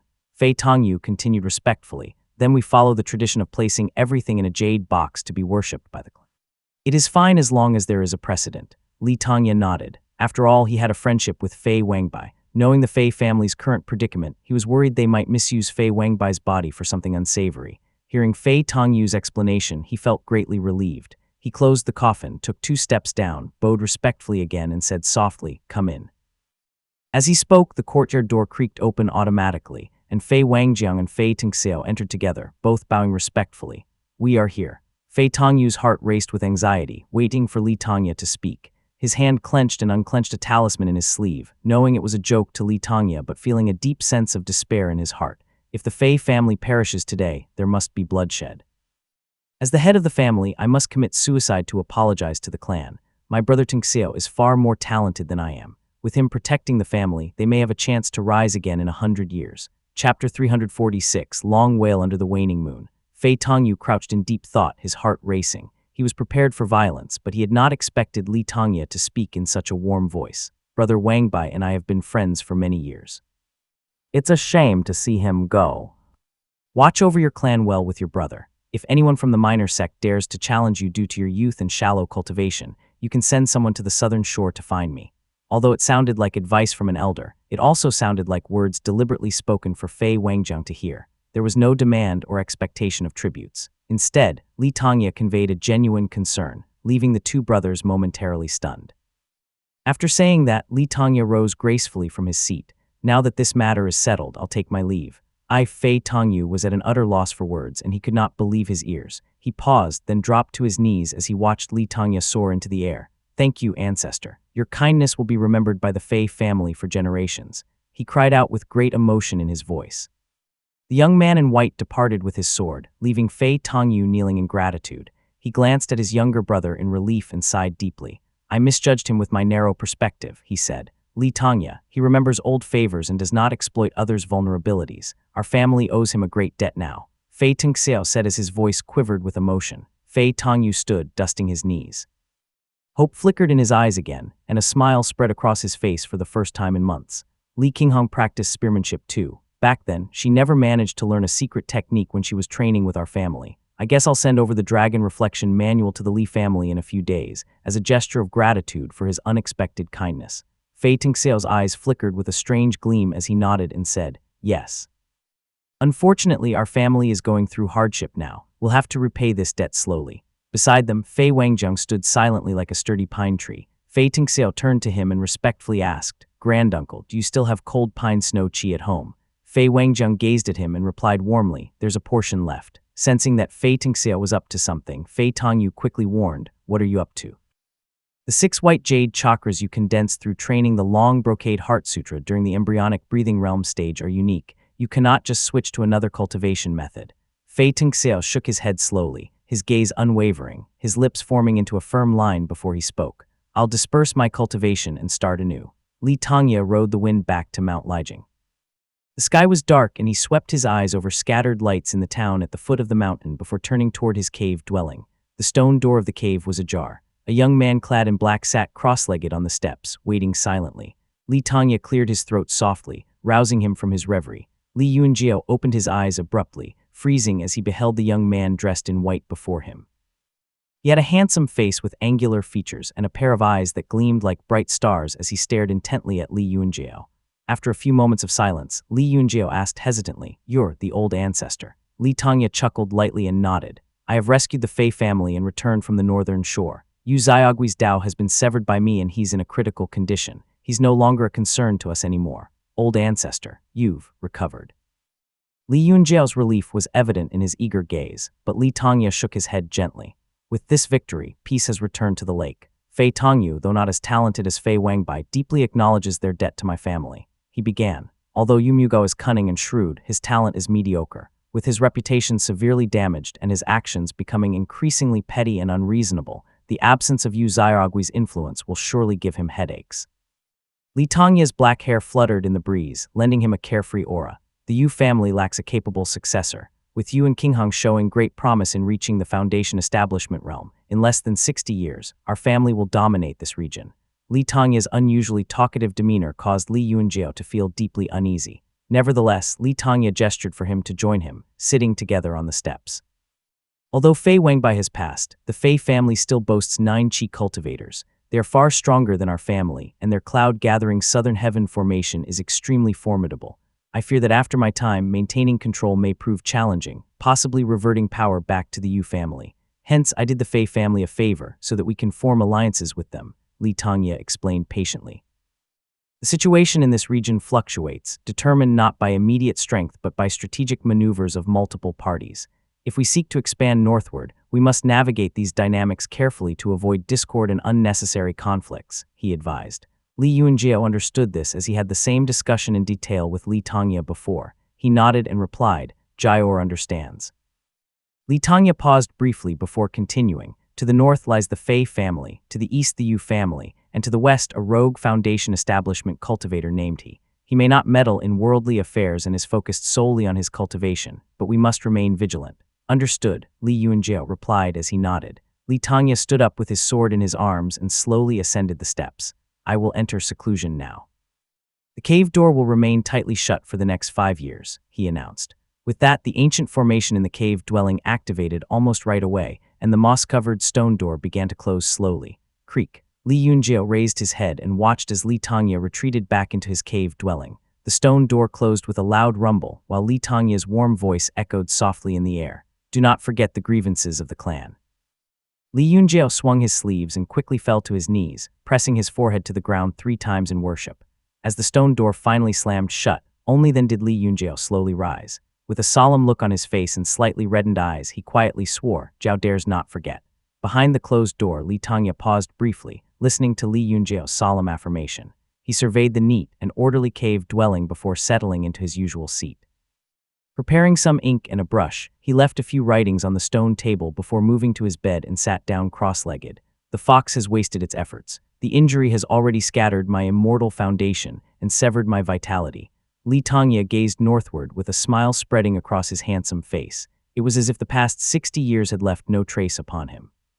He continued, murmuring warmly, "For over 70 years, I've strived to lead the clan, quell external threats, and bring peace to Mount Yue. Now I can die with dignity, feeling safe and content. My life has been one of profound contentment, with nothing more to desire." He rested his chin on his hands and exhaled softly. His flowing black hair cascaded down his back, and the sparkle in his eyes slowly faded. The king's sword in his arms let out a faint cry while astral chi within the cave surged, accompanied by gentle murmurs. After the space of 3 breaths, a shiny white pill emerged before his body. It hovered briefly in the air before vanishing into the void. His face retained its youthful appearance from when he was 16, his white clothes pristine without a single crease on it. He smiled with his eyes closed as if he were only deep in thought. Rumble. The sound of running rivers filled the void. Dewdrops seeped from the cave floor, creating a tinkling spring-like melody. The howling of the winter wind grew louder, but the cave dwelling remained tightly sealed. The energy of his boundless ocean caused a phenomenon atop Mount Lijiang. The once clear sky quickly darkened with clouds as thunder rumbled, and light rain began to drizzle across the earth. It's raining. Fine autumn drizzle blanketed Lijiang town. Farmers raised their heads to welcome the refreshing shower, while vendors covered their carts with umbrellas, and the carriages of prominent families rolled leisurely through the streets. The stone paths on the streets at the foot of the mountain grew slick with rain. Dogs barked softly, children played and laughed, and a newlywed woman deliberated over spending a copper coin to buy fabric for a new dress. Li Tongye passed silently in the cave dwelling. His immortal foundation had crumbled, his vitality spent. Yet to the world outside the cave, the weather was merely a little cold today, but the gentle rain was soothing and pleasant. Such refreshing autumn rain was a rare delight indeed. Chapter 347, Tributes on the Lake. Yu Muga looked incredibly arrogant, clad in fluttering black attire and wielding a divine weapon. He taunted, "The phoenix resides in the parasol tree. Do you dare to descend, little cultivator?" The tavern buzzed with activity as the audience craned their necks to hear better. Throngs surrounded a man clothed in gray at the center of the room, who stroked his goatee as he performed. And Jingaming, a top-notch immortal talent, scoffed and retorted loudly, "I am blessed with the bones of an immortal, favored by the heavens. How dare you, an insignificant centipede, refer to yourself as a parasol tree in my presence, Tilda?" As soon as the gray-clothed man had finished speaking those words, the crowd erupted into shouts and applause. He smirked, stroking his beard, evidently pleased with his own performance. At the edge of the crowd stood a boy of about 11 or 12, dressed in a leather coat with snow-white fur around the cuffs. It was easy to tell that he was the scion of a wealthy, noble family. Though everyone's attention was not focused on him, they nonetheless were aware enough to leave a space enough for him to stand. The boy held the hand of a younger child, around 5 or 6 years old, who looked clever and beautiful. "Brother Zijai, and Jingaming sure is popular," the boy chirped in his tender voice. The noble-looking teenage boy beside him simply waved his sleeve and chuckled. And Jingaming was a remarkable talent who had performed countless heroic deeds during his lifetime, though his end was tragic. It's only natural that people remember him fondly. The younger boy nodded, though he could hardly make out the distant applause over the din. And then, the boy nodded though with uncertainty. Being small in stature, he could not get a clear view of the stage. The crowd was cheering loudly, and he could barely hear his voice over the performance. And then, he repeated eagerly, and then, the tales recount how he fought against many foes alone, vanquishing them in swift succession. From that moment he roamed freely between heaven and earth, unfettered, Li Zijai replied casually, his hands clasped behind his back. The tales. Li Zijai tilted his head, unable to resist asking his next question with innocence in his voice. What about in reality? He was killed by the Yu family. They preserved his severed head, and it's probably displayed in the Yu family's vault now, Li Zijai said as his expression darkened. Every teenager had the dream of practicing qi for 3 years and establishing the immortal foundation in 10, so he could not help but feel sorry for Jingaming's tragic demise despite being such a talented man. He held Li Ziming up and said gently, "If you spend less time watching plays and more time reading our family's history, you'll come to understand the bloody realities beyond these tranquil towns." Li Ziming rested his head against Li Zijai's chest and hummed in response. All of a sudden, a figure appeared before them, carrying a sword at his waist. His face was solemn, but his voice was tinged with resignation as he said softly, "I looked everywhere for the both of you." Li Zijai glanced at the man and replied, "Congratulations, Uncle Gongaming. I suppose qi cultivators are built differently. You actually found us quicker than the Jade Court guards." Su Gongaming was in a good mood since he had just recently emerged from seclusion after achieving his breakthrough in the qi cultivation realm. The praise from Li Zijai caused a smile to appear on his face as he humbly replied, "You flatter me, young master." The Li family had enjoyed a period of peace over the past 5 years. News of Li Tongya single-handedly repelling the Yu family and vanquishing Amaha had spread far and wide, earning him the reputation of the Celestial Moon Sword, garnering recognition even in the Wu and Su states. During these years, several members of the Li family had attained the qi cultivation realm. Madame Du was among the first, cultivating with the minor pure spiritual qi. Her accomplishment brought great honor and prestige to the Du family. Next was Xiao Gilwen, who cultivated a grade 3 technique from the Xiao family with clear dusk origin qi. Specializing in detoxification and employing soft techniques to subdue enemies, her prowess exceeded that of ordinary qi cultivators like Madame Du. With Su Gongaming's recent breakthrough in Li Xuanxuan, who was currently working at the marketplace, the Li family now boasted 5 qi cultivators, which was already sufficient enough to safeguard the family's interests. "Why were you looking for me?" Li Zijai, now at the 3rd stage of the embryonic breathing realm, asked while holding Li Ziming in his arms. Su Gongaming replied softly, "Second old master has returned from Wudu Peak and is speaking with the family head in town right now. He requests the both of your presence." Upon hearing his father's return from Wudu Peak, Li Zijai's demeanor grew serious. "Understood. Thank you for informing me, Uncle Gongaming." With that, he activated the divine movement spell and hastened toward the foot of the mountain. Li Yuanping, nearing 20 years of age, possessed a gaze that could exert pressure on anyone due to his many years of managing household affairs. Despite his pale complexion and cultivation merely at the 3rd stage of the embryonic breathing realm, his presence commanded respect. Meanwhile, Li Yuanjiao, clad in his usual black attire, sat next to Li Yuanping. He had recently attained the 6th heavenly layer of the qi cultivation realm. Holding a pale purple jade slip, he asked in a deep voice, "Zijai took Ming'er out again?" "Yes," Li Yuanping chuckled in response. Zijai will be leaving home soon. This is a good time for them to bond while they still can. Li Yuanjiao nodded silently. A year earlier, Yuan Tuan of Kingsui Peak had emerged from her seclusion and broken through to the Foundation establishment realm by successfully forming her immortal foundation known as Azure Manifest Peak. She had assumed the position of Peak Master since then, initiating disciple recruitment. Upon emerging from seclusion, Yuan Tuan immediately sent a response to the Li family's letter. She wrote warmly, first expressing condolences for Li Qijing's passing, and then announcing her upcoming visit to Moongaze Lake in a few months to assess Li Zijai's aptitude. Although the Li family lacked the methods of the 3 sects and 7 gates for assessing root bone, Li Zijai's rapid cultivation, progress reaching the 3rd stage of the embryonic breathing realm in just 6 years, clearly qualified him to join the Azure Pond sect. Setting aside his brush, Li Yuanping noticed Li Yuanjiao's somber expression and asked, "What brings you all the way back here, brother?" Li Yuanjiao frowned and replied, "It's about time to submit tributes to the Azure Pond sect. Don't worry, despite the waning demonic plague, our businesses in the markets are still thriving. We've seen an increase in unrefined qi cultivators out there and a bountiful harvest of spirit resources." "We have enough for this year's tributes," Li Yuanping assured him. "I've been busy with preparations for the past few days and have ensured everything is in order. Nothing will go wrong," Li Yuanping added confidently. Li Yuanjiao nodded approvingly. "I'm relieved you've managed our affairs so capably these past years," he praised. He then lowered his voice and continued, "However, I received word from Giluan. Yu Muxian of Yunwu Peak will oversee this year's tributes. He's already on his way to Moongaze Lake on the Dawn Cloudliner." Yu Muxian, that indeed complicates things, Li Yuanping muttered as his expression darkened. Li Yuanjiao exchanged a knowing glance with Li Yuanping, both aware of the delicate nature of the situation. After all, Li Tongya had severed Yu Xiaogui's cultivation. Rumors speculated that Yu Xiaogui had been sustaining his life just by using spirit medicines and sacrificial rituals in recent years. Yu Muxian enjoyed wide connections within the sect, with supporters on Yuanwu Peak who were ready to stand up for him. However, Yu Muxian himself had yet to take any action, likely intimidated by the formidable reputation of the Li family's sword Immortal that echoed throughout the region. As a result, no one dared to find trouble with them. Now, a Foundation establishment Immortal cultivator, personally arriving at Lake Wangyue, carried significant weight. However, Li Yuanjiao could not help but feel uneasy despite the reputation of the Li family's sword Immortal heritage, linked with the Green Spike sword Immortal, and the Moon Quest sword, was indeed formidable. Now, as a Foundation establishment Immortal cultivator, Yu Muxian was personally coming to Moongaze Lake.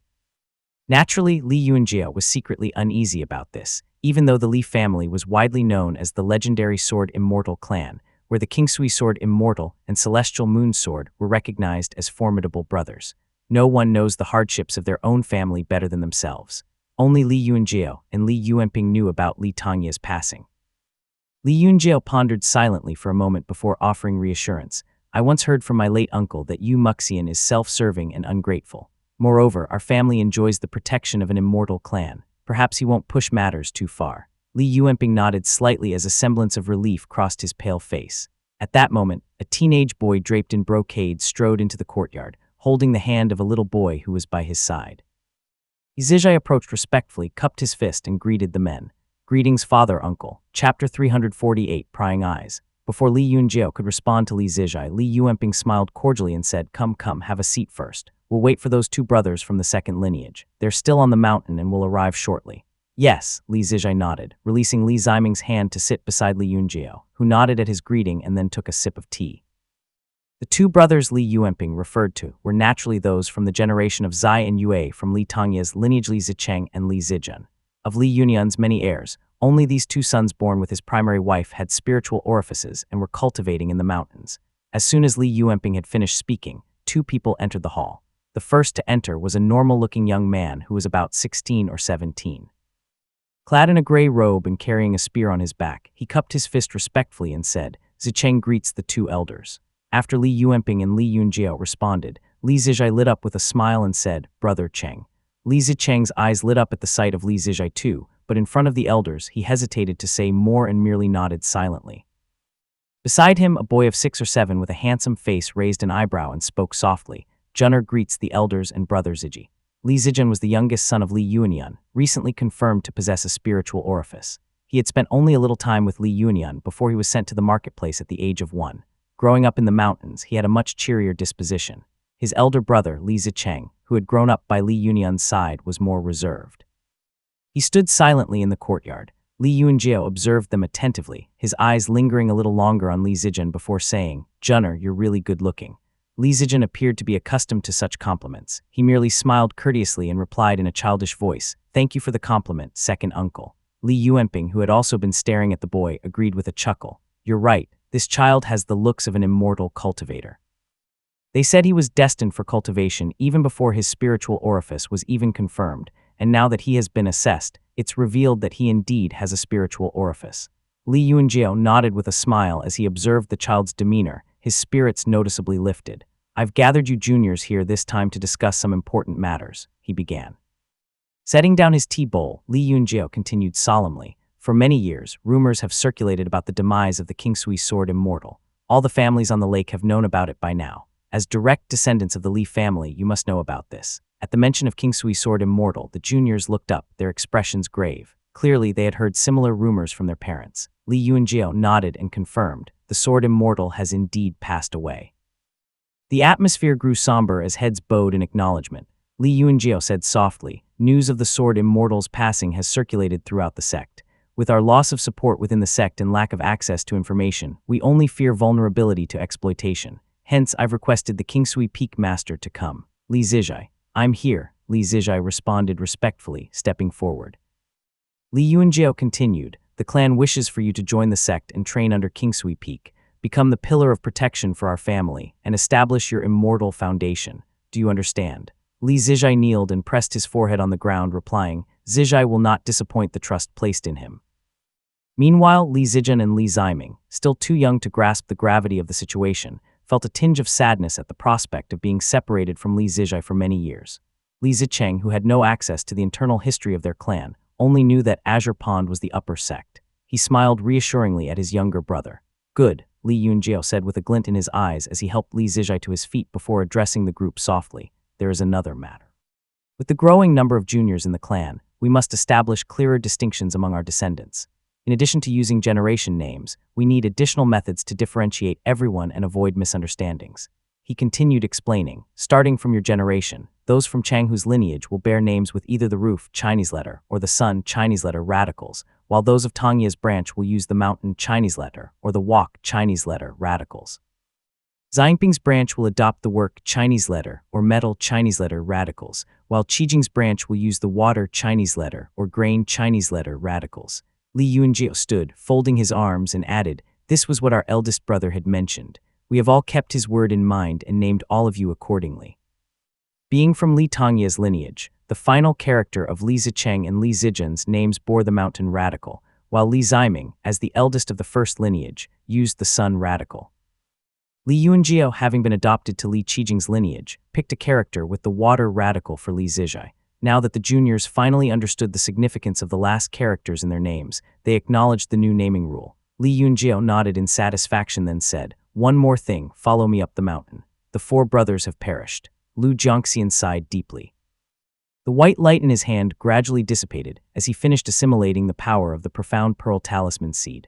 Perhaps due to Li Tangya's scattered cultivation, the feedback from the profound pearl talisman seed he received was not as potent as Li Qijing's. While it had satisfied Lu Jiangxian, he desired more. The power of the Supreme Yin profound light has grown, now capable of obliterating a peak foundation establishment realm cultivator. After being struck by this profound light, survival is impossible unless they possess a special immortal foundation. He grabbed into the void and retrieved 5 white pills out of thin air. With Li Xuanling dead, the remaining 4 profound pearl talisman seeds currently outside the mirror now are in Li Xuanxuan, Li Xuanfeng, Li Yunjiao, and Li Qinghang. The number of profound pearl talisman seeds did not increase. According to Lu Jiangxian's estimation, he could probably only generate 3 more when the mirror had recovered its strength to the Purple Mansion realm. On the contrary, my perception has expanded significantly. Lu Jiangxian's visual senses now encompassed half of the Yue and Su states. Apart from a few Purple Mansion realm cultivators' mountain gates that he dared not probe, the secular world and small clans were within his view. It was regrettable that his visual sense could not penetrate large formations like his divine sense. Otherwise, he would thoroughly examine the ancestral secrets of various clans. The coverage of his divine sense now extended across the entire Moongaze Lake, including the Yu and Fei families, among others. Well, it's not stealing if it's presented right before my eyes, he mumbled to himself.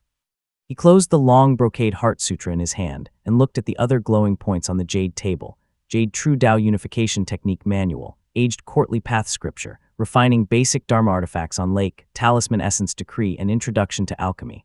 That's a lot of legacies. The Yu family had once seized the Jiang family's legacies years ago, inheriting numerous books, records, as well as alchemy and Dharma artifact recipes. Unfortunately, there were not many high-grade cultivation techniques. The Li family already had the Grade 4 Aged Courtly Path Scripture, which could serve even a Purple Mansion realm cultivator well if in their possession. As outer disciples of the Immortal Mansion, the Jiang family only possessed a few high-grade cultivation techniques. Aside from the Grade 3 Technique Manual, known as Gazing Sea Chasing Mountains, which could build an immortal foundation known as Fool's Mountain Chase, the rest were mostly Grade 3 cultivation techniques of similar metallic essence.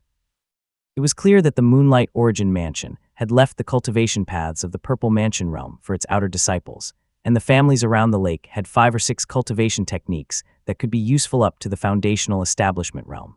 Compared to the embryonic breathing realm cultivators in the Mushroom Forest Plain who were forced to use common Grade 1 cultivation techniques, these families were indeed lucky. Seems like Lu Jiangxian was a nice man in my previous life. He chuckled self-deprecatingly as he organized the Dao lineages. Jade Court General, Azure Jade Cliff, True Dao Unification, Patterned Brocade, just missing one more. He mumbled. Lu Jiangxian pondered for a moment, contemplating the deaths of both Yu Yufeng and Fei Wangbai. Taoist Master Shang Yuan is probably the next person to break through to the Golden Core realm. The metallic essence he sought after is likely this one. With these thoughts, Lu Jiangxian set aside all these cultivation techniques which he had deemed as dangerous, then picked out 3 artifact forging, 1 alchemy, and 6 talisman secret techniques. He also picked out 2 from the remaining Grade 3 cultivation techniques, the Fei family's Cold Pine Dew Snow Technique Manual, and the Yu family's Gazing Sea Chasing Mountains Technique Manual. I'll find an excuse to give out these items, he continued mumbling to himself. After pondering for a while, he mused to himself, since the Li family no longer has a foundation establishment realm cultivator, the talisman seeds from the mirror should also be decreased from 9 to 6 to match the Li family's speculations. Lu Jiangxian struggled briefly. After all, the talisman seeds had gradually increased in number over time, deliberately timed by Lu Jiangxian to coincide with Li Tongya's increased strength. At that time, Li Tongya had assumed that the talisman seeds increased with the holder's strength.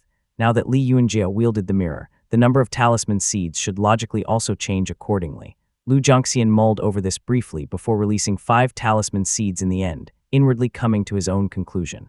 Never mind. Li Yunjia is a smart man. He'll likely find an explanation for this himself. Chapter 349, Generation of Zai and Yue received talisman seeds. Li Yunjia led a small group of boys up the mountain path and stood before the rear courtyard's formation that was shimmering in white light. Li Zijian stared at it in awe. He gripped Li Ziming's hand and whispered, "Third brother, is this where that rumored green and white immortal sword is?" "No idea," Li Ziming replied, furrowing his brow slightly. His features were sharp and smooth, yet next to Li Zijian, they seemed rather plain. "I've never set foot in this courtyard all the years I've been home," he continued as his voice trailed off. "This is our ancestral hall," Li Zijia explained softly, holding his coat tightly. Being much older than Li Ziming and Li Zijian, who only reached up to his waist, he spoke warmly. "After Brother Cheng and I were assessed for spiritual orifice, we were brought here to honor our ancestors and memorize our clan's history." Realization dawned on the 2 younger boys while Li Zicheng stood silently at the front. Li Yuanjio performed a series of hand seals and cast 3 spells before the large formation was unlocked, allowing them into the rear hall. In the rear hall, numerous artifacts were displayed, all weathered and ancient. Wolf skins adorned the walls, and prominently positioned among them was a bow of the embryonic breathing realm. Its surface bore countless scars that whispered of battles won and lost. Li Zicheng and Li Zijai exchanged glances, sharing a mix of both excitement and reverence. With a hushed tone, Li Zijai whispered softly, "The ebony bow." Li Zicheng, a man of few words, grunted deeply. This was the bow that Li Xiangping had wielded, a fact well known to both of them since they had already read and studied the family history. Li Yunjiao glanced at all 4 of them, then produced a jade slip and said in a solemn voice, "Do you still remember the reception method I instructed you to memorize before?" The 4 boys looked at each other before nodding in unison.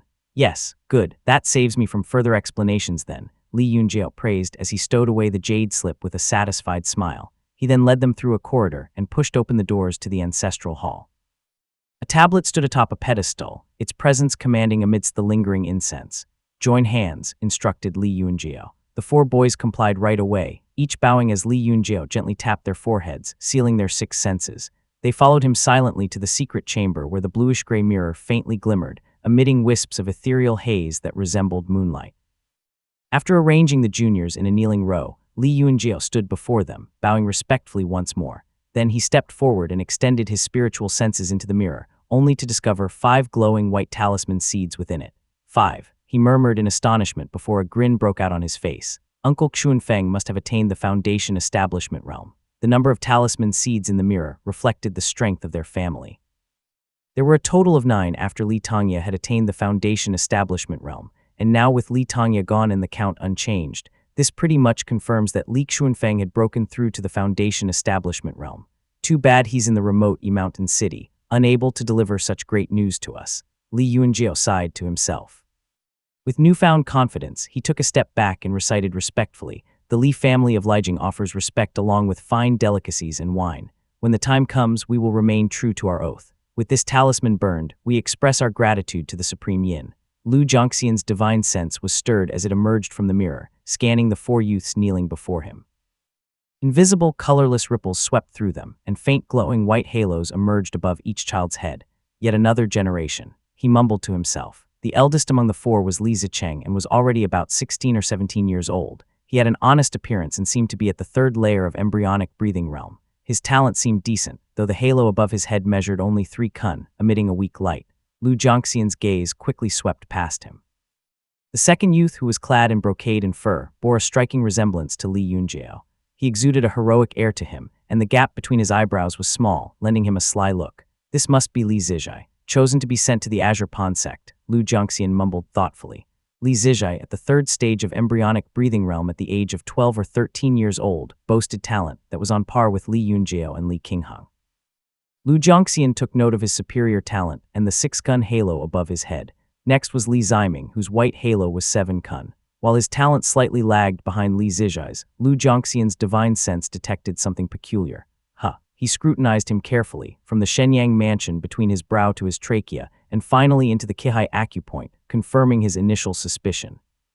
The red haze in his sea of qi rises 4-fold, and the qi in his Shenyang mansion is stable and can harmonize water and fire. There's no sign of yin and yang imbalance. He has a natural talent for alchemy. Having read various alchemy texts and many relevant books from the Yu and Fei family's collections, Lu Zhongxian's knowledge far surpassed that of the Li family. His recognition of such a trait brought him instant delight. 7-kun halo. After receiving the profound pearl talisman seed, he'll become a significant genius, a potential pillar for the Li family, and a valuable asset given his potential in alchemy. Having stayed in the mirror and observed the Li family's growth over 80 years in solitude, from Li Qijing to Li Tongya, Lu Zhongxian's heart swelled with a mix of pride and nostalgia as he continued assessing the youngest descendant before him, Li Zijian. Good appearance.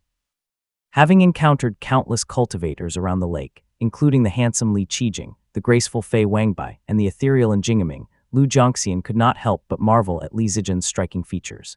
Li Zijian, born just a month or 2 after Li Ziming, naturally looked to be about the same age. Despite his youthful countenance, Li Zijian's sharp eyebrows and bright eyes made him stand out among his brothers. His talent is mediocre, yet he possesses a 9-kun halo. Lu Zhongxian noted, counting on his fingers. Though Li Zijian's potential was only average, his 9-kun spiritual orifice set him apart from ordinary cultivators, rivaling Li Ziming's talent before receiving a talisman seed. Li Ziming must receive a talisman seed, so I'll have to decide between Li Zijai and Li Zijian. With an abundance of talisman seeds at his disposal, Lu Zhongxian acted generously. After a moment's consideration, he waved his hand and sent out 3 talisman seeds. Li Zijai will be joining the Azure Pond sect. His cultivation speed will undoubtedly be superior to the rest. He deserves a seed. If Li Ziming is the only one to receive the talisman, he may struggle alone and the Li family might eventually end up like the Yu family. Although Li Zijian's talent is average, his 9 inches of halo and the talisman seed will make him a small genius. Both of them will receive a seed. The 3 talisman seeds hovered above their heads while Lu Zhongxian held onto the remaining 2 for the next generation. He then handed the Golden Temple Radiant Origin Manual, Introduction to Alchemy, and Cold Pine Dew Snow Technique Manual to each of the 3 boys. With a hand seal, the 3 white lights exited the bluish-gray mirror obediently. They pierced through the wisps of moonlight haze, illuminating the air with an otherworldly brilliance. The ends of these streams of light subtly split into faint seven-colored hues, creating a mesmerizing sight indeed. 3 seeds. Li Yunjiao exclaimed in delight, watching the lights descend upon the 3 boys. He quickly patted each of them on the shoulder, undoing their mana-sealed 6 senses. Focus your mind, hold your essence, and circulate your mana according to the instructions in the reception method. He instructed. Chapter 350, Receiving New Techniques. Li Yunjiao watched as the 3 juniors composed their minds and began meditating. He then glanced at Li Zicheng, who sat at the side with his 6 senses still sealed off. He gently took his hand, leading him out of the courtyard and into a secluded area. Li Yunjiao gently tapped on the space between the boy's eyebrows to undo the mana seal on his senses, and the boy immediately awakened. Meeting his slightly confused gaze, Li Yunjiao asked softly, "Zicheng, are you training with the spirit?" Li Zicheng obediently nodded. Li Yunjiao continued asking, "Did Aunt Qinghang ever teach you the wing clipper spear technique?" "No. Auntie said she took the profound scenery spiritual oath so she couldn't pass it on to others, so she didn't teach me," Li Zicheng replied eagerly. "I see," Li Yunjiao replied thoughtfully. He retrieved a jade slip from his sleeve and handed it to the boy, explaining, "Your younger brothers are inheriting the clan's legacies. This grade 3 wing clipper spear technique shall be yours to inherit. Take the profound scenery spiritual oath and memorize it here in this courtyard before you leave, and you must never speak of what has happened today." "Yes," Li Zicheng immediately responded. He hastily took the spiritual oath and accepted the jade slip from Li Yunjiao as if it were a precious treasure. "Thank you, second uncle." Li Yunjiao nodded, then slowly exited the courtyard, closing the door behind him.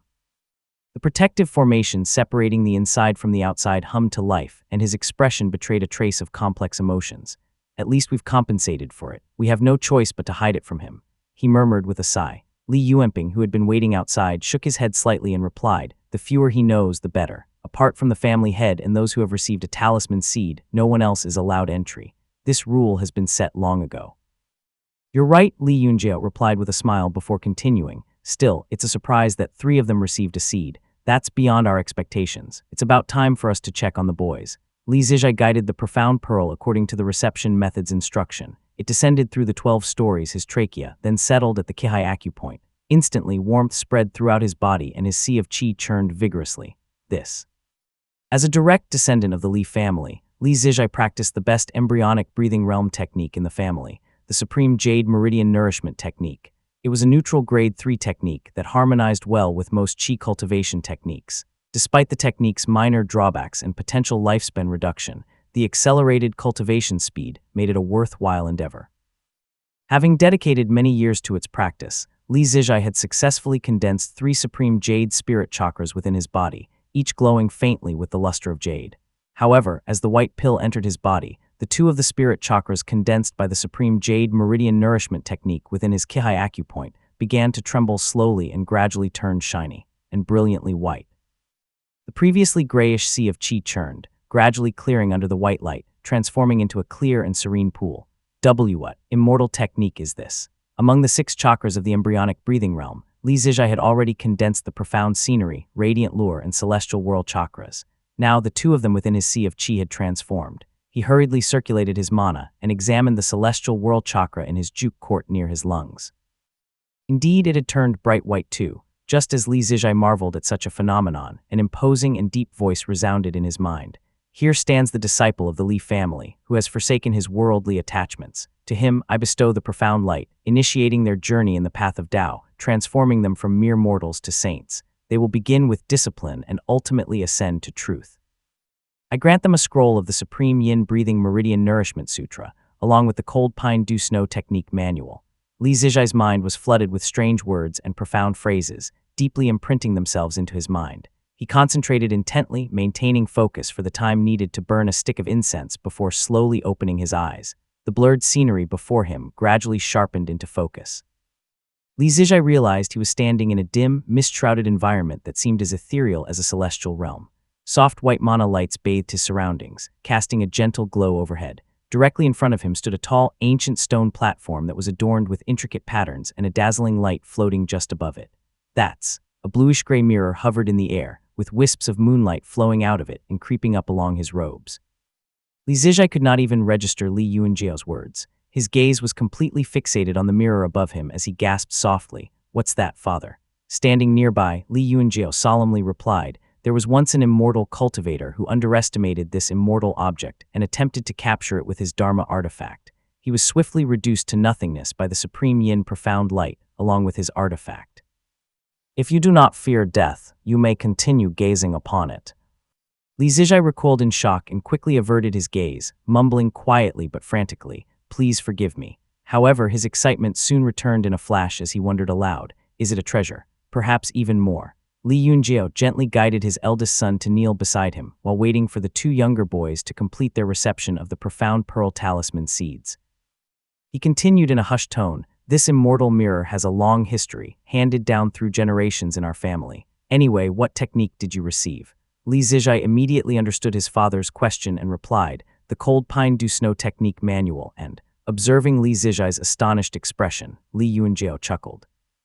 "I see you've realized that regardless of your previous embryonic breathing realm cultivation technique, once the talisman seed enters your body, the chakras you have previously condensed will be instantly transformed into the Supreme Yin chakras, aligning with the practice of that immortal sutra." Overwhelmed by this revelation, Li Zijia was rendered speechless. After a good while, he shyly admitted, "I had thought the green and white immortal sword was remarkable enough.